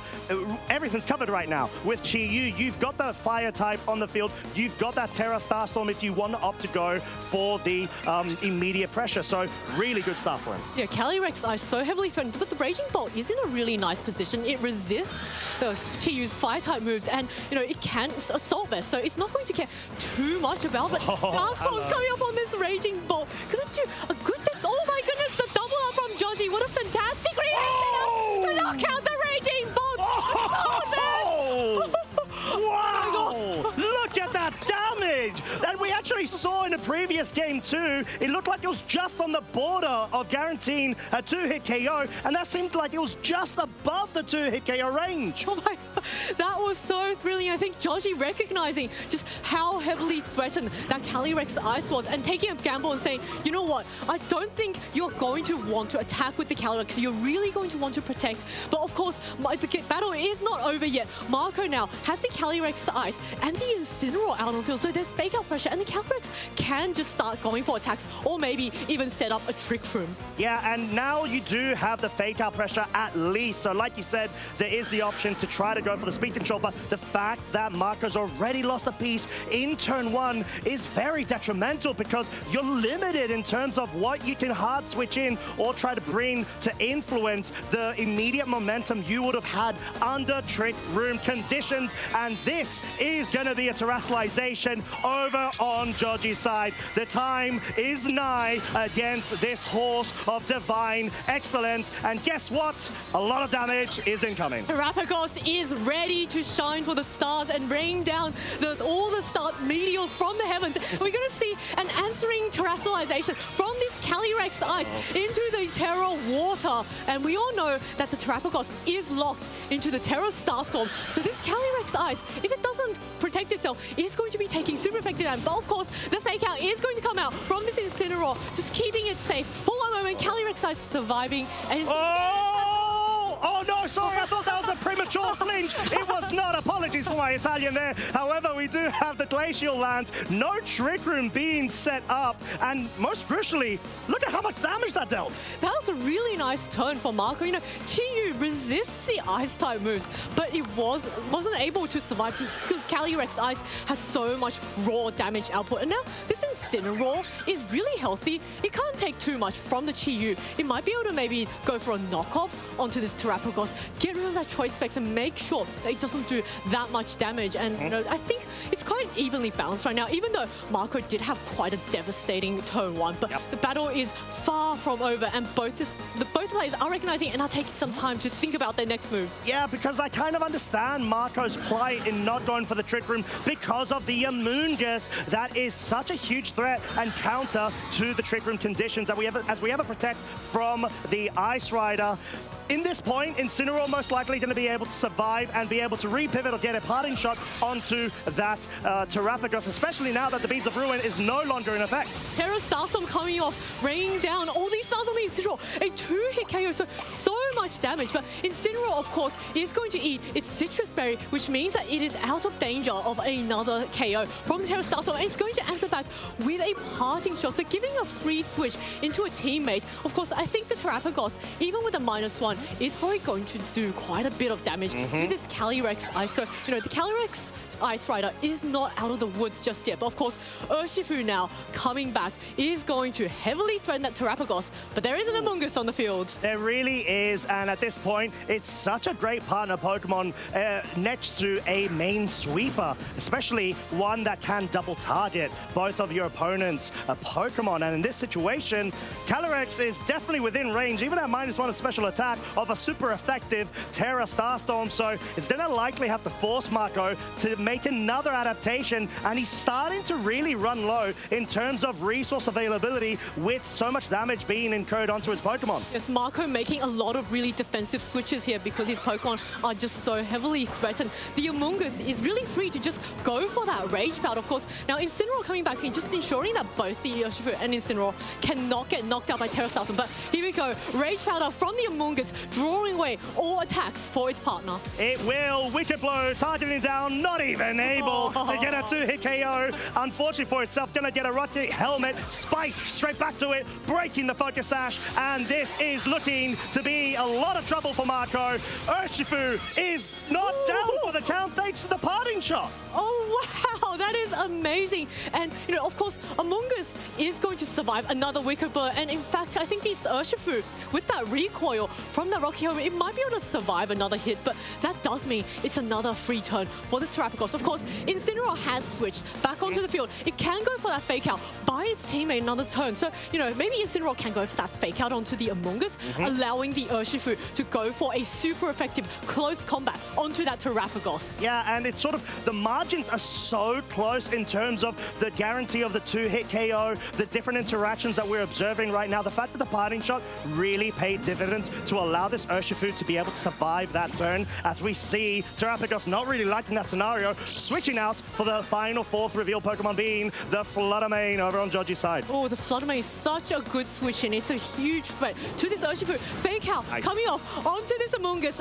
making the Incineroar take more damage than it did back, and it looks like it has had a close combat, yet this Not just yet, but there it is. Yes, it is. What a fantastic switch in from Georgie, catching that super effective fighting type move. And now both the Incineroar and the Urshifu are in range of this Flutter Mane. So, I think Marco is in a really dire situation, and Georgie really has the upper hand. Yeah, and that's the sort of nature of these very fast Pokemon on Georgie's side. The fact that you have the Amoonguss to sort of deter Marco for going onto the Trick Room mode is really paying off. You've seen that Marco's been very hesitant and right now has found himself in an awkward spot. He needs to bring in that Calyrex in order to force his way through this, but he's still susceptible to getting KOs knocked out on his Pokemon. Yeah, Amoonguss really just being such a nuisance to Marco now. The Moonblast coming off is going to go on the Calyrex Ice, allowing the Urshifu to get one more Wicked Blow off. And of course, Urshifu is going to take enough. I think that's actually enough to knock out the Urshifu. We're going to have to find out in very few moments, as it does indeed seem to be the case. So now Marco down to his final two Pokemon. This Flutter Mane is in such a good position. It can just completely ignore this Incineroar because of its part Ghost typing, and Calyrex Ice is in range of any attack from this Flutter Mane. And yeah, at this stage, spelling trouble.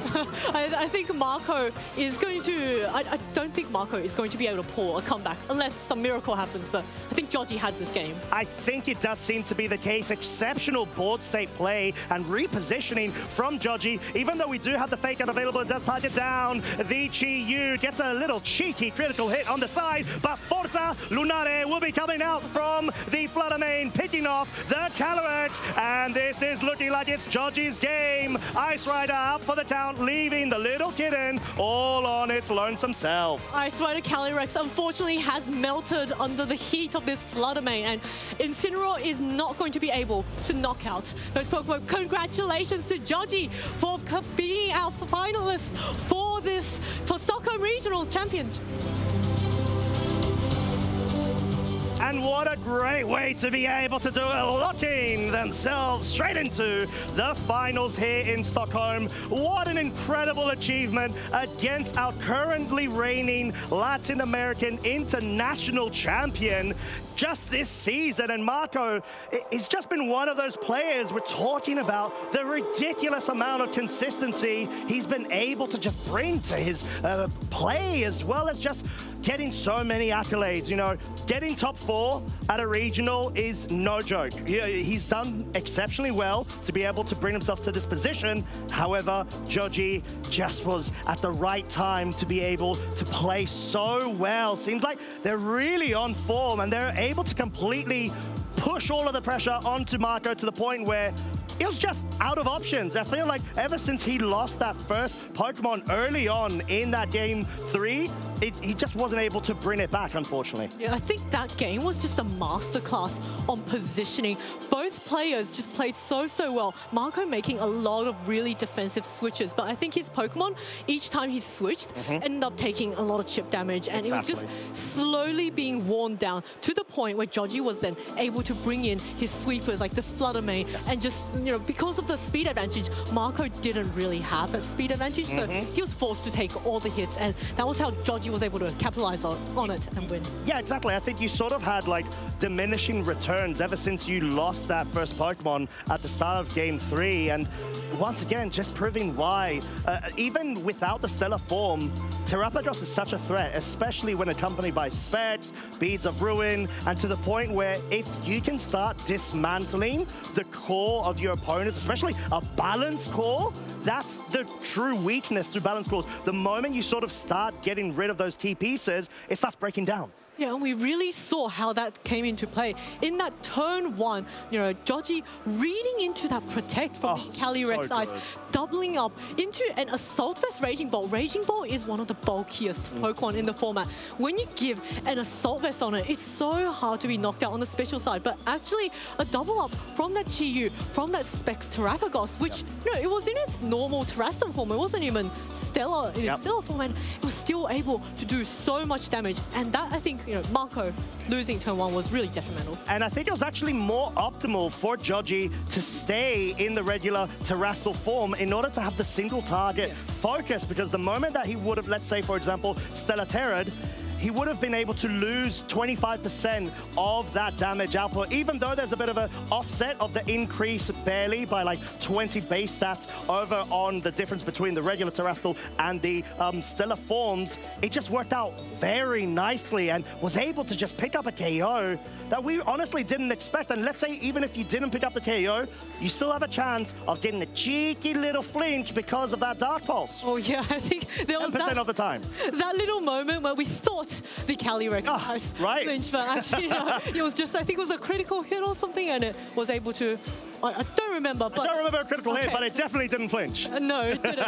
And we thought it did, but that's kind of, the danger of facing off against that Chiyu. And I think Marco, in that game 3, maybe if he had let that Incineroar, he may have had that fake out pressure. But I think it's also a testament to the strength of Marco that he was essentially playing with 3 Pokemon for that entirety of game 3. Exactly. And he was able to drag it out for that long. And I think, a less experienced player wouldn't have been able to do that. No doubt in my mind. I think, like you said, he's just so great at being able to pilot any sort of team that he decides to bring to an event, really. And that was, once again, another example of why he is one of the greatest EU representatives that we have in this region. And, testaments to him and shout-outs as well. Just doing an incredible job. But we do have Joji, who has been able to seal things up and guarantee that slot into the finals. And that means in our finals, we are going to see Terapagos versus Zamazenta. So this is going to be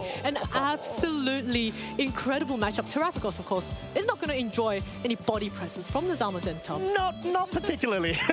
But the Zamazenta doesn't have iron defense. So we've seen previously, it was unable to knock out the Terapagos in its stellar form because of that HP boost. So this is going to be quite an evenly matched finals, and it's going to make it so exciting. And I wonder if both players are going to take it to a game 3. I know what you mean. At least we've seen with the playstyle from Mishael, he's been able to really dissipate and find a way to kind of neutralize those hyper-aggressive team archetypes that he keeps on, from the looks of things, running into. But he handles it exceptionally well, because at that situation, he has a really great take on the board state. He knows that sort of the understanding of, let's say, okay, you got all the immediate hyper-offensive pressure. I need to do X, Y, and Z in order to counteract that. But I also know that you know that.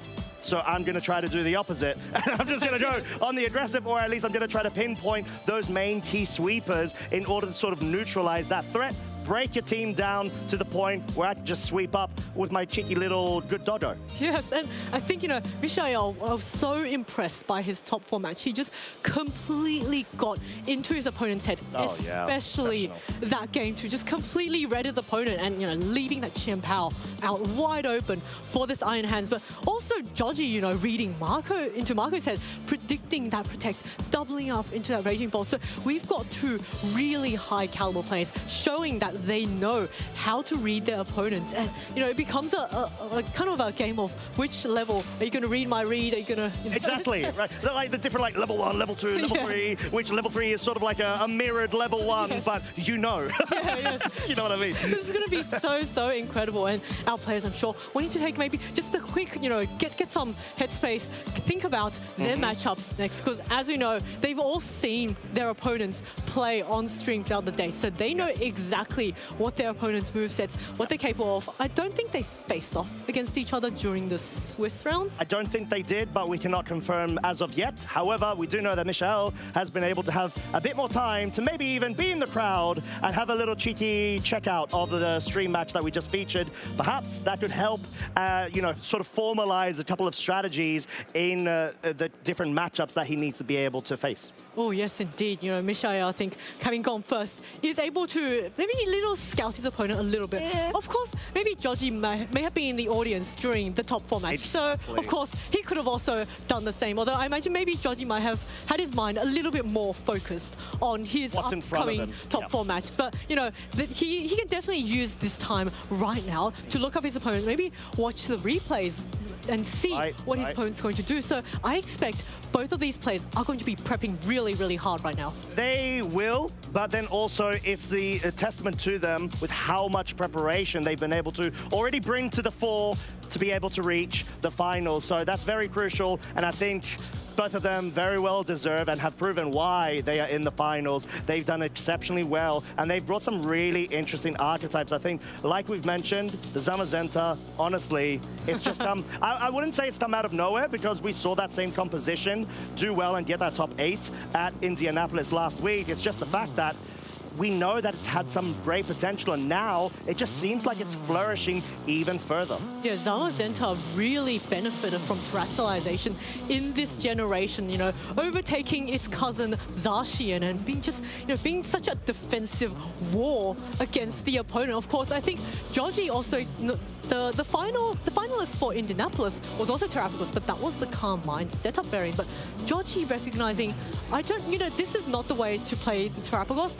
I just want instant, immediate damage. And I'm going to pair it up with that Chiyu, and I think we're seeing a lot of, dividends come off, and it just begs the question, is Terapagos going to win the finals, or is it going to be Zamazenta? We're going to have to find out, because I think Zamazenta is looking for its own title. So far, we've had 3 major events that have played out. Of course, we had Indianapolis last weekend, but we did have a couple of special events that were concurrent to the ongoing weekend. So being able to have the Latin American representation is always fabulous and great.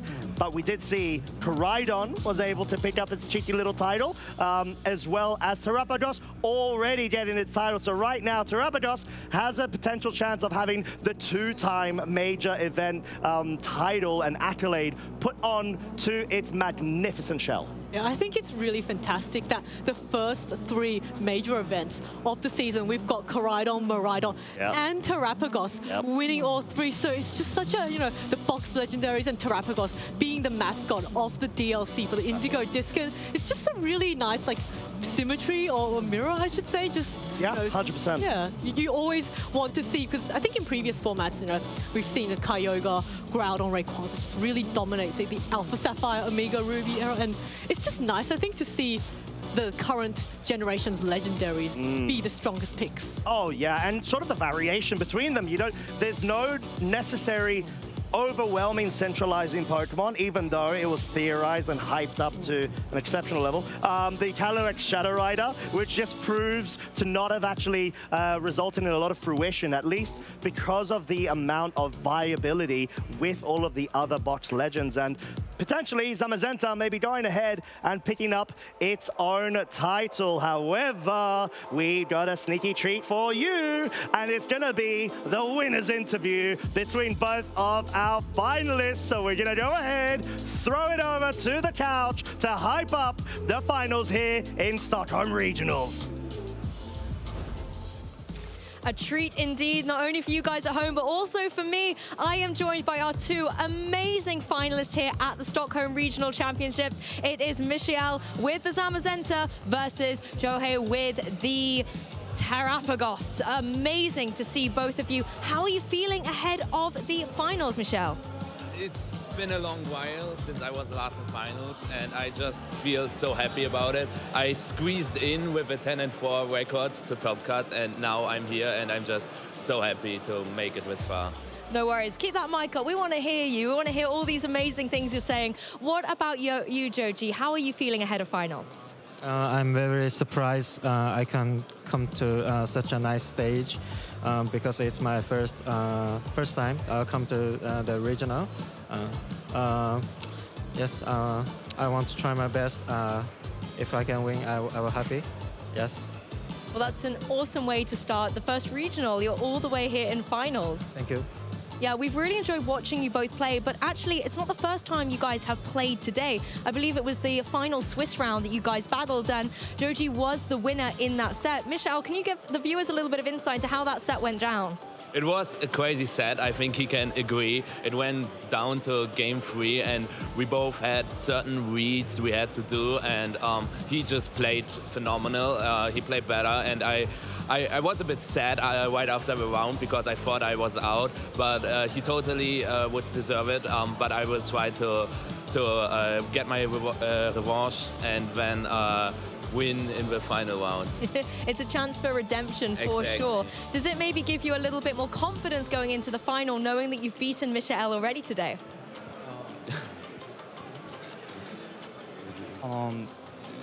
미카엘 음네 캐르쇼 뭐勝ったので、決戦に、もっと自信がありますか？ Oh, no. Yeah, no.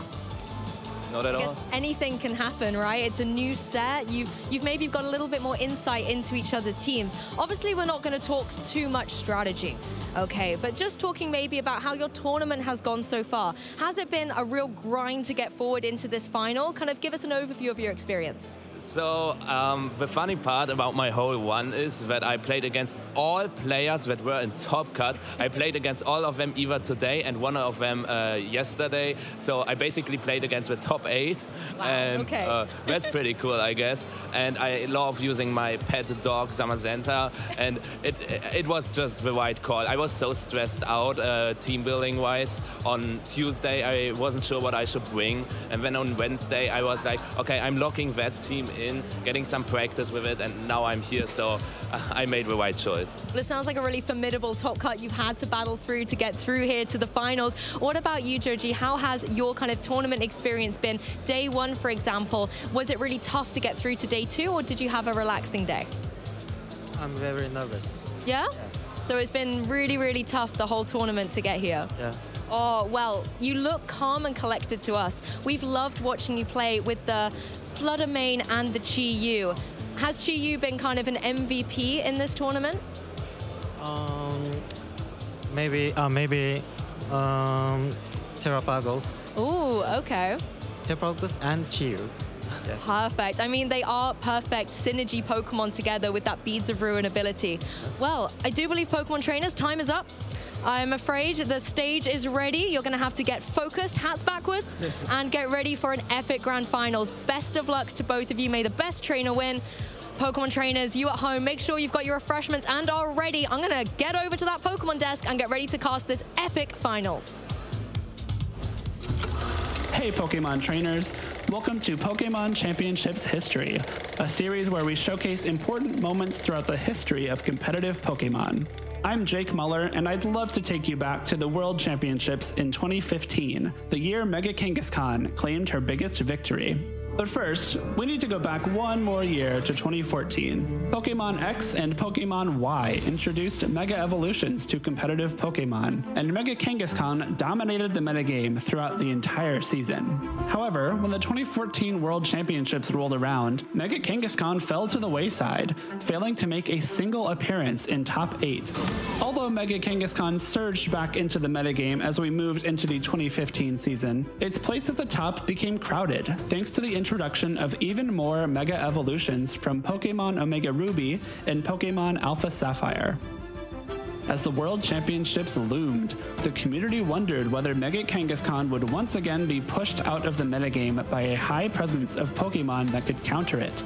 Anticipating this, many players from Europe and North America opted not to include Mega Kangaskhan on their teams, fearing history would repeat itself. Japan, however, had something else in mind. Just 2 months prior at the Japan National Championships, Shoma Honami claimed first place with an early version of a team structure that would come to be known as Chalk, which featured Cresselia, Heatran, Amoonguss, Landorus Therian, and Mega Kangaskhan.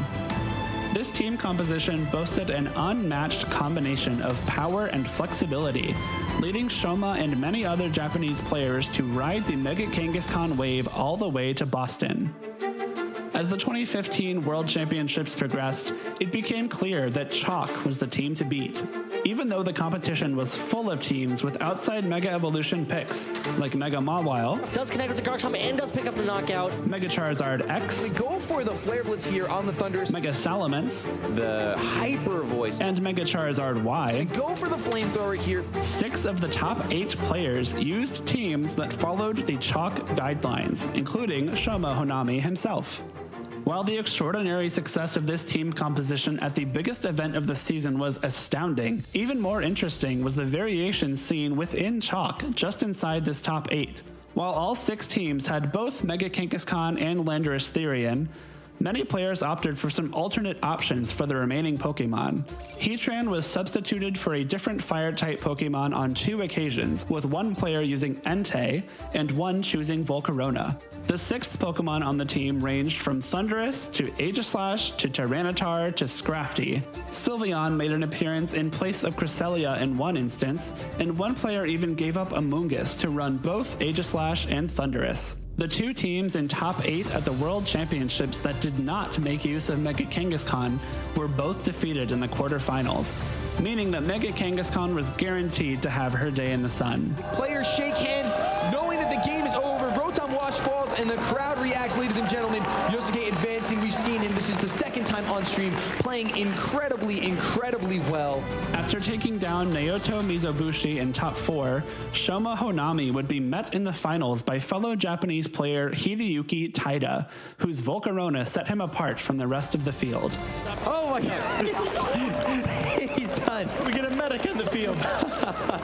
The championship match was a back-and-forth affair. Shoma won Game 1 thanks to consistent damage output from his Landorus Therian and clever use of disruptive attacks like Thunder Wave and Swagger. And here we go. Will it be able to hit through Confusion is the question. No, it hits itself. Huge. Shoma very excited. But Hideyuki turned the tides and even the score at 1 game all after his Pokemon broke through Confusion on crucial turns. A lot on the line for these 2 trainers. Almost $20,000 in prizing here as it hits through with a big Shadow Sneak, and I think that will pick up the feint here on the Thundurus. It is definitely at this point looking like Hideyuki's taking it to a Game 3.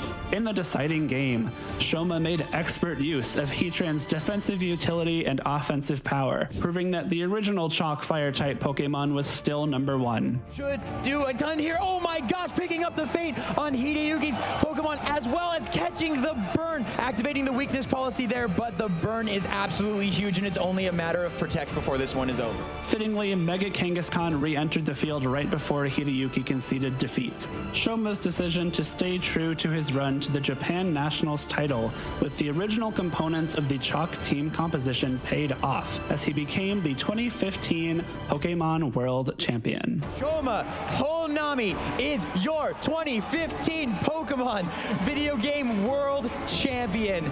Thank you for watching, and let us know some of your favorite moments in VGC history by using the hashtag #PlayPokemon.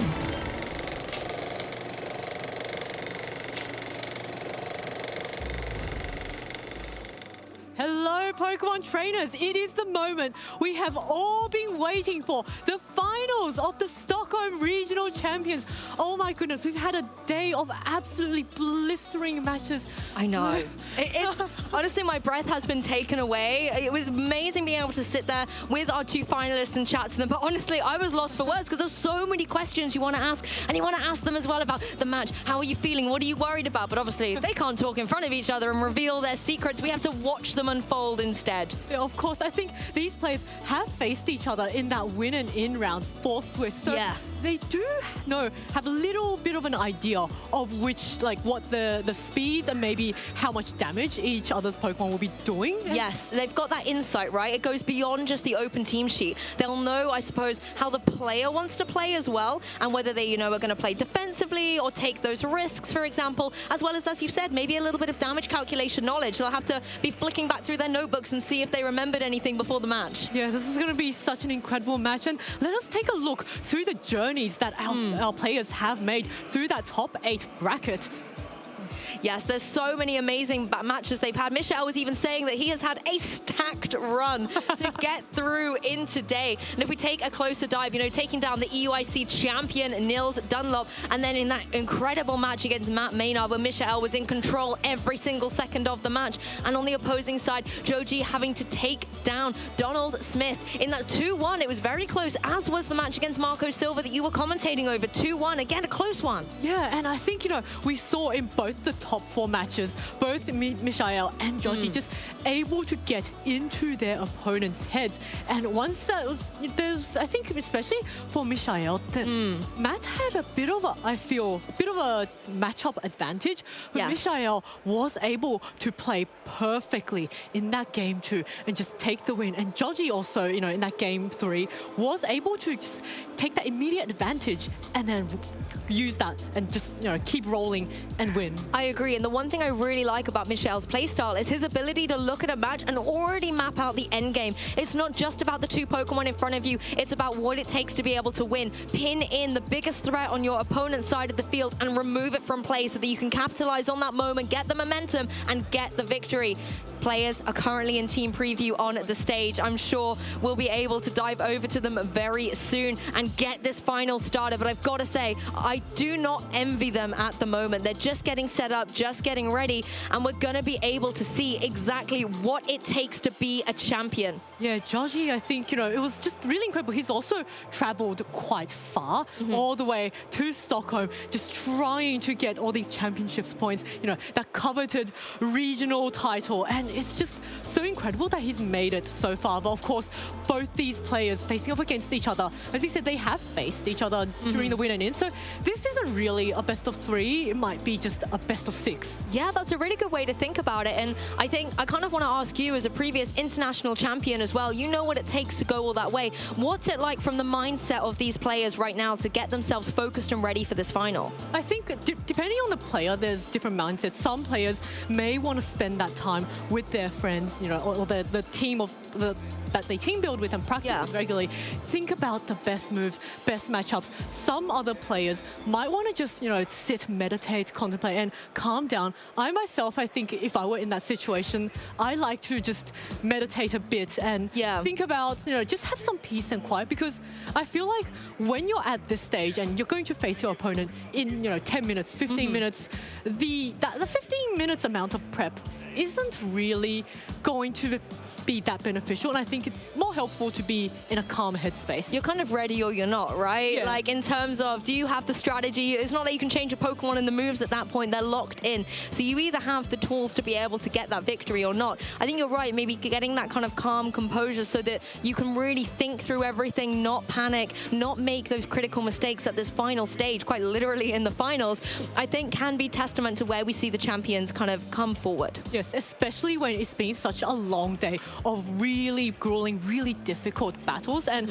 each player, I think if you were, say, this was the round 1, then both players are really fresh, really ready to tackle the tournament. But at this stage, it's been a whole weekend. They went through 9 rounds of Swiss yesterday, and then another 5 rounds, or sorry, 5 rounds. 5 rounds today, so many rounds. Myself, another 5 rounds, and then the single elimination bracket. And at this stage, your mental energy is also just heavily depleted, and you need to find ways to, stay concentrated and make sure that you're still able to make the optimal moves. I 100% agree. And let's take a little recap as well on the teams a little bit. I was talking to Michel about the Zamazenta, and he called it kind of his best boy. Aww. It really has been like a strong Pokemon choice for him. And we've seen why. When he's able to use it in such commanding fashion to be able to get KO after KO, as well as the defensive Terra type of grass, it gives it a lot of flexibility on the field. I do think he's got to watch out for, though, the combination on Joji's side. And Joji was saying that it wasn't so much the Chi-Yu that was MVP, but the Terapagos. Maybe with the Chi-Yu, using that Beads of Ruin to cause absolute destruction on the field. And even though the kind of Dauntless Shield gives us physical defense boost to that Zamazenta, the special defense is left unchecked. No, so the Terapagos, with that choice specs, and also the fact, I think Terapagos, it's such a unique Pokemon. We've never seen anything like it before. And that Stellar Terra, when it goes into Terra Form 0, and, using that Terra Starstorm, is able to deal neutral damage to everything and also super effective damage to Terastallized Pokemon. So there is no resisting a Terapagos in its stellar form, unless, of course, you have your own Terapagos in its terrestrial form. Yes, that's literally the only way you can take a not very effective hit from that. We don't have to worry about that in this finals. It's not going to happen. But the Zamazenta has to watch out. As you've mentioned as well, if you are a terrestrialized Pokemon, it deals extra damage. And we know how much Michel likes to go for the Terra Grass on that Zamazenta, so he's got to be careful and play around that well. That is something we've seen Michel do before, though. Maybe thinking, hey, the Terapagos is going to cause me some problems. Let's get rid of it first of all so Zamazenta can have a good time. Yes, we've seen Michel on stream several times, and each time he's been on stream, he has proven that he has what it takes to take control of the match, read what his opponents are going to do, and make the optimal moves. Maybe he might have a slight team disadvantage, but it makes the optimal moves, because sometimes especially at this stage of the game, it is quite easy to make just a less than optimal move in that one turn, and if you give your opponent an opening, they can just take that and suddenly take control of the match. Exactly, and our players are still getting ready on the stage, making sure everything is going to be in tip-top shape before we get into these finals. But look at the crowd as well. Give us a wave, guys. You're on camera.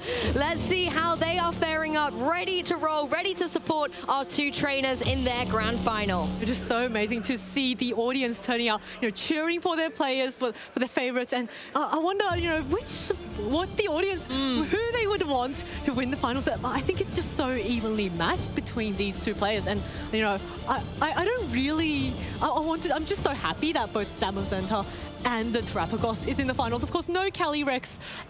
I know. It tried, though. It really tried for you, Zoe. And it didn't make, the top 8. So I'm pretty happy. But, Zamazenta, not a Pokemon that was really on our radar. It was rising, but not quite there. And it's just really interesting that Michael is also running on iPress. But here we've got the accolades up on the screen. Exactly. In case you're just tuning in, this is Grand Finals at the Stockholm Regional Championships. Michael Kelscher, runner-up from the World Championships last year, as well as getting some phenomenal finishes this season. Top 8 in Stuttgart and top 4 in Utrecht, and now at the very least, top 2 here in Stockholm. And Joji over on the other side, Global Challenge top 8, Global Challenge champion, World's top 64, Japan National top 16. And I think we mentioned earlier in his top 4 match that Joji is also an expert in the closed team sheet, best of 1 format. So being able to adapt to this open team sheet best of 3 is really, really incredible and shows the great flexibility that he has as a player. Super impressive. He was saying in the couch earlier, this is his first kind of big regional experience. And to be able to take all that wisdom and knowledge, as you've said, gained from kind of the online tournaments where we all grind that battle ladder as well to get as much practice as we can. But Joji has been able to expertly take that wisdom and experience, particularly with this team, and be able to bring it to such an impressive run here in Stockholm. Dive a little deeper into these teams as well. Now, of course, we've seen the Zamazenta, Rillaboom, the Moltres, the Chien-Pao, Pelipper, and Latios on Michael's couch side. But I want to know if the Moltres, Zoe, is going to come to this match. Oh, it'll be so exciting to see that Moltres come in. Black glasses, with that Berserk ability, raising its special attack if its health drops below half, means that the Moltres is also a Terra Dark. With that Black glasses, it's kind of like a callback to that Black glasses King Gambit that we saw, way early on in the format. And that Fiery Wrath is a spread damage move with a chance to flinch. So, we can see maybe some play of Tailwind coming off, maybe trying to go for some flinches and super effective hits on, just trying to raise that Berserk damage. And there's a few Dark types on the team there as well. The Chien-Pao, one of the Treasure of Ruin Pokemon we've seen time and time again, supporting the physical attackers like Zamazenta. And I have seen Michelle bring those two in combination together, often front and center in the lead, to apply a lot of physical pressure straight out the blocks. On the other side, however, if we dive a little deeper into Joji's team, Joji can do the exact same thing with the Beads of Ruin on Chi-Yu. Partner that up with a special attacker, and you've got a choice of them, Terastallization or the Fluttermane, and you can apply a lot of special attacking pressure straight away. Yeah, Joji using the classic Chi-Yu Fluttermane lead. We've seen him lead a lot of that in a lot of his matches, and it's just such an oppressive lead. Whatever the Fluttermane is weak to, Chi-Yu can take care of, and whatever the Chi-Yu is weak to, Fluttermane can take care of. And then there's also this really cool cornerstone Ogerpon on Joji's team, an Ogerpon form that hasn't been quite popular during Regulation F, but it did win Indianapolis, and maybe we might even see that win Stockholm. I mean, we've been talking about Zamazenta's triumphant return. Let's talk about Ogerpon Cornerstone as well. Definitely a Pokemon that's been left in the box before, but in Regulation G, it is coming out front and center and has made its way into a Nulla Grand Final here. I think as well, applying a lot of pressure with that Ivy Cudgel being the rock type actually gives a lot of trouble for Michael's team. You've got the Moltres, the Chien-Pao, the Latios, the Pelipper. These Pokemon don't necessarily want to take this rock type damage. No, they do not. And Ivy Cudgel is from a Cornerstone Ogerpon, is a 100% accurate rock move. There aren't that many. There aren't many of those. You can go Terra Blast Rock or Mighty Cleave from Iron Boulder, and that's it. There's not much. Otherwise, you're forced to rely on that rock slide. So it's a really, really valuable move. And we're gonna voters at home, viewers at home, please vote for your favorites and which trainer you think will be winning this match. It looks like the favor is just edging in Michael's side of the bracket here, getting 60% as Joji has 40%, but that's still pretty close, Zoe. I say we've definitely got an excellent match on our hands, and if Joji wants to carry on the run that he's had through Top Cut so far, we might even be looking at Game 3. Yeah, of course, I know the players will not want to go to Game 3, but I love it when games go to Game 3 because it's just so thrilling to see high-stakes games being played. And it looks like our players are getting ready to advance into the Game 1 of the finals of the Stockholm Regionals. It is going to be Michelle versus Joji, and the leads are out. Joji is bringing that Terastallization and the Fluttermane special attack on full force here against the Chien-Pao and the Rillaboom. A fantastic lead from both players. Rillaboom coming off straight off the bat with that fake-out pressure against the Terastallization, which cannot protect against, because it's choice specs and against the fake-out. So Chien-Pao also in a really, really good position. It's got the focus sash, so even though Fluttermane can deal super effective Moonblast onto that Chien-Pao, it is going to be able to hang on. And if Michelle maybe goes for just a really simple and really safe fake-out and, you know, attack with the Chien-Pao, the Chien-Pao is going to be able to survive this turn. The nice thing about the fake-out as well is it will break that Terra Shell on the Terastallization, leaving it a little bit more vulnerable to a follow-up from the Chien-Pao. Something like the Sacred Sword going down into that normal type restricted Pokemon is going to deal a huge amount of damage. I wonder if Joji's going to feel safe leaving it on the field. Yeah, this Terastallization is not going to be the great fit, but Chien-Pao going for that protect, just wanting to scout out what kind of move the Terastallization is going to lock itself into. It looks like the Fluttermane attempted to go for Icy Wind onto both Pokemon. Of course, Chien-Pao is going to keep itself safe, keep the focus sash intact. Rillaboom, of course, going to drop -1 speed and takes the Terra Starstorm. It is enough to take the knockout. So Joji taking an early lead on this Rillaboom. You know, I really feel for the Rillaboom here. You know, it wasn't actually running the fake out, but it is running that Grassy Glide, so it still had the utility to go for that priority, try and get some chip, break the Terra Shell on that opposing Terastallization, but it was not to be. Instead, Joji capitalizing on the kind of passive play by Rillaboom and KOing it in return. Yeah, a fantastic play from Joji. You know, going for that Icy Wind, trying to break the focus sash on the Chien-Pao and also making sure that it is going to be slower than the Terastallization. Of course, Chien-Pao is able to go through that turn intact, and now the Zamazenta is going to come in. Plus on stage of defense, not going to help it too much against these two special attackers, but, you know, the Zamazenta is going to heavily threaten that Fluttermane with Heavy Slam, and also with the Swords of Ruin ability active on the field, it's going to do a lot of damage with a body press onto the Terastallization. Exactly, and the defense boost may not help it with taking damage, but it will help it deal damage in the form of that body press as well. So Terastallization definitely has to watch out. Terra Shell is still intact though, so Michelle has to find a way to be able to remove that from play. Maybe something like a Sucker Punch coming through from the Chien-Pao just to be able to break that and leave then the body press to try and clean up. Yeah, so both these Pokemon staring off at each other. Zamazenta now going for a wide guard, trying to protect against the potential Icy Wind. And it looks like the Floodmane is going to use the Icy Wind. So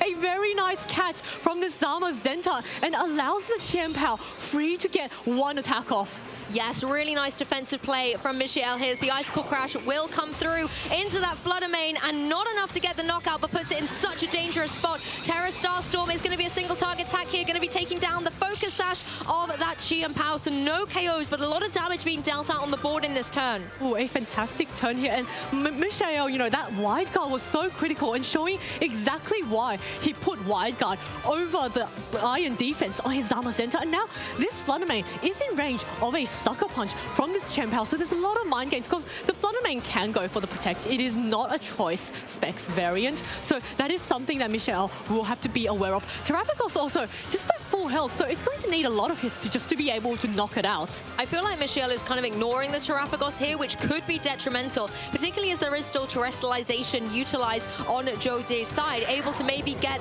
the Terraform Zero going and getting some big damage on the field. Sucker Punch does come through. It's not breaking the Terra Shell, instead getting the knockout on the Fluttermane, stopping it from switching things up, going for a Moonblast and maybe KOing that Chien-Pao in return. Zamazenta goes for the body press. This will be the move that finally does break that Terra Shell, leaving it very exposed, but for a not very effective move. Look at that. Imagine how much it will do now that Terra Shell has been broken. Wow, that is so much damage, and I think that Terastallization might be in range of another body press, even if it goes for that Stellar Form, even with that HP boost. Of course, there is that grassy terrain slowly recovering all the Pokemon on the field, but you know, Zamazenta looking very nice and very healthy and outspeeding that Terastallization, so it is going to be able to get an attack off if the Terastallization does decide to stay in. And both these players, you know, taking their time to think about which Pokemon they will send in next.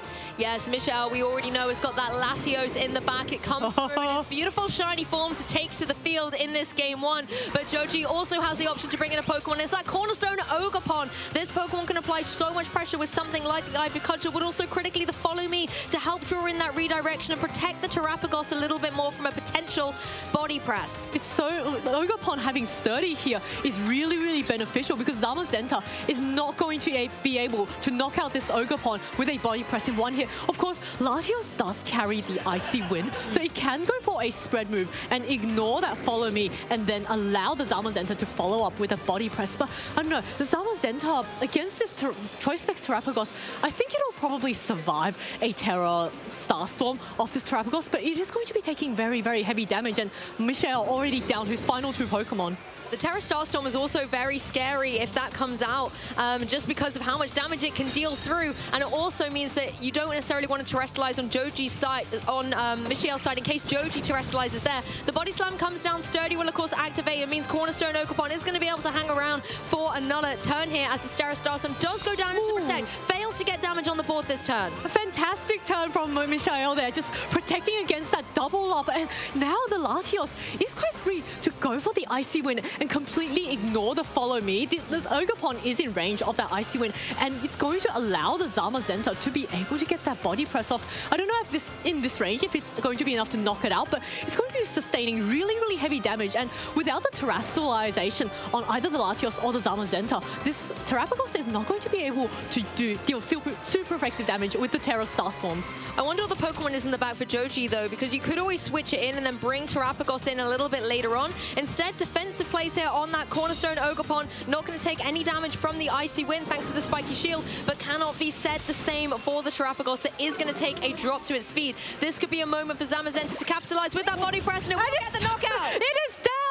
The Terapagos has been knocked out by the Zamazenta, and Michael has successfully brought Joji down back to his final two Pokemon as well. So now it is a 2v2 situation, and both Michael's Pokemon are really, really healthy against the fourth Chi-Yu on Michael's side and a heavily chipped to Ogerpon. I mean, Chi-Yu does join the field. Beads of Ruin will be activated now, so some of its special attacks will be able to deal more damage. And Chi-Yu also is running that Focus Sash, so again, it has a little bit of longevity on the field. The grassy terrain might have boosted up the Cornerstone Ogerpon a little bit more now. Maybe the Icy Wind could be something that can bypass around it, but I still think it looks precarious for Joji. It looks like a Terastallization is going to be coming off onto this Latios, and I think with the Beads of Ruin ability, the Icy Wind might actually benefit from that and pick up the knockout. So let's see whether or not this Latios is going to pick up the knockout with its Icy Wind and allow its teammate Zamazenta to get that body press off. But we're going to see an answering Terastallization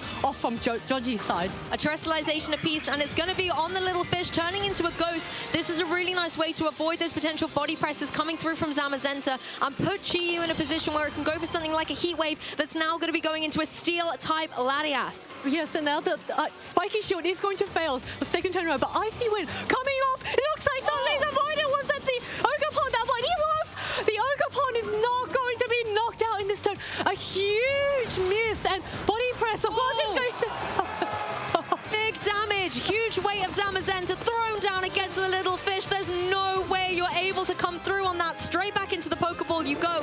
What an amazing moment for Cornerstone Ogerpon, though, trying to get out of the way of the Icy Wind, but there was nothing Chi-Yu could do to stop the wrath of Zamazenta. Oh my goodness, what a fantastic match from Michael there, reading into that Terra Ghost and going for the heavy slam. That fish, of course, is not going to be, it's not a very heavy Pokemon versus Zamazenta, carrying those really, really heavy shields. So, of course, the heavy slam, I think, has maximum base power. So, even though the Icy Wind miss seemed really detrimental, in the end, it didn't really matter. And I want to really dial it back to kind of how Michelle was able to win through in that game one. Things looked a little bit dicey at some point, losing the Rillaboom really put you in this kind of 3v4 deficit very early on. But this is one of the things that Michelle is so good at looking at, is kind of that end game, going, okay, this turn I lose my Rillaboom, but I still get to keep the pieces in play that I want. The Chi-Pow and the Zamazenta are then able to get through the match a little further, keep that sort of Ruin ability on the field, and the Icicle Crashes, they were certainly stacking up, getting damage on the Flutter Mane, for example. The Zamazenta being able to hit through with so much damage with that body press, constantly putting Terastallization on the back foot.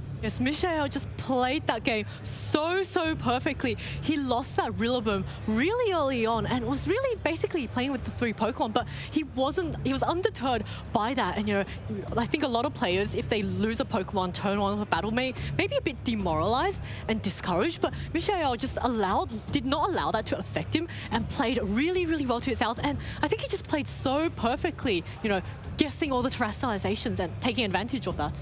Yes, and definitely feeling the pressure from the Terastallization and not seeing it go into that kind of Terraform Zero and apply a lot of pressure with a dual you know, damage attack from its Terra, I think really kind of allowed Michael to not get too flustered by that, you know, not falling into the trap and allowing Joji to capitalize on it. I really liked seeing the Ogerpon Cornerstone come in, but I feel like considering that Michael didn't have the birds in play, there wasn't the Pelipper, there wasn't the Moltres, for example, it maybe was a little bit lackluster.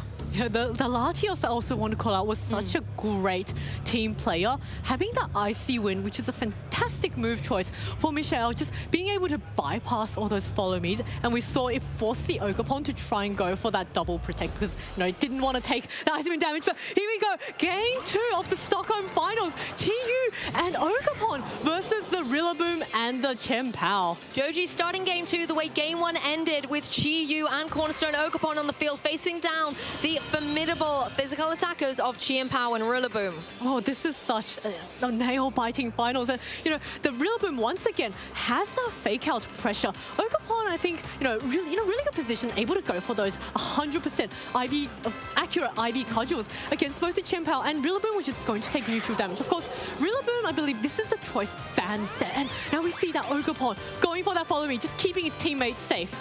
Yes, we're going to be able to see the damage coming out from this Grassy Glide, the priority taking it right down to the Sturdy. If this is a follow-up with the Icicle Crash, it will get the KO, and Cornerstone Ogerpon leaves the field as quickly as it joined. Oh, and now it leaves the Chi-Yu, however, free to make an attack off. And are we going to see a Heat Wave come up? Is it going to connect? Oh my goodness, Chien-Pao misses the attacker, boys. Rillaboom's going to get knocked out, but Chien-Pao's going to escape the turn with his Focus Sash intact. Once again, Rillaboom booms in, booms out. It is no longer on the field, but Chien-Pao got away by the skin of its swords right there. Still has its Focus Sash intact, and this could be very critical for Michael. Oh, indeed. And the Chien-Pao now will still require another 2 hits to be knocked out, also giving Michael a free switch into the Pokemon on its back. I think Rillaboom going down wasn't too bad for Michael because now he gets a free switch, but we see that Flutter Mane coming in. Flutter Mane, you know, with the access to Icy Wind is going to be really annoying for Michael. I mean, it's nothing that we haven't seen before, the Rillaboom going out very quickly, but critically the trade-off, getting rid of that Cornerstone Ogerpon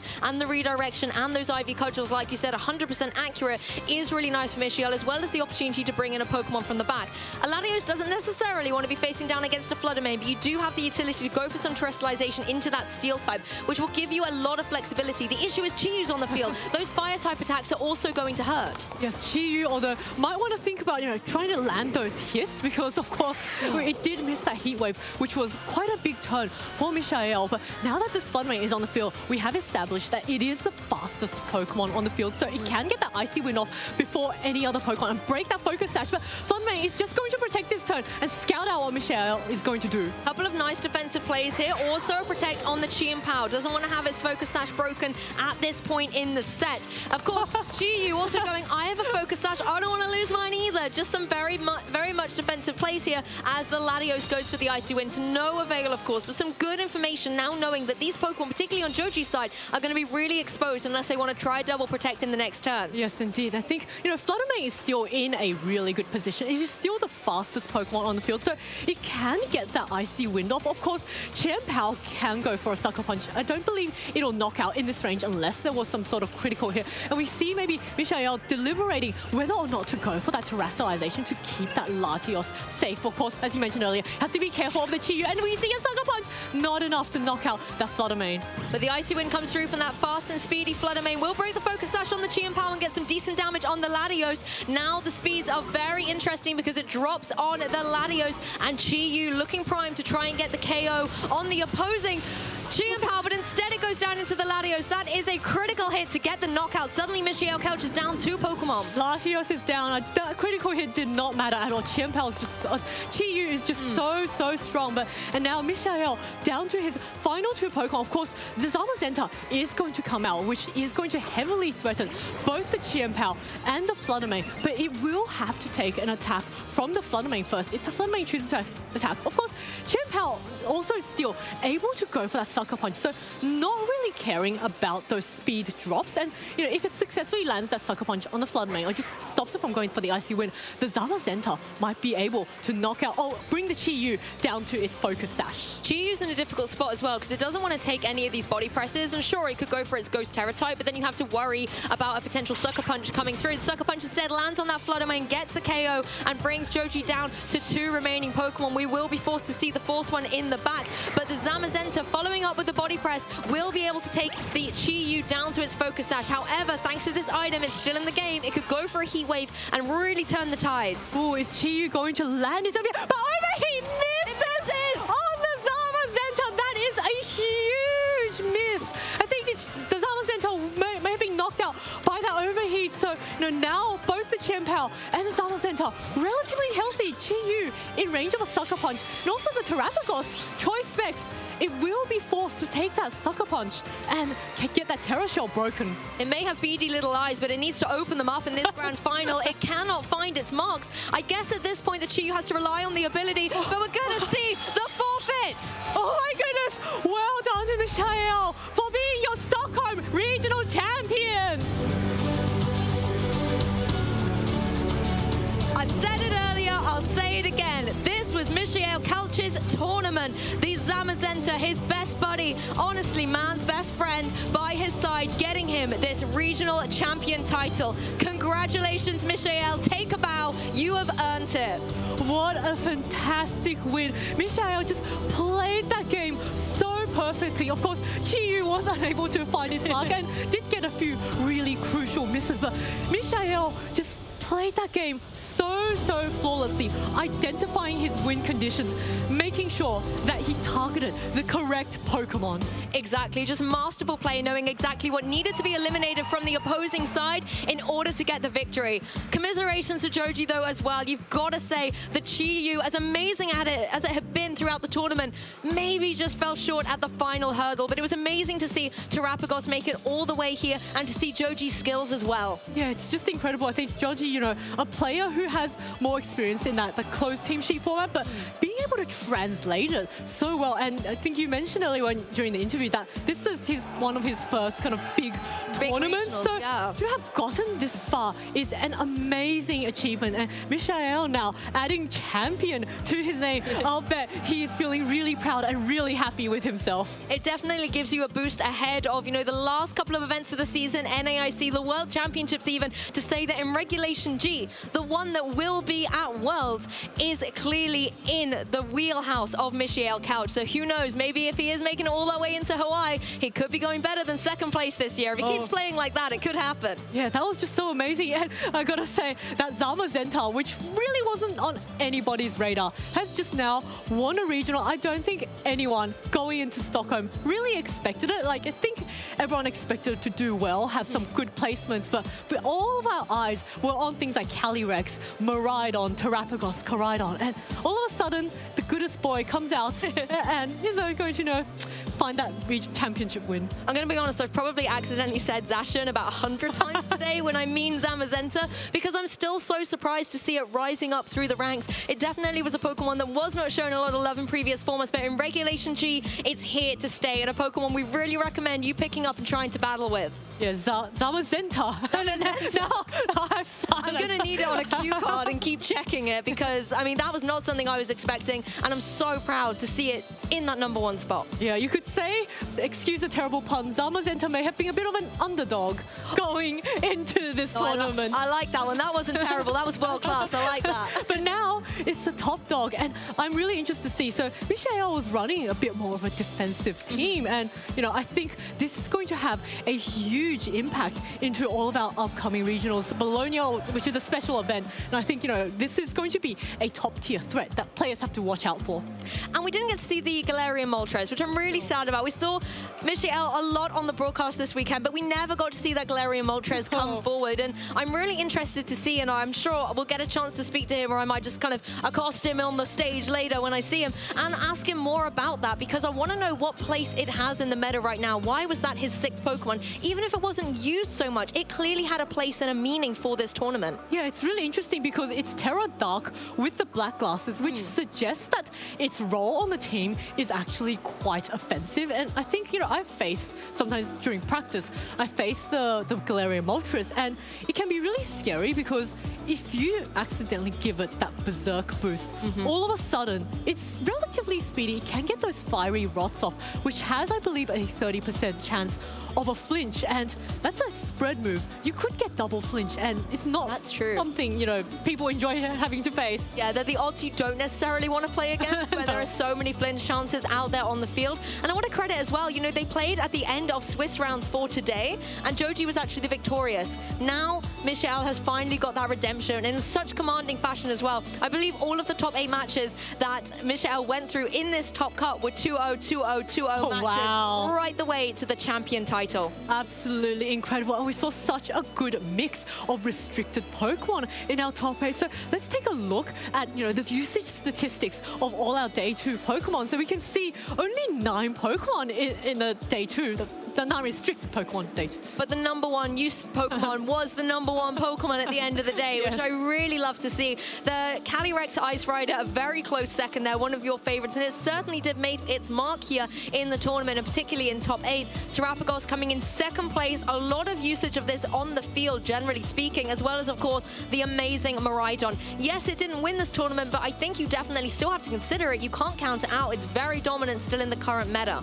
Lightning did not strike twice for this Miraidon. It was not able to get that regional win. But now the Zamazenta proving itself to be a top-tier threat. And what I really enjoy about this format is that it does, a lot of players say, it has a bit of a scissors, paper, rock kind of formula to it, in that, your restricted might be really good against certain other restricted, but also really bad. But Zamazenta, being a more defensive Pokemon, can afford to have a lot more training in defenses, which means that when you come up against the teams that you don't necessarily have the best matchup against, there are a lot of different options you can play to it. That's true, it's quite flexible, and you got to remember the team is of 6 Pokemon as well. So any weaknesses that Zamazenta has, you can potentially try and cover with some of the other Pokemon on that team. I want to mention as well a little bit about Koraidon, because Koraidon has done really well in other regions in the world, but it hasn't quite found its mark here yet in Europe. No, but I have no doubts that Koraidon will find success as the format develops. We are, of course, just 2 weeks into the format, even though it feels like it's been a really long while. So I think a lot of players are still learning how to play around all these different Pokemon, their abilities, and just, it's a new format and just new moves. Go wild and test it all out. And of course, it wasn't just the restricted Pokemon here making a name for themselves in Stockholm. There are the supportive roles as well. Of course, Incineroar, #1 spot there. Also, the Raging Bolt Pokemon we're really used to seeing. But I think something very critical is if we actually look at the winning team, no Incineroar, no Raging Bolt, no Pelipper. Oh, no, sorry, there was a Pelipper. We just didn't see it come into the match. There is a Pelipper, but no Amoonguss, no Urshifu, and a Rillaboom. So actually, out of that top 6, only 2 of those Pokemon, the Rillaboom and the Pelipper, were in Michael's team. Yeah, Michael just proving that you don't necessarily have to use the most popular Pokemon to win.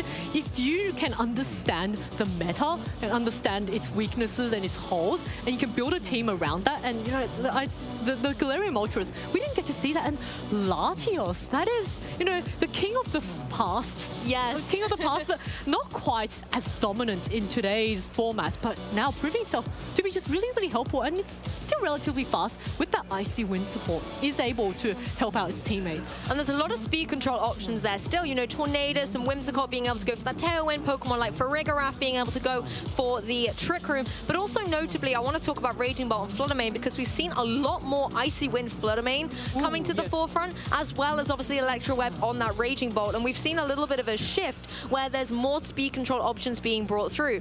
Pelipper maybe isn't running Tailwind as often. I think Wide Guard's definitely the reason why it's so high in the meta, but it still has that option to do so, showing that speed really is the name of the game here in Regulation G. Yes, Tornadus has really gone down in usage. I think, you know, the Prankster Tailwind is a really, really useful ability to get up, but the issue I think a lot of players may have with Tornadus is that its main move, Bleak Wind Storm, is not really that accurate, and sometimes, especially against Raging Bolt, which is one of the most popular non-restricted Pokemon in the format, it really struggles to do anything to that Raging Bolt. And I think we're starting to see, as you mentioned earlier, a lot of Icy Wind and Electro Web as speed control. And Incineroar didn't win another regional. No, it didn't. It wasn't even in finals. Oh, it's a very sad kitty, but I'm sure Incineroar is going to be one of those Pokemon that you're going to see time and again at a regional, and you do have to prep against this Incineroar because it is just so useful and so disruptive to a team. You know, access to Fake Out, Will-O-Wisp, Parting Shot. Those are really annoying moves for an opponent to face. Definitely, and I think it just shows that is the #1 usage out of restricteds, right? So it's still very dominant, but it's not quite as overwhelmingly dominant as it used to be. And the same can be said for Fluttermane. Fluttermane used to be everywhere. It's now really dropping down those usage stats. I think showing that there is a shift in the horizon on the metagame, and more Pokemon, maybe because of the way they can facilitate and help restricteds, means that they are rising up to the forefront. Pokemon like Pelipper, for example, and even Pokemon like Chi-Yu coming back in to help Terapagos. Yeah, and now let's take a look at our top 8 breakdown. You know, the journey that Mishael has had to be able to secure that finals in the Stockholm Regionals, and you know, he's had quite a stacked tournament. Just so many different opponents in the high level. But now we see Mishael, the champion of Stockholm, and second place Joji Kaida, of course Marco Silva, Matt Maynard, third and fourth place, and Frederick, Niels, Donald, Lorenzo filling up in that top 8. So just a really nice mix of Pokemon there. I also like how our winning team is so nice. We see it twice. With Donald Smith also bringing it there, finishing in 7th place. A fantastic run for him today. Nils Dunlop as well, coming fresh off EUIC, not able to get the #1 spot here in Stockholm, but certainly able to get a phenomenal top 8 finish. A top 8 finish is really, really amazing and just shows the incredible consistency of Nils. You know, it's really difficult to win every tournament. I think, you know, very, very few players can do that, but Nils just showing that even though he wasn't the champion of this event, he's still top 8, and that's an amazing achievement. And also just wanted to call out Donald Smith and Mishael facing off against each other earlier today. It was an amazing mirror match, and Mishael, I think, slightly outplayed his opponent there. Yeah, and it's interesting to see how the Latios have really kind of risen up as well, a really kind of off the meta pick, and the Draco Media is just hitting so hard. As you were mentioning earlier, there's less fairies, and when you look at this roster as well, I really can't see many other than the Rogue Fluttermane up there. I actually really don't think there's any others. Oh, there's 2 Whimsicots. Oh, there's 2. I was about to say, do they count? They do count, but they're not such an offensive threat, let's say, as the Fluttermane. The fact that there are even 2 Whimsicots, I think, are showing a little bit of a trend there. We've got 2 Chi-Yus as well with Frederick and Joji, and also the 2 Iron Hands, the 2 Farigiraf there. There's definitely, for such a meta that's been broken wide open, trends are starting to form, and that's something ahead of the next couple of regionals, or even NAIC if you're attending, to keep your eye on which Pokemon are going to start rising up a little bit more. Miraidon, for example, we got 2 of them. In fact, I think we're actually perfectly matched. We've got 2 Calyrex Ice Riders, 2 Terapagos, 2 Zamazenters, and 2 Miraidons. Oh my goodness, look at that. How funny would it be if they did all those teams faced off against each other? Can you imagine? In a mirror? That would have been absolutely amazing. But it's just so cool to see all of these different teams being piloted. And, you know, that the Iron Hands and Whimsicott kind of rising in their usage isn't too surprising for me, because Iron Hands is a very, very bulky Pokemon. And in the past, it's always had a lot of success. And, you know, pair that with the electric terrain, and all of a sudden, it is going to be dishing out huge damage. I think that's the thing. With the rise of Miraidon, you get the rise of Iron Hands as well. But I have to say, I thought I would see more future Paradox Pokemon jumping into the metagame a little bit. But maybe it's a case of it's still early doors. Maybe trainers need to experiment a little bit more with, you know, maybe Iron Moth, Iron thorns, these kind of Pokemon that could come forward and benefit from that electric terrain and maybe find a little bit of a place in the meta? I personally would like to see some more Iron Jugulars. It was, of that course, would be cool. a regional winner, and I think Wolf piloted that to the top 8. So, it's a really, really great Pokemon, and I think we're just starting. It's just the tip of the iceberg here. We're just starting to unlock all the different possibilities. Yeah, remember, I believe it was Marcus Statter won with Iron Jugulus at a regional, so again showing that it has the potential to go all the way, but could it do it again with the fact that electric terrain has now been unleashed with Miraidon?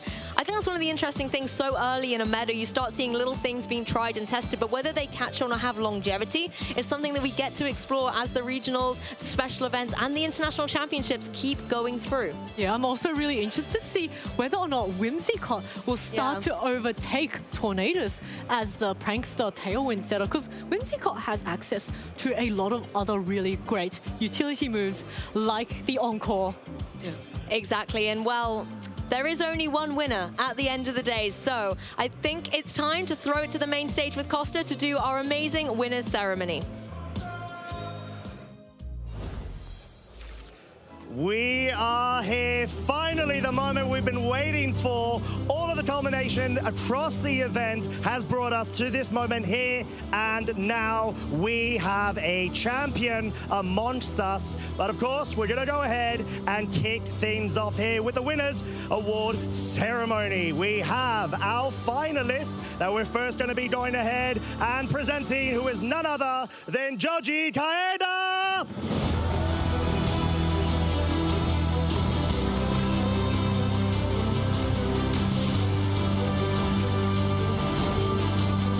Welcome, Joji. Huge congratulations for what has been an amazing performance so far. You've been able to rock that Terapagos all the way to the finals. How are you feeling with this huge accomplishment?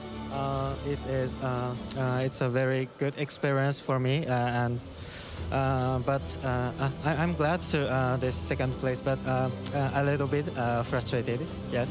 Understandable, the title was so close, but you've done an exceptional job. So thank you so much for being able to bring your innovation and your great play style to this event. Of course, we want to congratulate you. Thank you so much for participating. We wish you all the best and look forward to seeing even more from yourself. Thank you very much.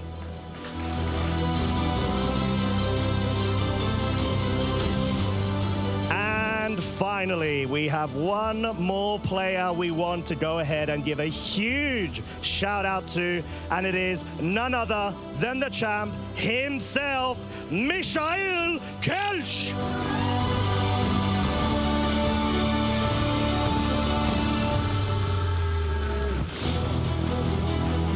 Welcome, Michael. Huge congratulations. You are the best player here right now across the event, the regional champion of Stockholm. How are you feeling, sir?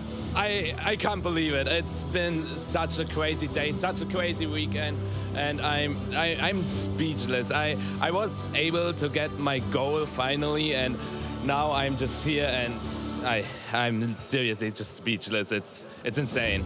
Well, I'll tell you what, you've run away with the title, and with the best doggo apparently as well, that's Zamazenta. So genuinely speaking, is that something that you correctly identified was on the trend upwards?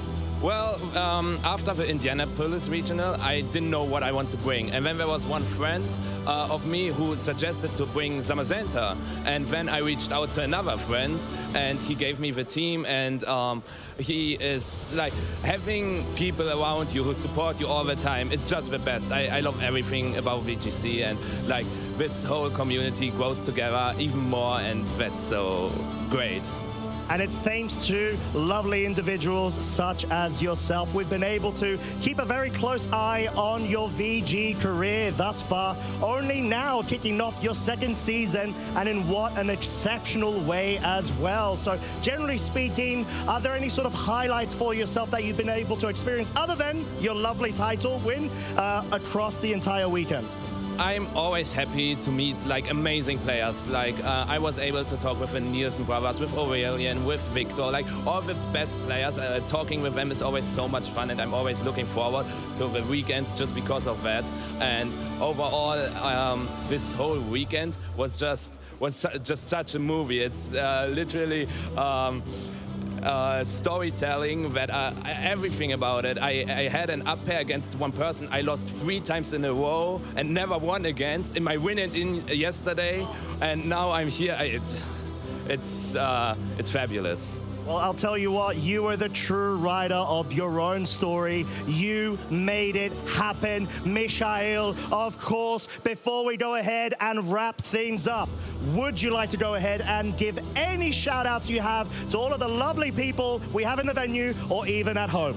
Yeah, so I shout out at all the people I wanted to shout out earlier, but I also want to shout out Billa, Ibrahim, Yannick, everyone who is with me today, and also Maurice, and just my family as well. Without my family, I wouldn't be here. My brother, my mom, my dad, and also all my cousins. There are so many people I love, and I cannot list all of them. I hope you are addressed, and thank you so much, guys.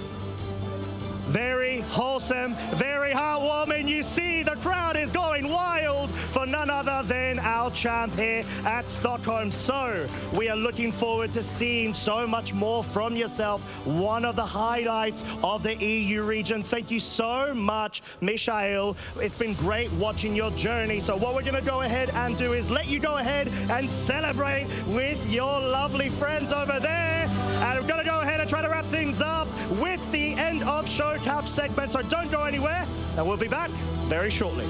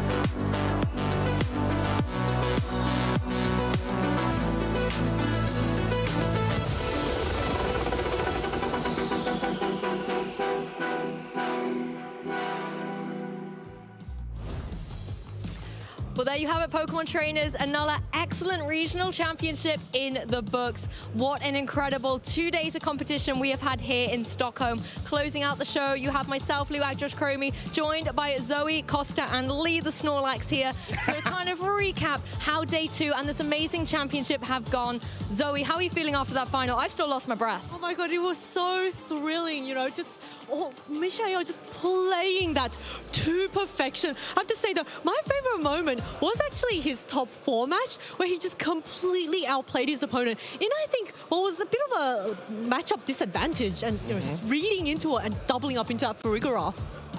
Pretty cool. It was very cool, and I think being able to see such high caliber play from both of our trainers has honestly been exceptional. I was watching it from the sides, of course, and you know, at some points I was just feeling just so out of breath because of how great of a match we had as a treat. And generally speaking, I really did feel like sometimes I just needed to have a bit of Waterloo. Yeah, I totally feel that. Get that vibe 100% there, Costa. I feel like it's been a bit of a theme. I've been so tongue-tied this entire weekend, just kind of trying to catch the action. And I think it's been a while since we've had such fast-paced Pokemon play. In previous regulations, things were a little bit more balanced, a little bit more slow-paced, really thinking moves and counter moves. This was all about the damage, wasn't it, Costa? Oh, it really was. And it's sort of what we've been leaning into from the meta adaptation from just 1 week ago at Indianapolis. There's just these restricteds, not only about the physical end in terms of the prowess and the threat, it's also the special offensive side too. We've seen a lot of choice specs restricteds really coming into the fray, that being the Terapagos, of course, in the finals, so close to be able to actually go ahead and wrap up its second major event title so far globally. However, we had Zamazenta. It was Zamazenta's turn, and it's been able to go ahead and wrap it up. It definitely was, and I know, Zoe, you were really championing the Calyrex Shadow Rider and Calyrex Ice Rider, but I think Calyrex Ice Rider really came out on top this weekend. It did have a really consistent showing, you know, wasn't able to get quite that championship finish, but I have no doubt that as the format develops, players are going to find out ways to innovate and even improve upon these current teams. And by the time, I'm willing to bet that by the time we come around to say Bologna next month or NAIC, there's going to be quite a shake-up to the meta. And that EU leaderboard as well is definitely looking a little bit more colourful as well, because we can add Michael Kelch's face to that EU leaderboard. I mean, it's amazing to be able to see these champions all the way back in Barcelona, and now look at that, Stockholm, Michael Kelch takes centre stage. Yeah, he's rocking, of course, the Yokohama World Championship jersey there too, being the finalist, being able to flex that as well. But yeah, I'm not surprised to be able to see Michael over there. You know, it's just one of those raw potential trainers that ever since his, you know, like introduction to the VG sort of scene last season, he just keeps on improving and, you know, grabbing titles left, right, center in terms of being able to just outrageously show his raw skill.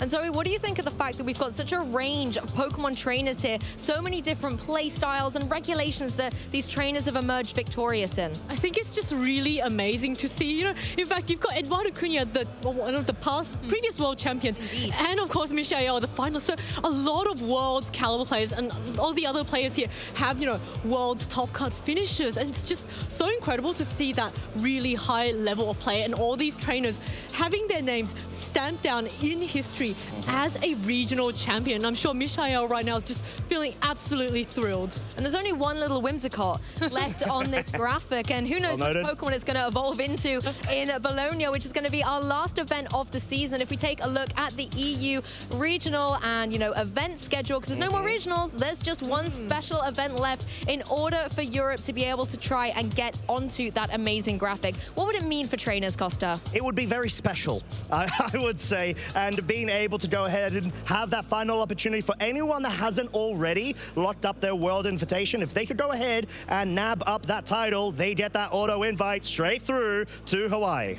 And it's not the only event left. You've also got the elusive NAIC, the final event of the 2024 season around the world, to be able to try and get that invite, as well as kind of make your mark in Regulation G ahead of the World Championships. I mean, taking a look at all of this, particularly when we look at, you know, Stockholm and Bologna and New Orleans, surely, Zoe, the trainers that win those are going to be a threat at Worlds. Oh, indeed. And I wouldn't be surprised to see all these familiar names that have been popping up at every regional, consistently top-cutting. And I see, you know, the question is that going to be defended by an American player, or are we going to see a bit of an upset win?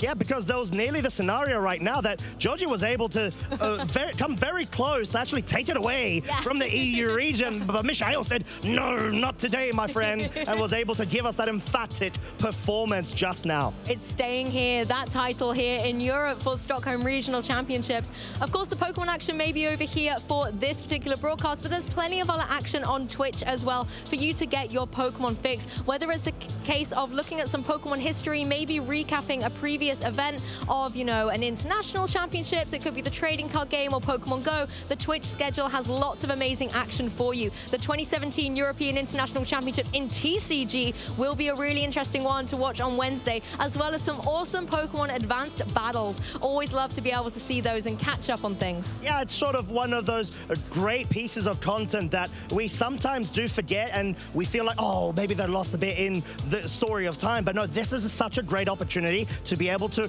reflect upon them. And for anyone not even familiar with this type of content, you could actually go ahead and or should I say properly introduce yourself to them. There's a lot of history that we have, generally speaking, as a game and as a brand as well. And it's honestly just so heartwarming to be able to know that we can connect on such a deeper level with all of this beautiful piece of communities that we have.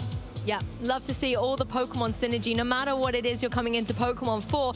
Of course, the Pokemon action isn't stopping for the season quite yet, not only in Europe, but across the pond in NA as well. They have a regional coming up in LA. Now, we talk a little bit about trainers coming this side of the pond, but maybe some Europeans will want to make that journey across stateside on May 24th to May 26th in order to try and compete at this event. Zoe, what are you thinking? It's going to be a good one, right? Oh, yes, indeed. And I think, you know, the finishes we have had here in Stockholm is definitely going to influence the team building of all the competitors at LA. And I think, you know, they are going to... Zamazenta has now proven itself to be a really big threat and something that players have to account for. It is just so defensive, and you are forced to rely on a lot of your special attackers to be able to take it down. Exactly, and for players maybe remaining here in Europe for the next event, Bologna is the next special event and the last event on the EU calendar. It's definitely going to be one where maybe Zamazenta will try and get the double in Europe. Costa, this is one you don't want to miss, right? No, I very much do not.